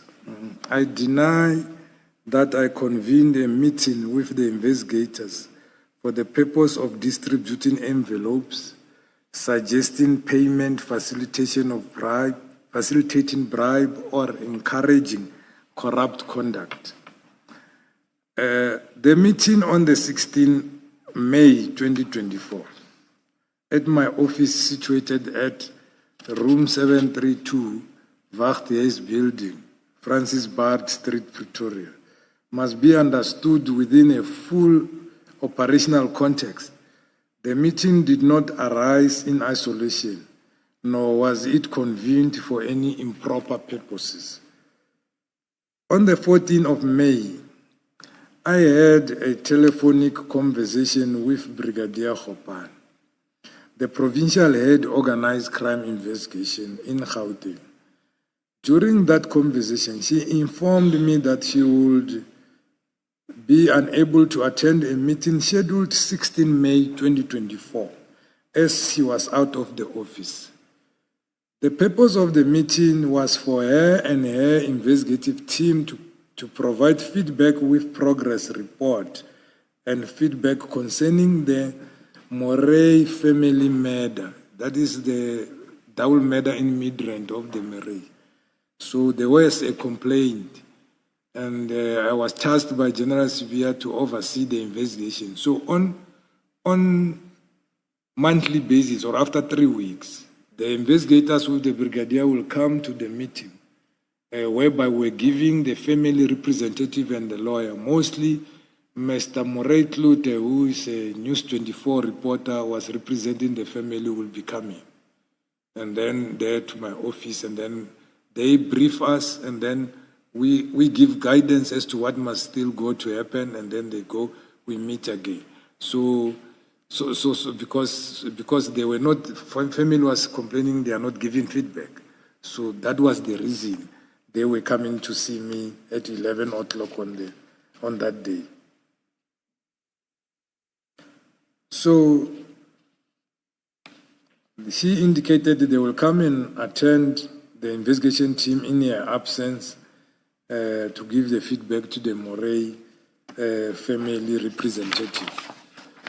I informed her that I would have preferred her to her attendance, as I also wanted to discuss with her the Frienache murder case 27504/2024, which was investigated by a component, where 3 individuals, including a police officer, had been arrested.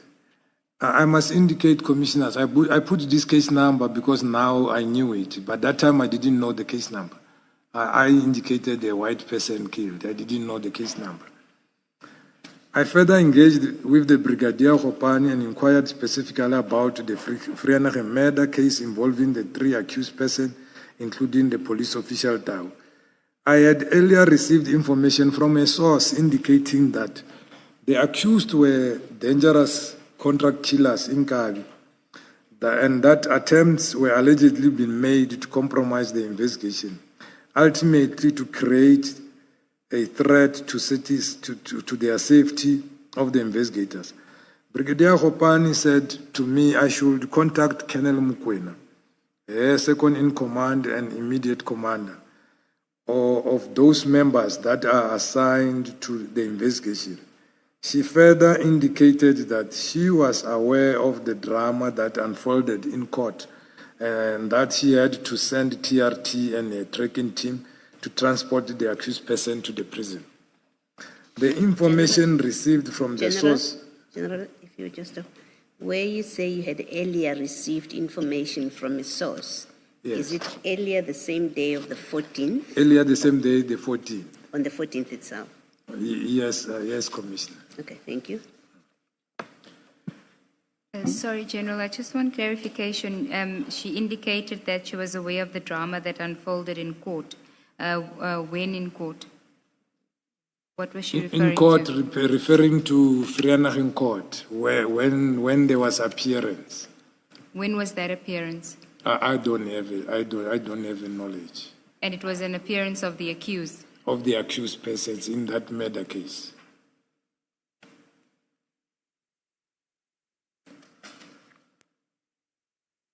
The information received from the source indicated inter alia that a bag full of money had allegedly been given to an attorney named, should I mention the name? Anyhow, it was information, it's not fair. Because I remember when they were testifying, they mentioned the name.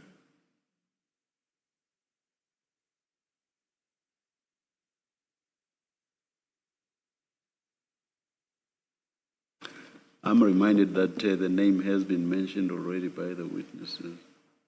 Yeah, the name is Attorney Victor Mashel, with intention to bribing the investigators, but further alleged that the investigators refused such inducement. Attempt would then be made to bribe the prosecutors or the magistrate.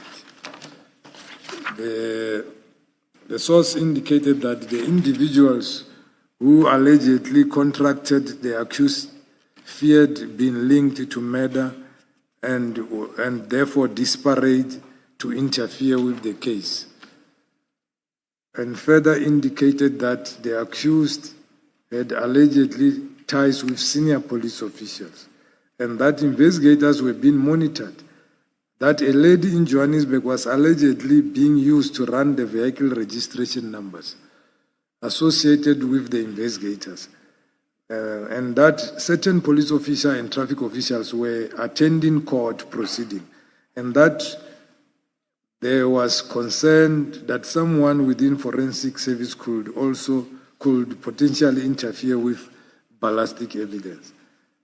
Given the seriousness of the information I received, I contacted Colonel Mkhwanazi, under whose command the investigating officer fell, and ensured that the matter was escalated appropriately.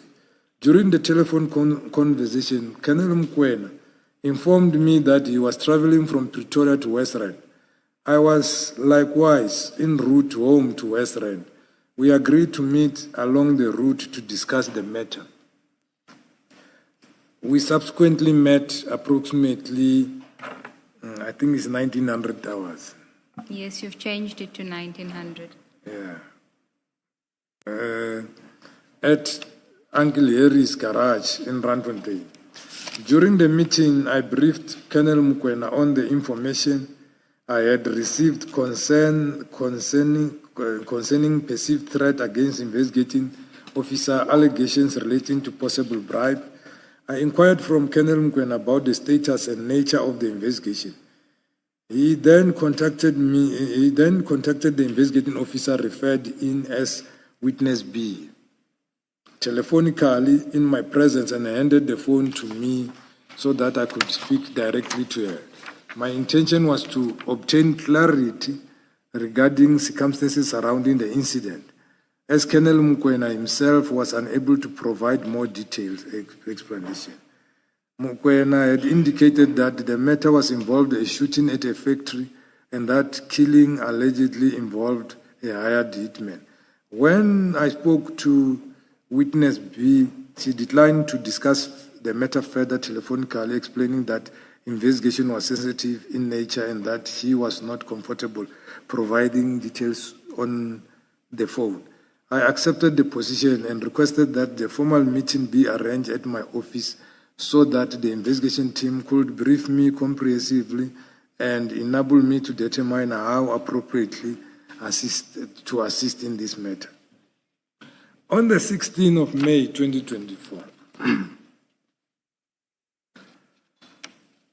the investigation officer, including witness A and B and another, attended at my office with 2 case dockets, which it was during the meeting that I relayed information received from the source to the investigators.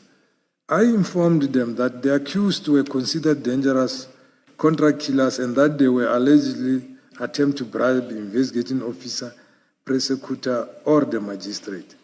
The source has also informed me that... Can I just understand something? Did witness A and B report to you? No. They report to Brigadier Hopani at Organized Crime. Hence, I indicated I phoned her first and said I would have liked when she come with those other members, she could come with them so that I can bring them together. So she was invited to this meeting? Yeah, she phoned me to inform me she won't come to our meeting on the 16th. We were having a meeting on the 16th to brief me with that case of Midrand. And then she was informing me that she won't be able to come, the members are coming to Kamalo. So I informed her that, hey, Brigadier, even though it's not mentioned here, Brigadier, there was an incident and you never informed me about, because serious incidents, they are expected to inform me as their national head, the provincial heads. We got a group where we share this information so that I must be abreast of what is happening in each province relating to the organized crime because they resort under me. So because she couldn't come, she referred me to the second in command, Colonel Mkhwanazi. And then I met with Colonel Mkhwanazi. Then the meeting was arranged that they come also on the 16th when that other team comes so that I can brief them properly. But already I briefed Mkhwanazi. For me to want them to come, I wanted also to brief them physically in order to encourage them, because I was involved in a similar situation myself, and to say what must happen, what will happen, and what must they do in order to enjoy this thing and work until the end. And for me to meet Mkhwanazi and Brigadier Hopani was for them to take my information and make a request to crime intelligence for threat risk analysis so that they confirm the information, because that was information which was not yet confirmed. And also for them to come there, there were names mentioned. I thought maybe they must know them to confirm the names if ever those people they know and whatsoever. So that was the mere reason that I wanted to see them and speak to them, and also make them understand they mustn't get scared, because I know how it becomes miserable. And to go and stay in a safe house, live in your own house, and again, how to investigate this thing. You can't investigate the threat against you, because what about you meet them? Will you contain yourself or you behave otherwise? So you have 2 teams which will deal with that. And I explained everything like that, and I was happy that to hear they are in the safe house. Yeah, the other things is just unfortunate. So that was the reason I called them there. I was at 174. Yes. It was during that meeting that I relayed the information received from the source. Yeah, from the source to the investigators. I informed them that the accused were considered dangerous contract killers and that they were alleged attempts to bribe investigators, prosecutor, and magistrate. The source had also informed me that there were police officers and traffic officers involved, also attending the court proceedings. The informant cited a traffic official from JMPD named Johnny Mukhatle and a police official from Toms called Zungu. So this is where I said I wanted to hear if they know these people because they are working all in Gauteng. And then they could confirm for me before crime intelligence can confirm that. The members informed me that during the last court appearance, a large number of people occupied the entire courtroom, resulting in the deceased family being unable to access the court. The court had to adjourn in order to clear the courtroom. They further indicated that they were being followed and that certain individuals were taking photographs of them, of their vehicles at the parking area. I indicated that the first priority was to address the issue of threat risk assessment so that the investigators could receive appropriate protection. I further indicated that after crime intelligence had concluded the risk assessment and verified the information, an inquiry should be opened if warranted. I also stated that I would speak to Brigadier Khopan to request the risk assessment from General Mkhwanazi.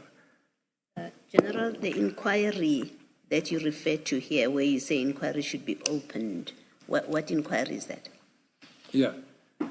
The inquiry is about the threat. If the counterintelligence verifies this information which they are given, and then identify these vehicles who are following, and they open an inquiry for that particular investigation, and then there will be investigators with crime intelligence who are doing this intelligence investigation to verify the severity of the threat level and how must be protected. And furthermore, the inquiry will be to follow these people who are creating the threat to investigate.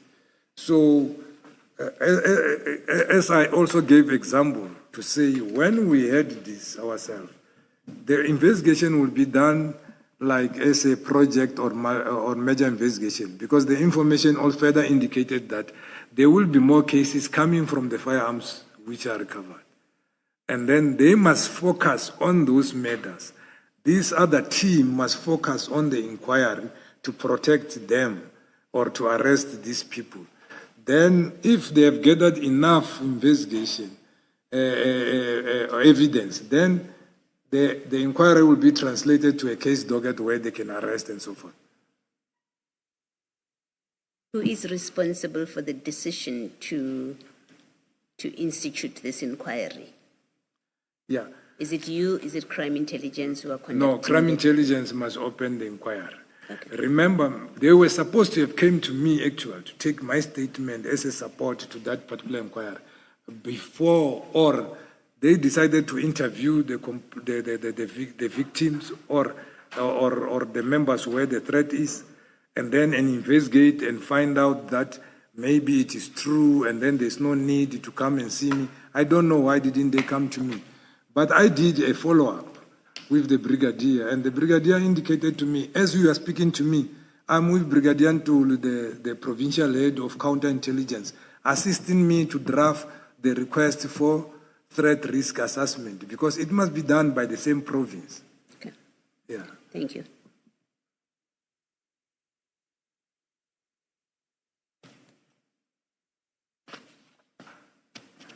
One 177. I thought I was done. Okay. 178. 178, my fault. I indicated that the first priority was to address the issue of threat risk assessment No, So- it's fine, General. Yeah. I think I was wrong. It's 178. Yeah, okay, 178. thanks. The members requested that I assist them with the fast tracking of the ballistic report. In their presence, I telephoned the section head, ballistic section, Brigadier Mkhwanazi. And I think we made an attachment, annexer of the telephone billing, which shows I phoned him what time, and requested that he prioritize the ballistic analysis of the case and ensure that it was concluded before the next court date. I further provided him with details and contact of witness B, which he dictated to me. I sent the case number to Brigadier Mkhwanazi via WhatsApp.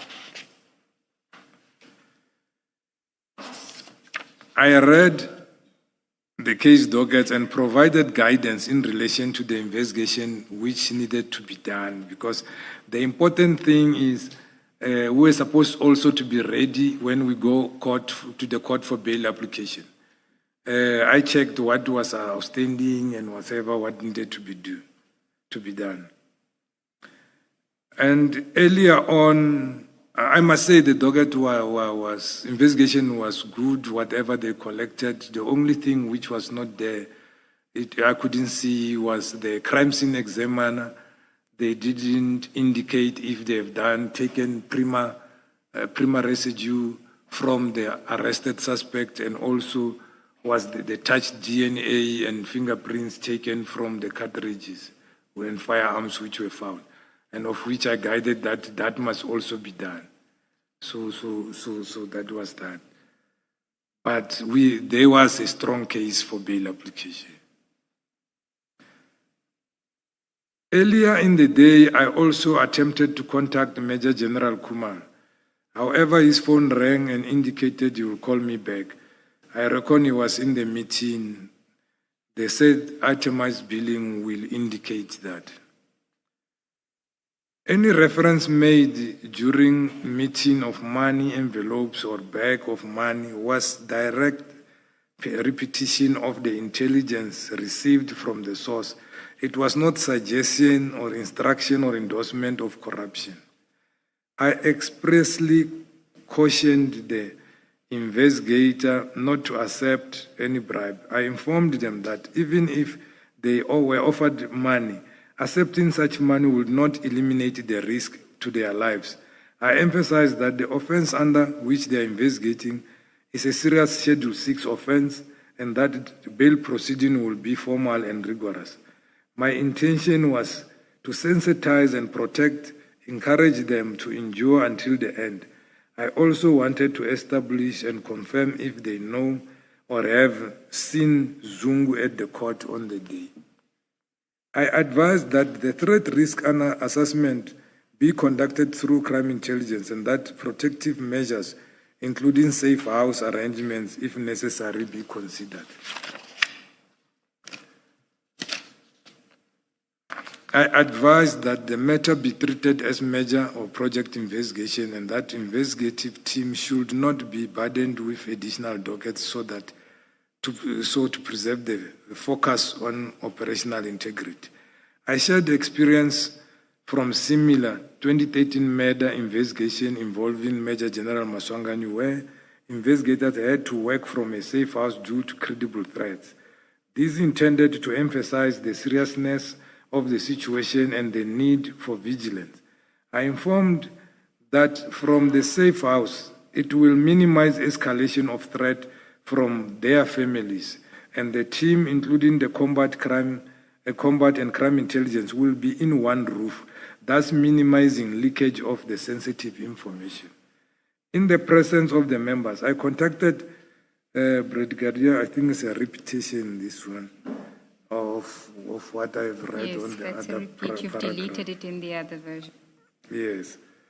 And this one on 2022, May 24, I followed up with Brigadier to confirm whether the risk assessment has been initiated. She informed me she was with Brigadier Ntul. I think I also indicated to this one. I did not distribute envelopes or did not provide money. I did not solicit bribes. I did not suggest concealment of evidence. I did not instruct the investigators to participate in any corrupt conduct, more especially to disrupt the course of justice with regard to pending application and appeal thereof. The allegations that orchestrated and promoted the three-envelope strategy is false, constitute distortion and protection of operational briefing. The intelligence was conveyed for the purpose of safeguarding the investigators and preserving integrity of the investigation. The allegations that I orchestrated and promoted the so-called envelope strategy is false and constitutes distortion of what was the fact, protective briefing. This is the repetition. It's a repeat, I was just going to say. 190 and 191 is the same paragraph. You want to go to 192? Yeah. On the 16th May, Sergeant Matlala attended at my office together with witness. Can I just assist you there? It's also a repeat of what you said earlier. I think the important part is what you want to say in this from the second sentence. Okay. But also we corrected this one because it was not making sense. Yes, so just read from the second sentence. Sergeant Matlala appears.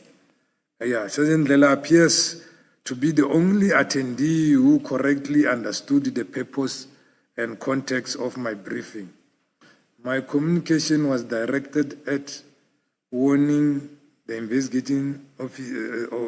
investigators of potential risk, advising of an appropriate course of action within the framework and the threat risk assessment process. Sergeant Matlala has since deposed a sworn affidavit confirming true nature of discussion, disputing suggestion that I proposed insinuated acceptance of any gratification and unlawful conduct. The copy of the affidavit is marked RS10. At no stage did I propose or encourage or imply unlawful conduct, inducement or acceptance of any benefit. The briefing was operational. Sorry, General. The reference in 193 where you say Sergeant Matlala has since deposed, you're referring to the affidavit that he deposed on the 7th of July 2025? That's correct. Okay. So it is since when? It can't be since the commission. The allegations that you say are allegations that you allegedly tried to induce the detectives to take a bribe only arose after the 7th of July 2025 because the commission hadn't started yet. So when you say since, you mean what? Since what? The suggestion that if you read it the way you say, it's as though he deposed to this affidavit to dispel allegations made at the commission. But that's not the case. His affidavit was prepared before the hearings. Yeah, the witnesses who testified about the envelopes, they testified in October. Yes, of 2025. Yes. Matlala's statement is July 2025, so it's before they gave evidence. Yes. Okay. Yeah, I can explain why I went to sort the statement of Matlala.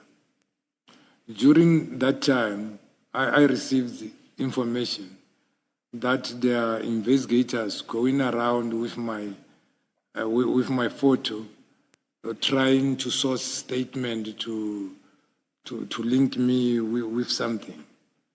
And then also after hearing this thing on the 6th of July that there were these, then I phoned Matlala and asked, did you put a statement regarding our meeting? Because I didn't want a situation whereby it's already a state witness and I'm interfering. And he said no. I said, can you give me a statement relating to our meeting? That is when he gave me the statement. And Subsequent to that, on the 8th of July, the investigators from PKTT went to him looking for a statement. And when he wanted to give them the statement similar to what he gave me, they said, no, we prepared a statement, it's this one. Your statement must be like that one of Sitole. And they make him sign, he signed. And then later on, he forwarded me that statement which they sent him per email, which was not signed, and I have it here. So that was the reason. That was the only thing which I thought of protecting myself with, to go and get this statement of him or any other person whose statement was not taken because of what I heard. And it's not the first time I hear this kind of thing is happening with that particular team. So I couldn't wait to be a victim of something I don't know. Okay. Why just him? He wasn't the only one in the room when you spoke about there's a bag of money. How did you decide he's the one to call and not any of the other people that were in the room?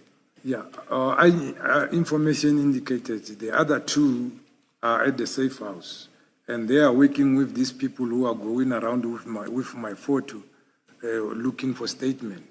So he is not there. So I phoned the office and asked if he's still there, and I was informed he's there. They gave me his number. I phoned him and I asked him, are you prepared to provide me with the statement of what happened when you came to my office? He said, sure. Then he wrote the statement and he gave to somebody who's staying in my vicinity to hand it over to me. Okay. Thank you. Yes. Is it not more correct to say all he does in his statement is to explain what happened on the day? Yes. I mean, unless I'm missing something, I don't see anywhere in the statement where he disputes any suggestion that you proposed or insinuated the acceptance of gratification. I mean, he doesn't say that in the statement, unless you can show us maybe where in the statement he says this. And it's not probing, it's just so that we clarify the content of your paragraph 193. Yeah. I'm not saying he indicated that there were some money which I said it must be paid. Because when I read his statement, he just says this is what happened on the 16th, and then he withdrew from the case. But he doesn't say, I dispute any suggestion that General Shibiri proposed or insinuated acceptance of gratification. Yeah, but that is his statement. Yeah. So he can be asked about his statement and to make supplementary, because I didn't want to lead him to say what must he write. So I wanted him to write what we discussed. And the only thing he understood there is that I talked about a bag full of money which was given to Michelle. And then and he understood that the only thing I was concerned, it was they must get protection from the WEDCO, from Hopani, and then risk assessment must follow, which must determine what level of protection must they get and how it must unfold. So that is what I wanted him to indicate, but I couldn't dictate to him to say what must he write. So, but maybe you are misunderstanding me, General. In your statement, you say he has deposed to a sworn affidavit confirming the true nature of the discussion. I'm happy with that part, 193 of your statement. I'm happy with that part. But you continue and you say he has disputed any suggestion that you proposed or insinuated acceptance of any form of gratification. Now, you are attributing to him something which I don't see in his statement. That's really my point. Okay. No. I hear you, Commissioner, and I agree with you, but it's my take that he's not insinuating that I said somebody must take an envelope. So you're basically saying the effect of his affidavit is that he does not support the allegation that you... Yeah, even this unsigned one, I got it here. It doesn't even say that. It went further to say about the visit at the house. I have it here, but it's not signed. He gave me the following day, on the 8th after he made that one. That's fine. We will take his statement for what it is, and we will deal with it on that basis. Okay. So this one which is not signed, you can't take it. Okay. No, he can come and confirm he's still alive. Yes. General, then, just to close that one off at page 60, the top of page 60, at no stage did I, can read that into the record, after you reference Matlala's statement. Just before the new topic, at no stage did I propose, encourage. At no stage I did propose or encourage or imply unlawful conduct, inducement, or acceptance of any benefit or briefing was operational. Yeah, we have that. It's a repeat later, earlier on, that the briefing was an operational briefing. It's fine. Yeah, I think on the correction, I don't know if we didn't delete this one. The last page, the last tweet.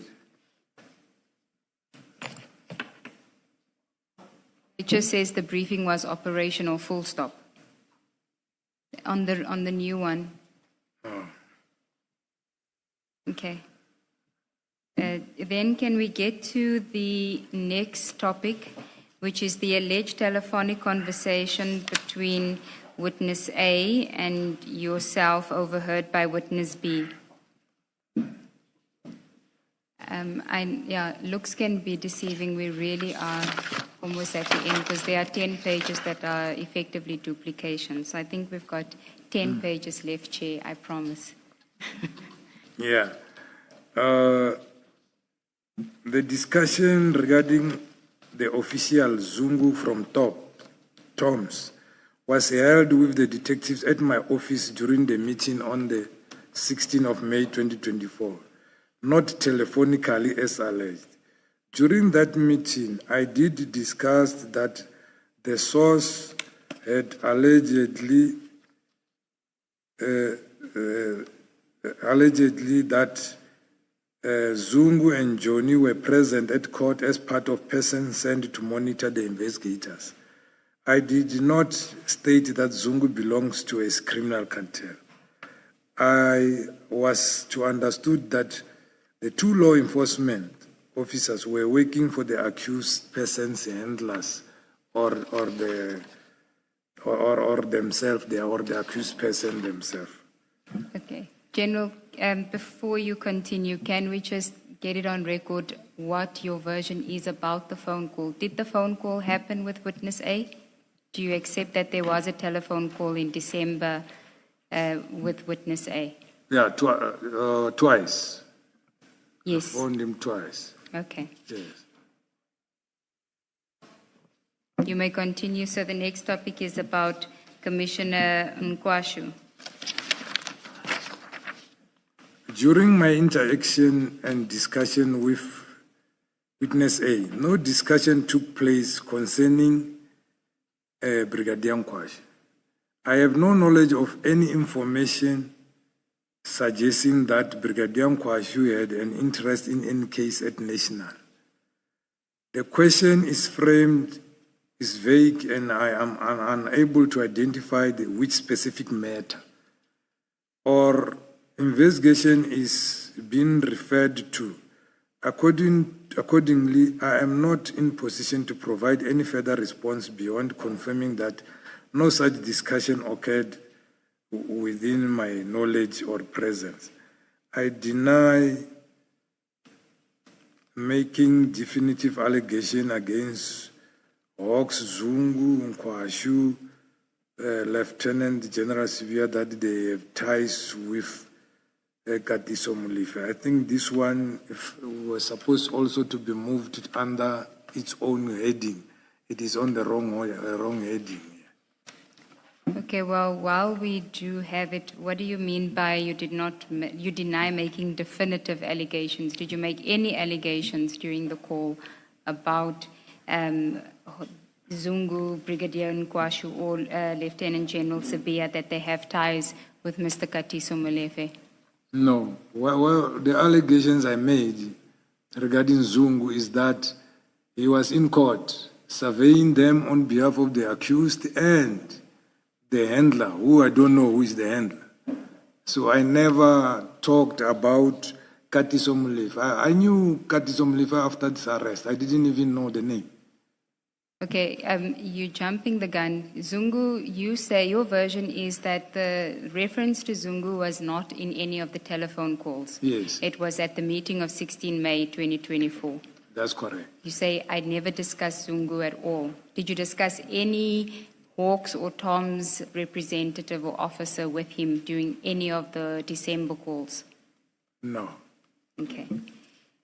Then you say I deny making definitive allegations against Brigadier Nkwashu during those calls and that he has ties to Katiso Molefe. No, yes, no, Okay. I don't. And just to be clear, the reference from witness A was that you had said that there is an officer at district level who's trying to get involved in a matter at provincial level. Do you recall making that statement during one of the December calls with witness A? No, I can't recall that. And I won't know of any case at the provincial level except those which are reported to me where he is involved. Unless, if I will know of that, it will be Brigadier Hopani or Mkhwanazi has reported me to say there is this person wanting to involve himself on the case of the province.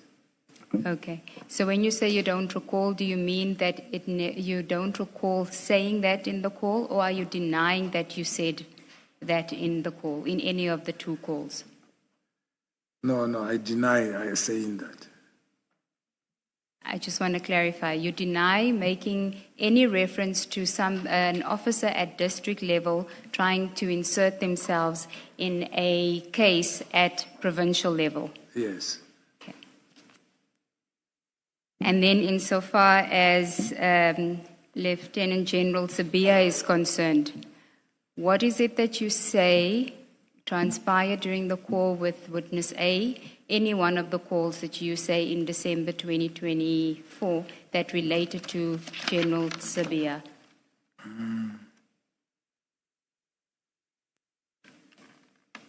Yeah, it is here on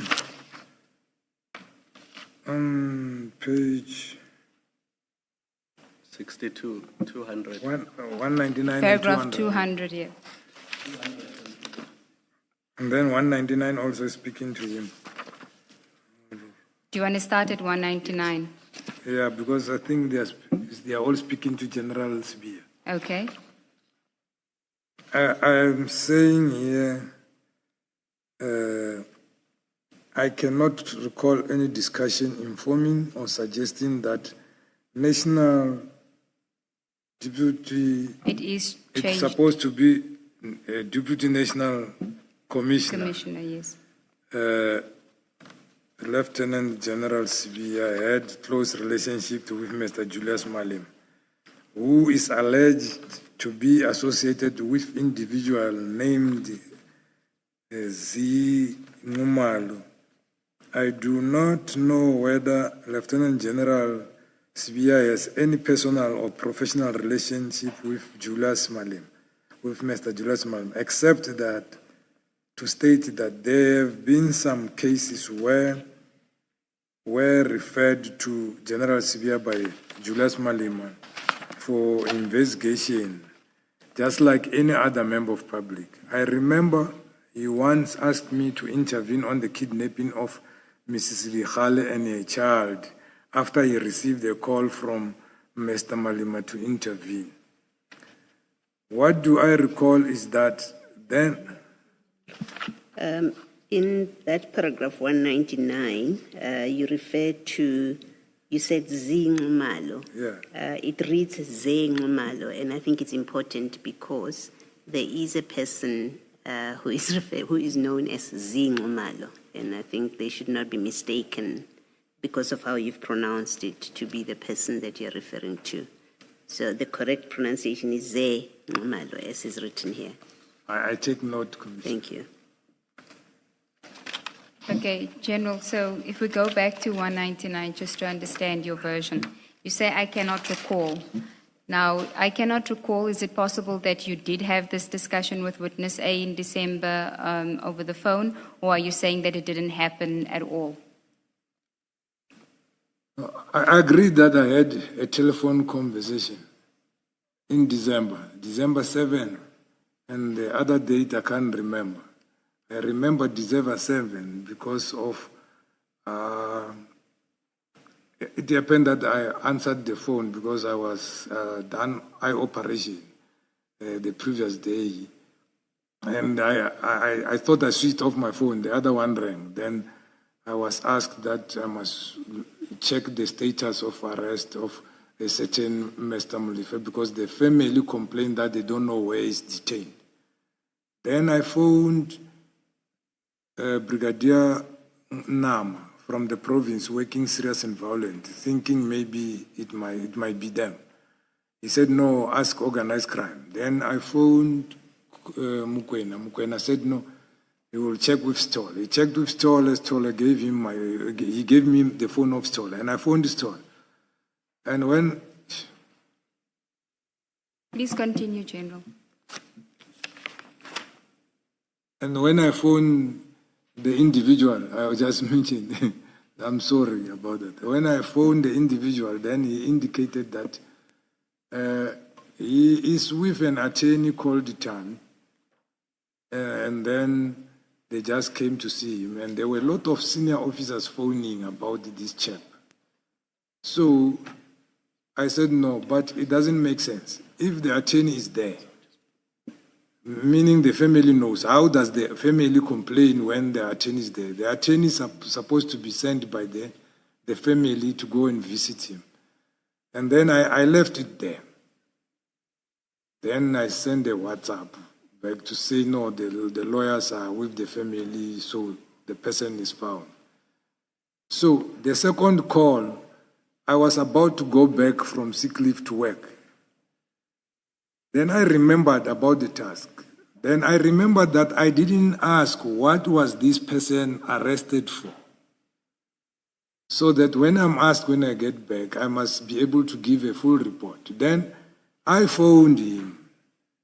And then when I phoned the witness, he told me that, hey, look, this case, we are told you mustn't speak to anybody.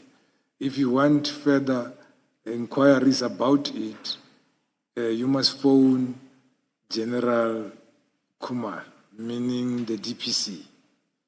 Mbuso Kumalo. General Mbuso, yes. Yeah. So I said, no, it's fine. If ever need arises, but I just wanted to have full report to say what this guy was arrested for. So people can ask and say, this guy, it was all over on news and whatsoever. So my eyes were closed, and I was avoiding watching even the phones. And after that, I switched off my phones because I keep on receiving phones, and I needed to recover. I was done a cataract operation. So they've done one eye, then you go, they do the other eye. Then that's why it took long for me to go back to work.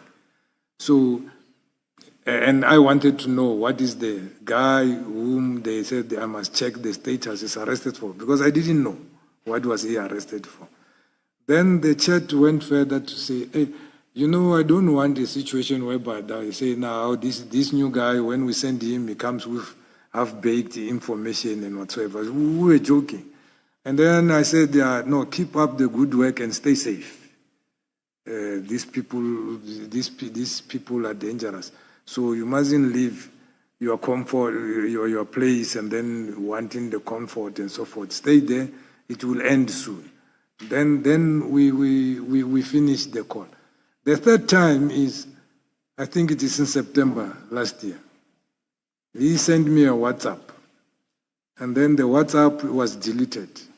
And I don't know that number on my private phone. And then I phoned the number in the evening, only to find it's him. And then we just greeted each other and said, keep well.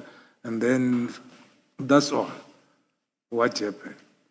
So that's the reason I'm saying I'm not sure if I ever mentioned something like that, because there were a lot of things said here, and some of them they are commissioners. They were not they were not right. They were dangerous. When General Khumalo testified, they indicated General Mkhwanazi. They indicated their investigation has identified the five cartels, the big five cartels. But when it was testified here, it was testified it's me who actually informed them or gave them the names of the big five cartels. I asked myself, and they continue talking about it here and everywhere. So I asked myself, the same people who have got protection 24 hours against the same cartel, they don't even bother if they say they got the names from Shibiri, nothing will happen to me. So I became worried. I said, even the commission entertained that thing, not seeing there is a danger there. Because if I told them as what? As giving them information to work on or what? Other than the theories they are coming with about me. So I even tried to request for threat risk assessment, and I didn't even get any response. So it is quite disturbing also, meaning, let's say I remember, am I expected to say I said those things in this kind of circumstances? So I'm just saying to the commission that some of the things were not dealt with accordingly, that it would, maybe our lives, or my life to say, is not precious than the other's life. Unless I'm part of the cartel, I won't be hurt. But what it was said, it was like maybe just pushed in the den of lions to be killed by the lions. General, if I can understand what you're saying is that, are you saying that the evidence of General Khumalo about somebody identifying that there is a big five, that you are that person, that is what was testified? Yeah, he indicated so. To say the evidence, information we got from General Shibiri we found to be true. I'm not CI, he's CI. He must go and investigate and verify information. If I give information, he must go and verify, not go and take my name out there. I gave them the information from the start for them to investigate. Who must investigate information? I gave them unverified information, commissioners, from a source which was very valuable for them to start and investigate and do proper things. Now you are confirming the very thing you say you don't want to be repeated in this commission. No. The first one, I didn't deny, I testified here that I got information and mentioned two names and whatsoever who were said to be there. And again, I'm indicating it was information which needed to be verified. That is why I said I even called these members there to come and verify because if these members are working in Gauteng, they are working in Gauteng at the PIU, at the Organised Crime, they might be knowing them that yes, they were there at the court. And then we carry forward with our investigation. Because I cannot get investigation and start reining people in without evidence, without following up. That is why, Commissioner Baloyi, I talked about inquiry to be opened, to investigate, to build the case. If we have a case, we open a case docket. So that is the process. But what happened really, I don't know. I don't know. But as I'm saying, my answer to this is, I can't remember saying something like that. And I'm saying what I know in terms of relation to Malema and the general to say what happened. Beyond that, I won't answer those questions. Thank you, General. Let us adjourn and come back at 4:15? Let's adjourn.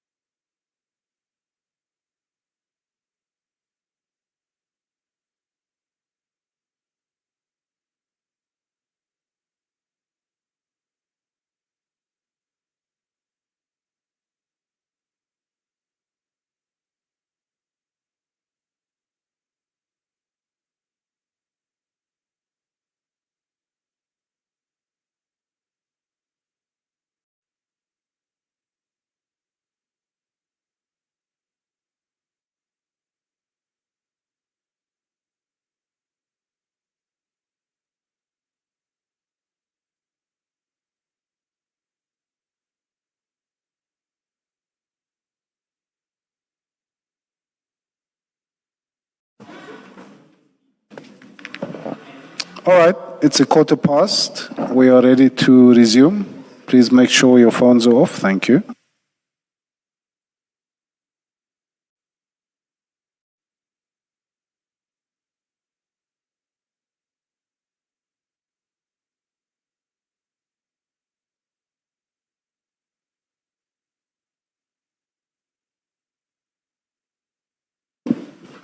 Yes, yes, Ms. Thank you, Chair. Gazinobe.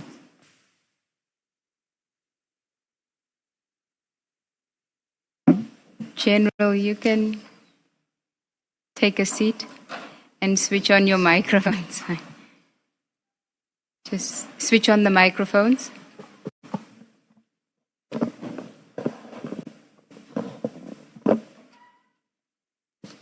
Thank you, Chair. General, can I ask you to go to the file 3 that I had referred you to earlier?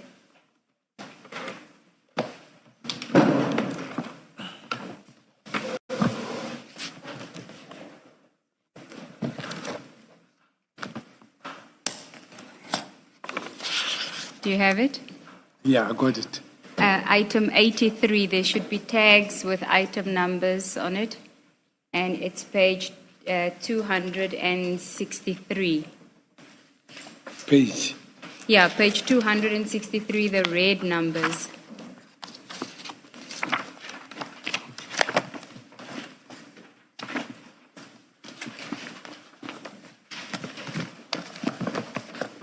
Do you have it? That's correct. Okay. It is the witness statement of witness A, and it starts on page 235. But at page 263 is his account of the call with you on the 16th of December 2024, which according to you would have been the second call.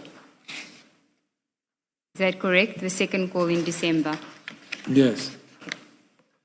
Now, I think in order for us to just get clarity on what you say you deny about that call, is for us to go through witness A's version of the call, and you can tell us what you deny, or what you do not recall, or what may have happened, but you don't recall. Okay?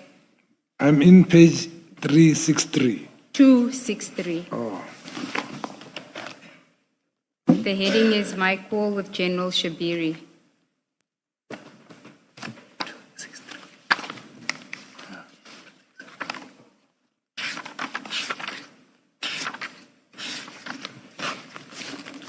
Yes, I'm there. Okay. At paragraph 93, witness A says, on 19 December 2024, 10 days after Molefe's arrest, just shortly after 6 o'clock. Sorry, 16. 16 December. Yes, 2024. Just shortly after 6 o'clock, I received a WhatsApp call from General Shibiri.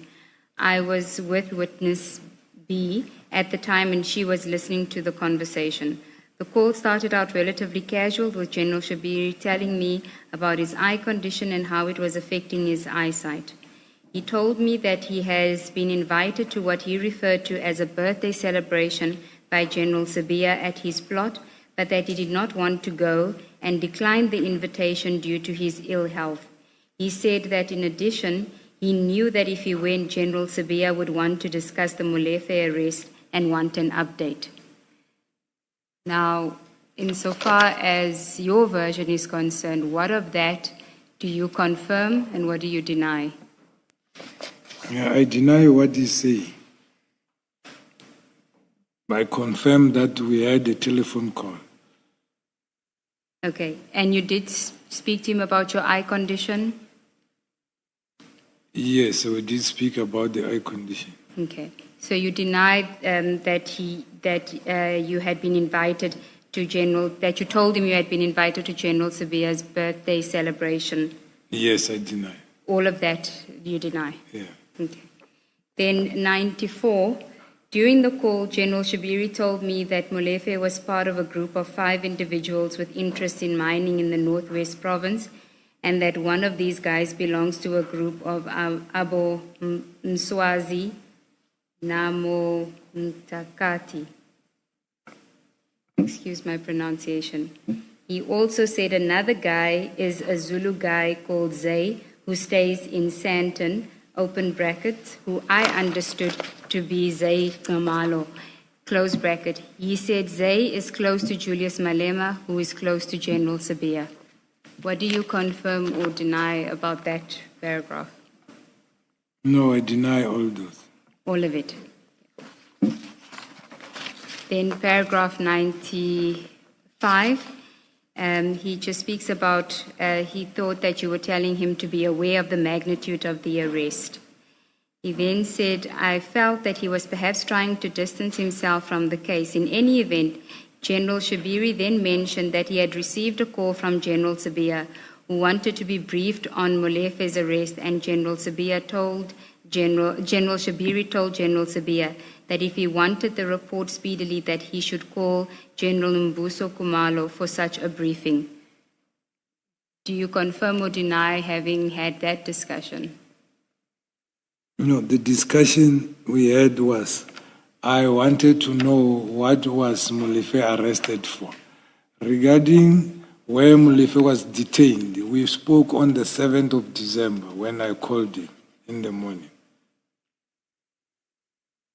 Okay, so there was no mention of General Mbuso Kumalo and that General Sabia should ask him for a briefing? No. Me, not General Sabia. Me, that if he said this dogged, the general said, anyone who want to ask about the case, he must phone the General Mbuso Kumalo, to inquire about whatever I was inquiring. I said, okay, it's fine. If I need something more, I will call him. And then we ended our discussion.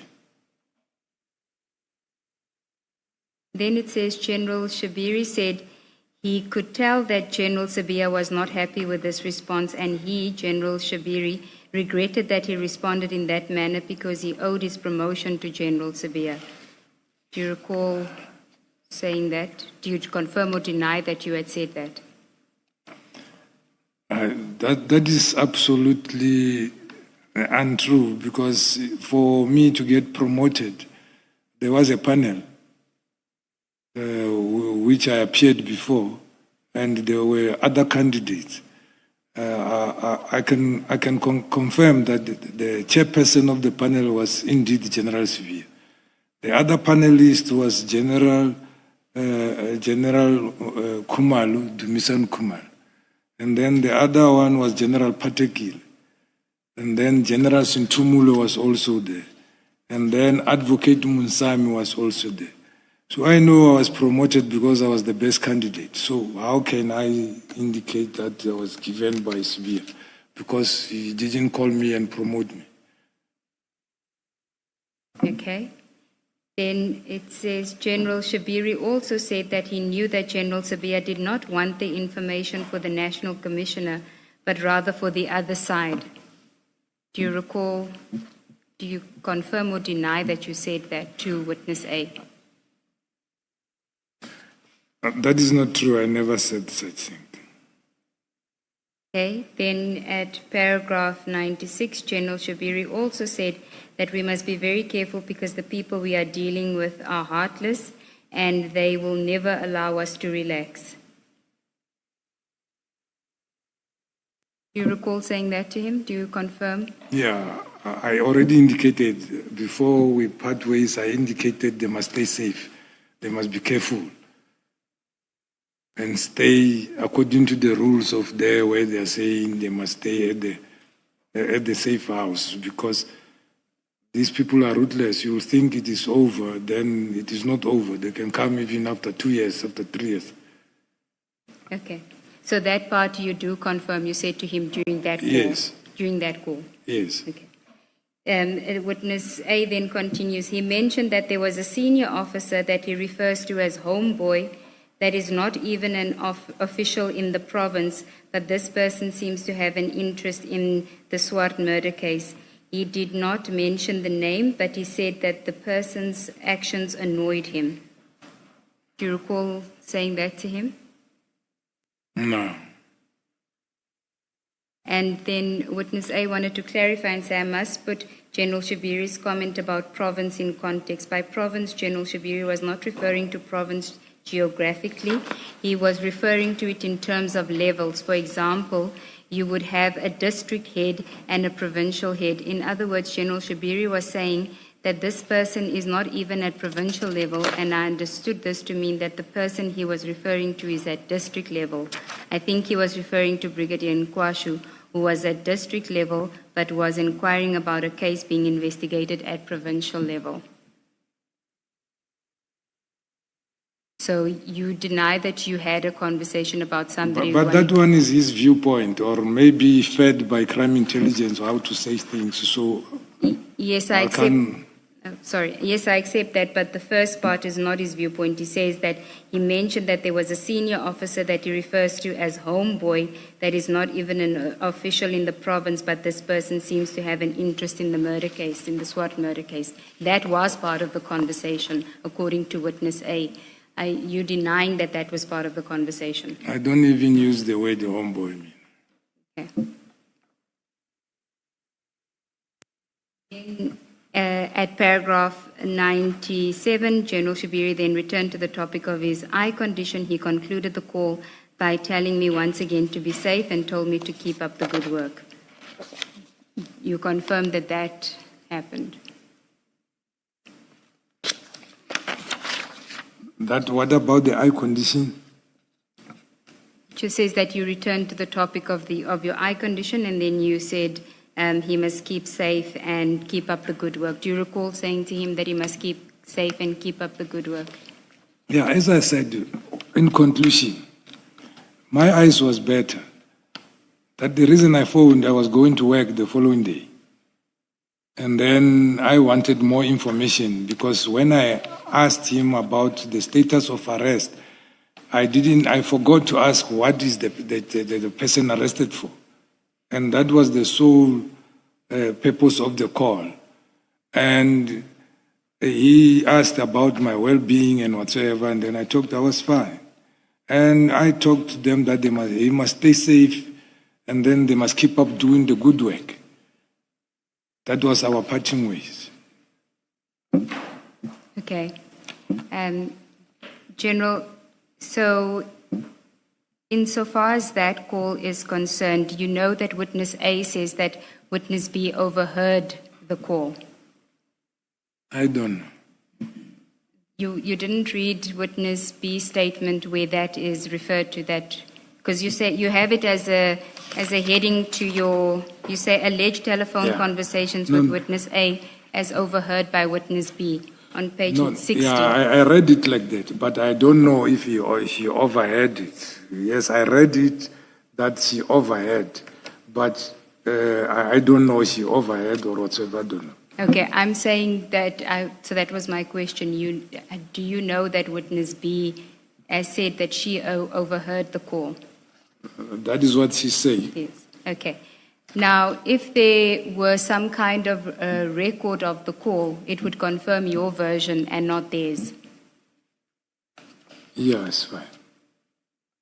Sorry, I don't understand your answer. You say that's fine? You are saying if there is a recording which will confirm.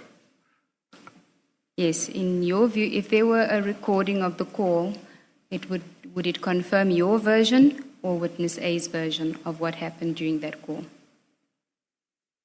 I think it will confirm the version of what was said on the day and what I said and what they said. Okay. Can we then continue with your statement? Can I just check, General, with your denial of what witness A says, does that include a denial that in the call you mentioned the name of General Sibia in whatever context? Are you denying that the name ever came up?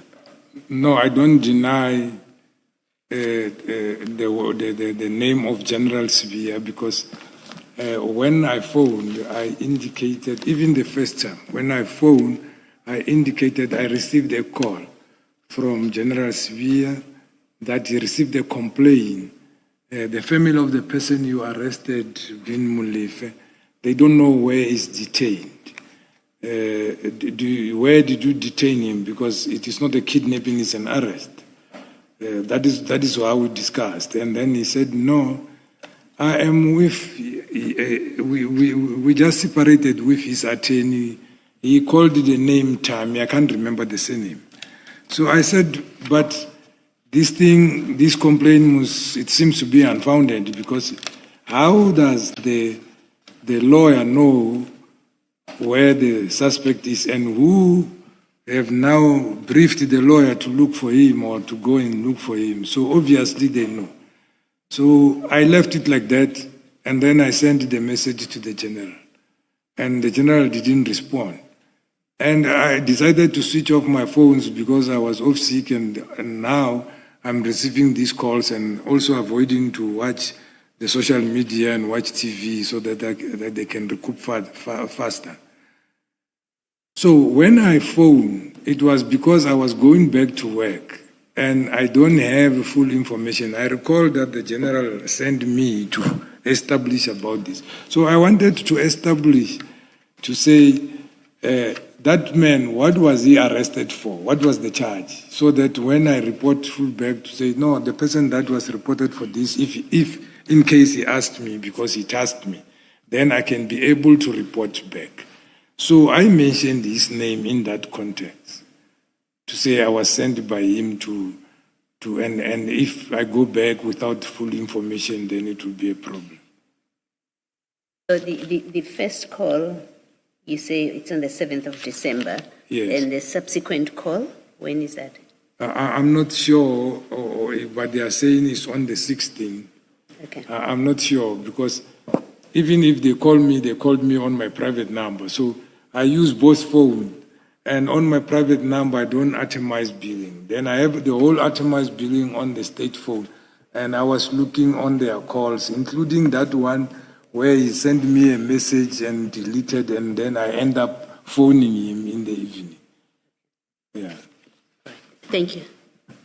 Are you not able to answer that question with reference to the date when you had to go back to work? Because you said you remember that this call was the day before you went back to work. Yeah. So when was the day when you went back to work? Yeah, I went back to work on the 18th. On the 18th? Yeah. So the call would have happened either on the 16th or the 17th? Yes. Yes. I just wanted to ask a follow-up question. You said Witness A would not give you an answer to your question because they said this is a sensitive issue. You should speak to General Mbuso Khumalo about it. Yes. Did you speak to General Mbuso Khumalo? No, I didn't speak to him. Okay. I said if need arises, when I go back, I will phone you. I think we'll come back to that maybe when we question you, but leave it there for now. Okay, so then if we can return to your statement at page 62, paragraph 200, where you say what you do recall about the call with Witness A. Page 61. 62. Paragraph 200.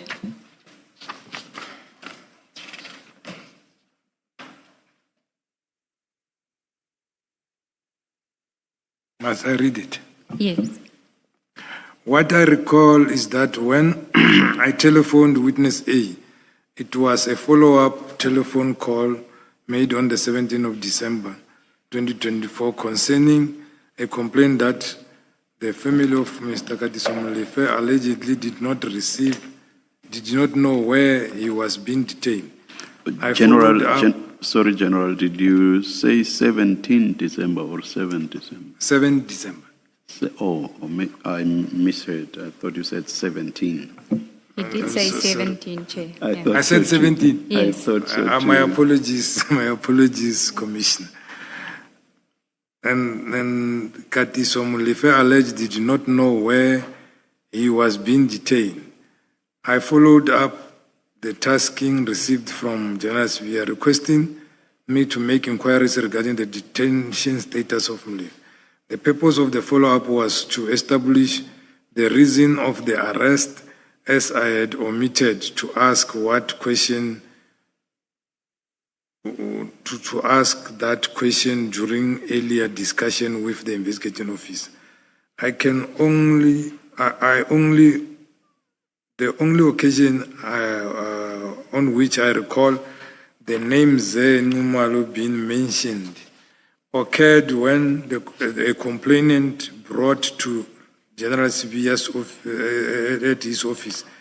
I happened to be present.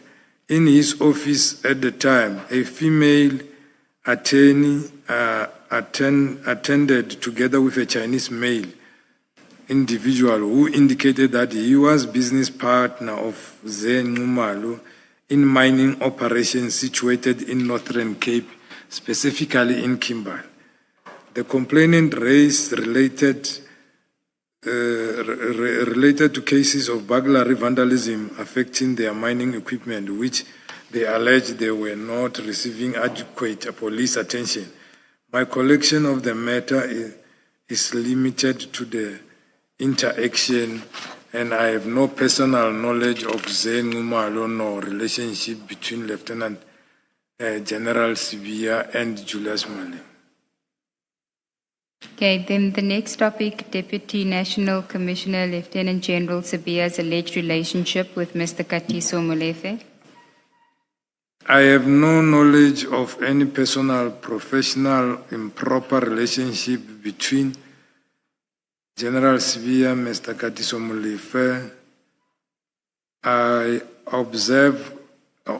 Nor did I observe any conduct suggesting existence of such relationship. I did not know who Katiso Molefe was prior to his arrest.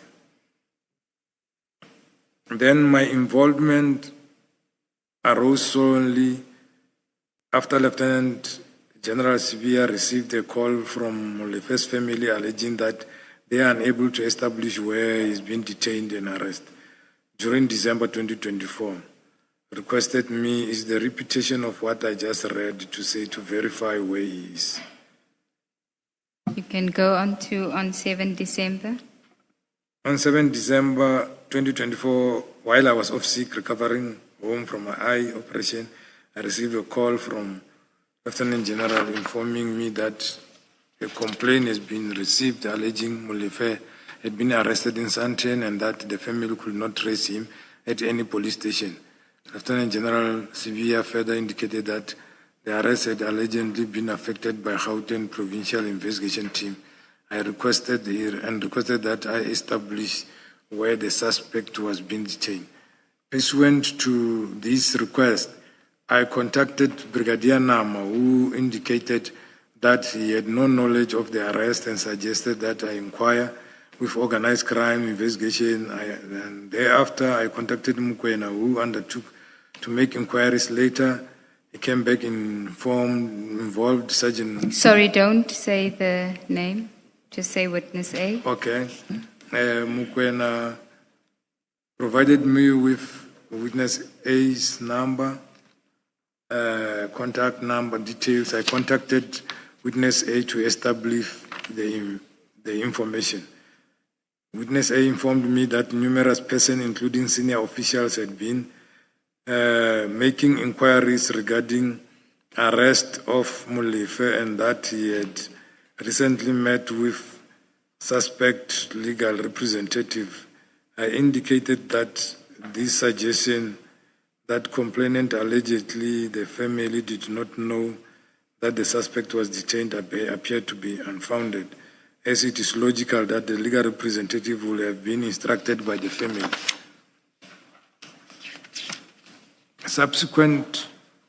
I subsequently contacted Sergeant Sito. Witness A. Witness A. Again, let me wrap them all before I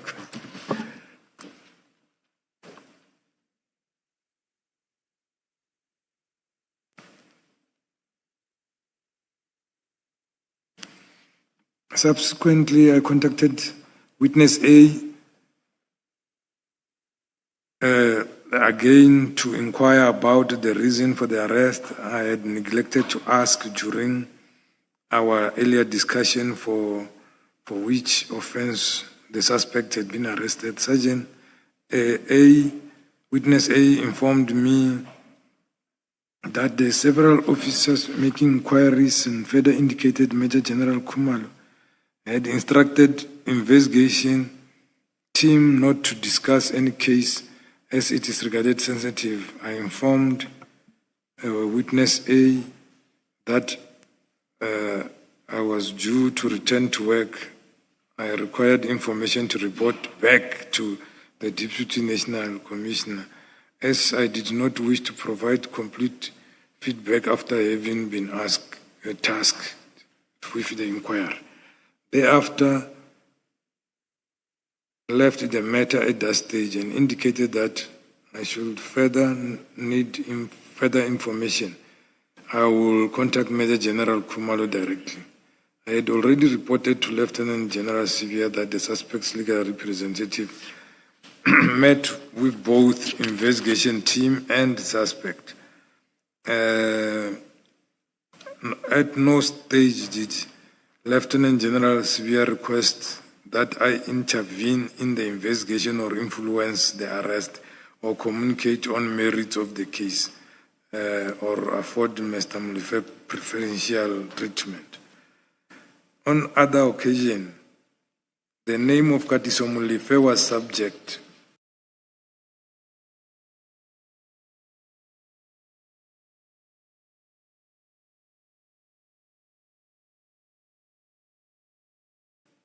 of discussion was. It was on the 23rd of July. Message from a person who identified herself as Miss Tumidi Simon, who indicated that she was residing in Chicago, United States of America. Miss Simon informed me that she had seen a media reports concerning the arrest of Mr. Katiso Molefe, and that she recognized him as the individual responsible for killing her brother, whom she identified as Kagiso. She forwarded photograph of Mr. Molefe to me via WhatsApp and advised that there existed a murder case registered at Mondio Police Station with under case 501 of 3/2019. Relating to the murder of her brother, Ms. Simon further alleged that the same individual had also responsible for killing her parents, stated that the house at which Mr. Molefe had allegedly been arrested belonged to a late brother. Upon receiving this information, I immediately contacted Major General Khumalo and relayed the contents of the information provided to me so that the relevant investigative team could allow up on the allegations. Follow up.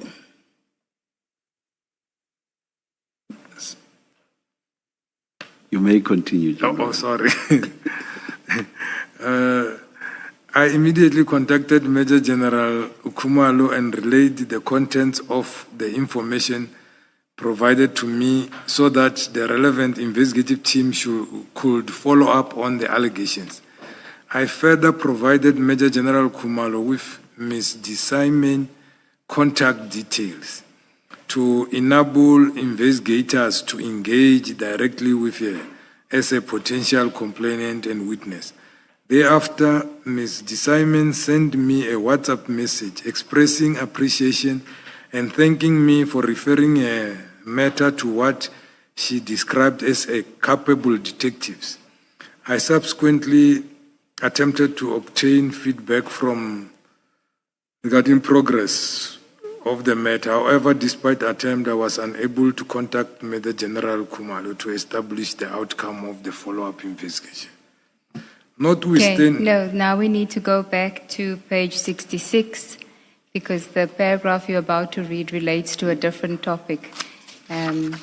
So if you go back to 66, the heading is why I allegedly informed Mr. Matlala that Warrant Officer Michael Pule was granted bail in August 2024.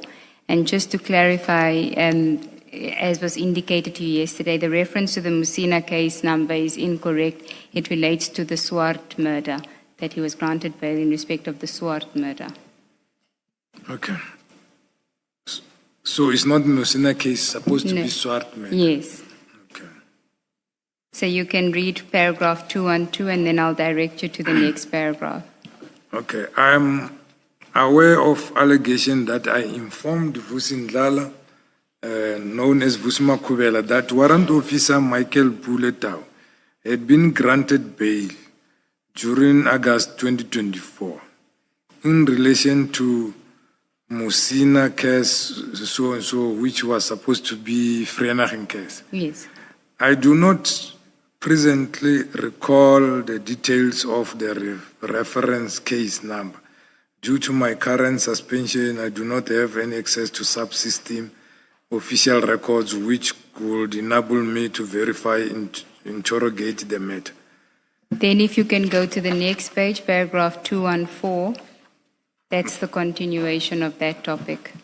Notwithstanding the above mentioned limitation, I categorically deny that I informed Vusindlala, alternatively Vus Abednego Makubela, that warrant officer Tau had been granted bail, and that I conveyed any information whatsoever to him concerning bail proceedings in that matter.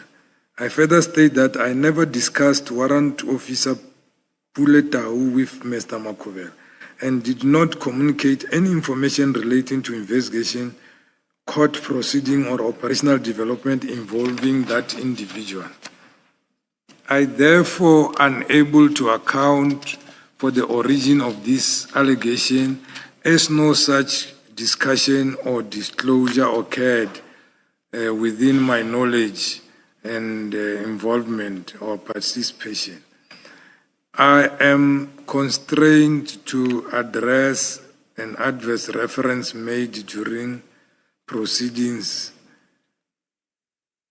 So this is another one, not under that topic. It seems to still be the same because it relates to Puletau. Okay, for Puletau. It is an allegation that was apparently made in ad hoc, the ad hoc committee that you want to address. Okay.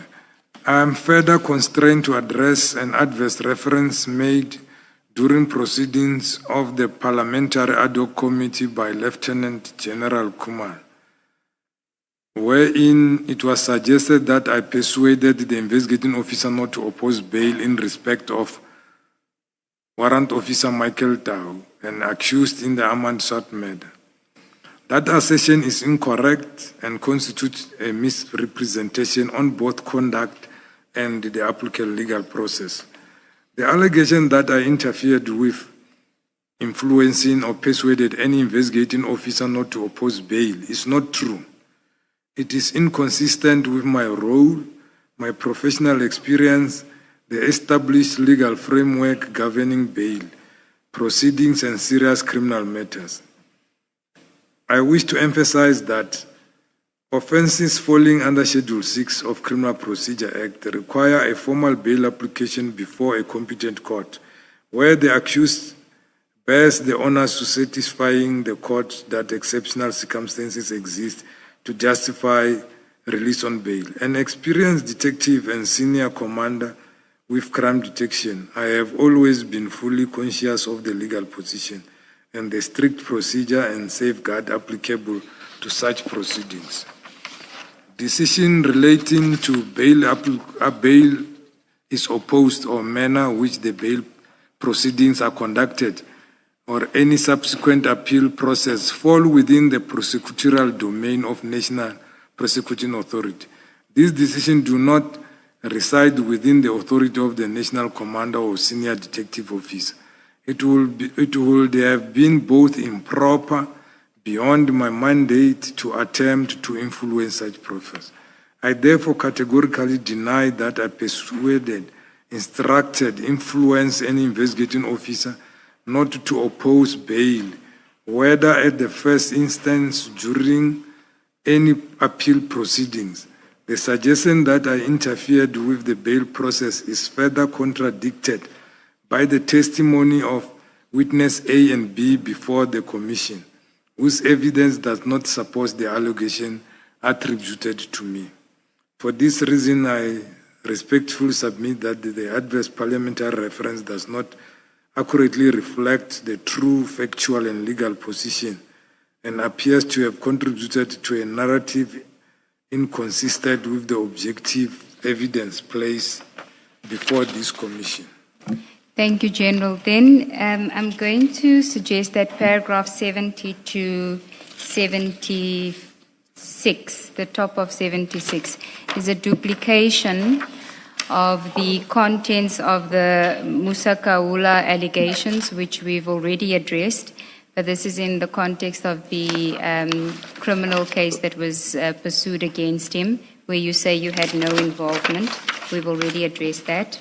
And then on page 71, the investigation of the murder of Aman Swart, the allegations there, or what you set out there, is a repeat of what you had dealt with under the topics of the investigation, the discussions you had with the officers, the meeting of the 16th of May, and any telephone calls. So I'm going to suggest that 71, 72, 73, 74 and 75 up until paragraph 248 on 76 are repeats, and perhaps if your counsel could confirm that we don't need to deal with them because they are repeats.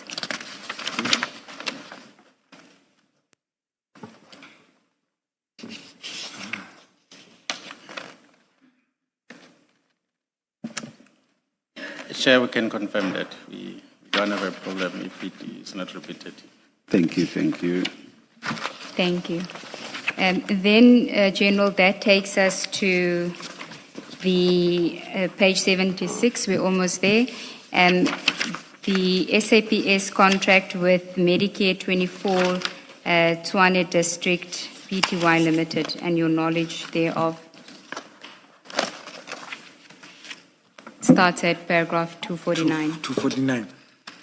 I have noted the question raised concern of SAPS contract with Medicare 24 Tshwane District Pty Ltd. I wish to state to the outset that I was not involved in the initiation, procurement, adjudication, approval, negotiation, or administration of any contract concluded between South African Police Service and Medicare 24 Tshwane District Pty Ltd.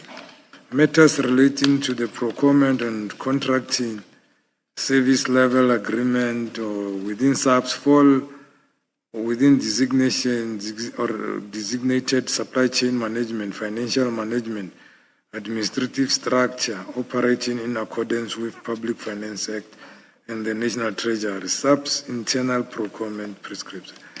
I became aware of the contract of SAPS and Medi 24 during September 2024 when Matlala asked me telephonically where I was traveling to, because I became amazed and inquired, how does you know I'm traveling? And Mr. Matlala indicated that he is having contract with SAPS for doing medicals. However, I did not know the name of Mr. Matlala's company until November when I received the screenshots of payments from SAPS. In November 2024, this related to the 70,000. What are you referring to? The payments in November 2024. What payments in November 2024? No, the payments on the screenshots. On the screenshots which Nkosi sent it to me. Okay. Yeah, that is what made me to see that is Tshwane Medicare. What to remember the one which shows the invoice I paid. Yes. on the exhibit. Yes, I think you just needed to clarify because it's vague what you mean by November 2024 payments. Yeah. Okay. Then the next topic is payments made by me or my family members to Mr. Vusikat Matlala and any payments made to me by or my family by Mr. Matlala. We've dealt with this when you dealt with the reasons why the loan was advanced and repaid, correct? Yes. Can we just confirm that we don't need to go over paragraph 251 to 253, that they are repeats? That is confirmed, Chair. Thank you. Thank you, Mr. Mkhize. Thank you. And then that takes us to page 78, which is a topic concern regarding possible inducements to obtain adverse information. Based on the information conveyed to me by Sergeant Daniel Mtaung, as well as other developments described in this statement, it appears that members of the South African Police Service may have been approached and potentially induced with promises of career advancement or promotion in exchange for providing adverse information concerning myself and other members. Sorry, General, can you just tell us who is Sergeant Daniel Mutaung? Sergeant Daniel Mtaung was working with me at Organised Crime, but on duty detachment. From October 1st to December 31st, due to ill health, I was not driving myself to work.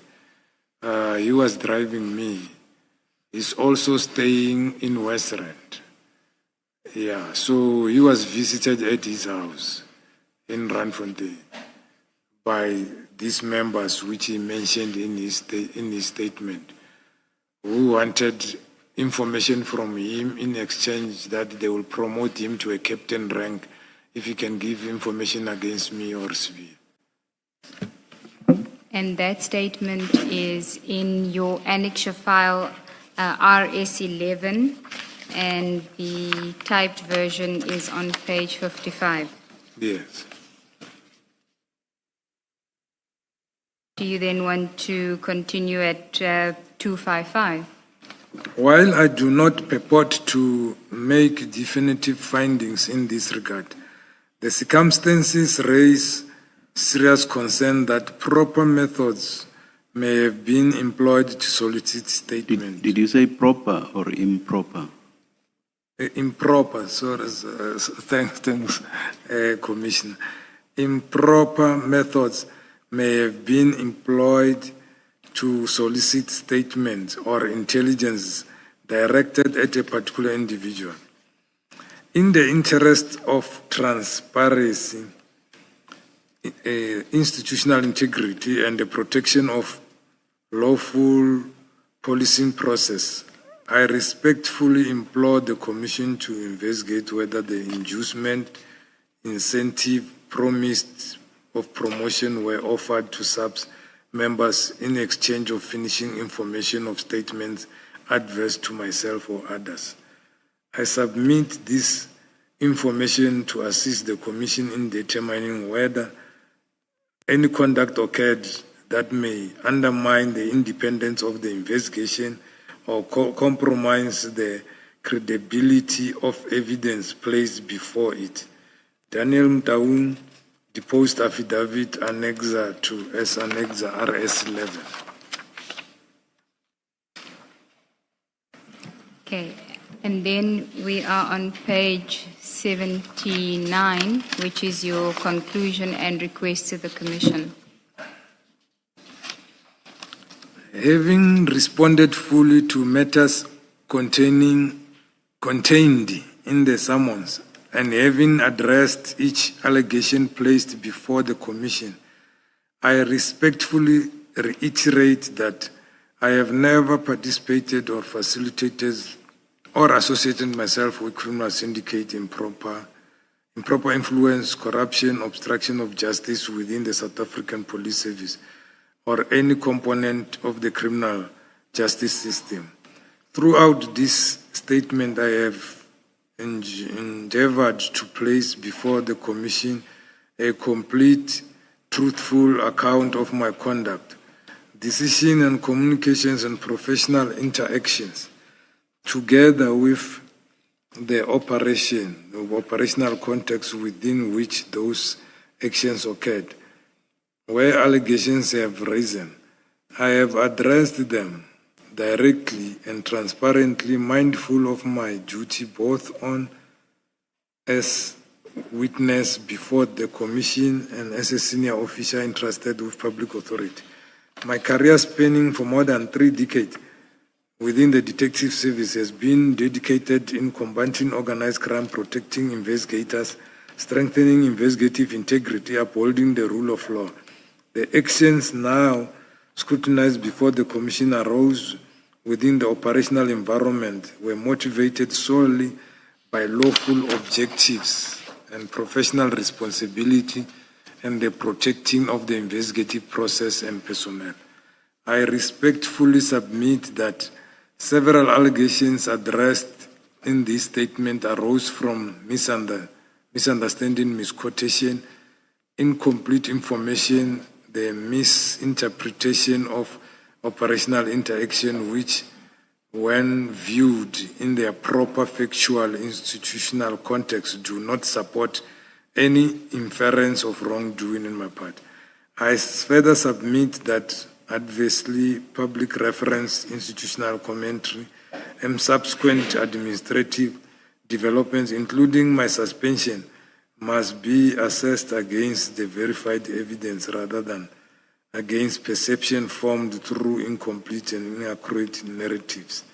I wish to place on record my full respect of the authority, independence, and the purpose of the Commission. I regard these proceedings as important constitutional mechanism intended to establish the truth, restore the public confidence, strengthen the integrity of South Africa criminal justice system. I have cooperated fully with the Commission, having taken all reasonable steps to provide information within my knowledge and remain available to clarify aspects of which statements to provide further evidence in the Commission. I therefore respectfully request that the Commission consider my evidence holistically, having regard to the operational realities of organized crime, the defined separation between investigative, prosecutorial, and judicial function, the absence of any proven improper conduct of my part, my long-standing service record, professional conduct in the South African Police Service. I accordingly request the Commission to make findings based on totality of evidence presented and that my conduct be assessed within its proper legal, factual, and institutional context. I depose this statement consciously believing the contents to be true and correct in compliance with the summons to me. I thank you. Thank you, General. Thank you, General. The hearing or continuation of the hearing of your testimony will be at 9:30 on Friday. The Commission will not sit tomorrow. Commissioner Baloyi has a Judicial Service Commission meeting which she simply cannot get out of tomorrow. Let us adjourn and resume at 9:30 on Friday. Thank you, Chair.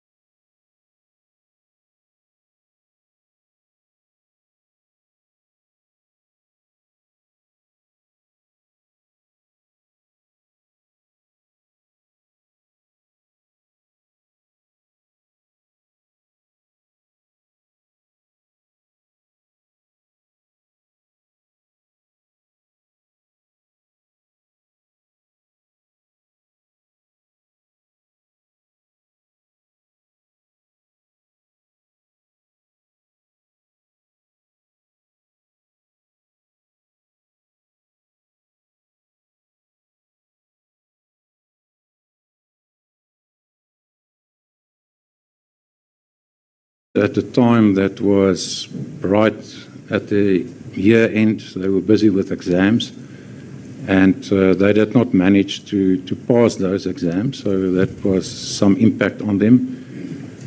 The university allowed them to take the extended exam in the next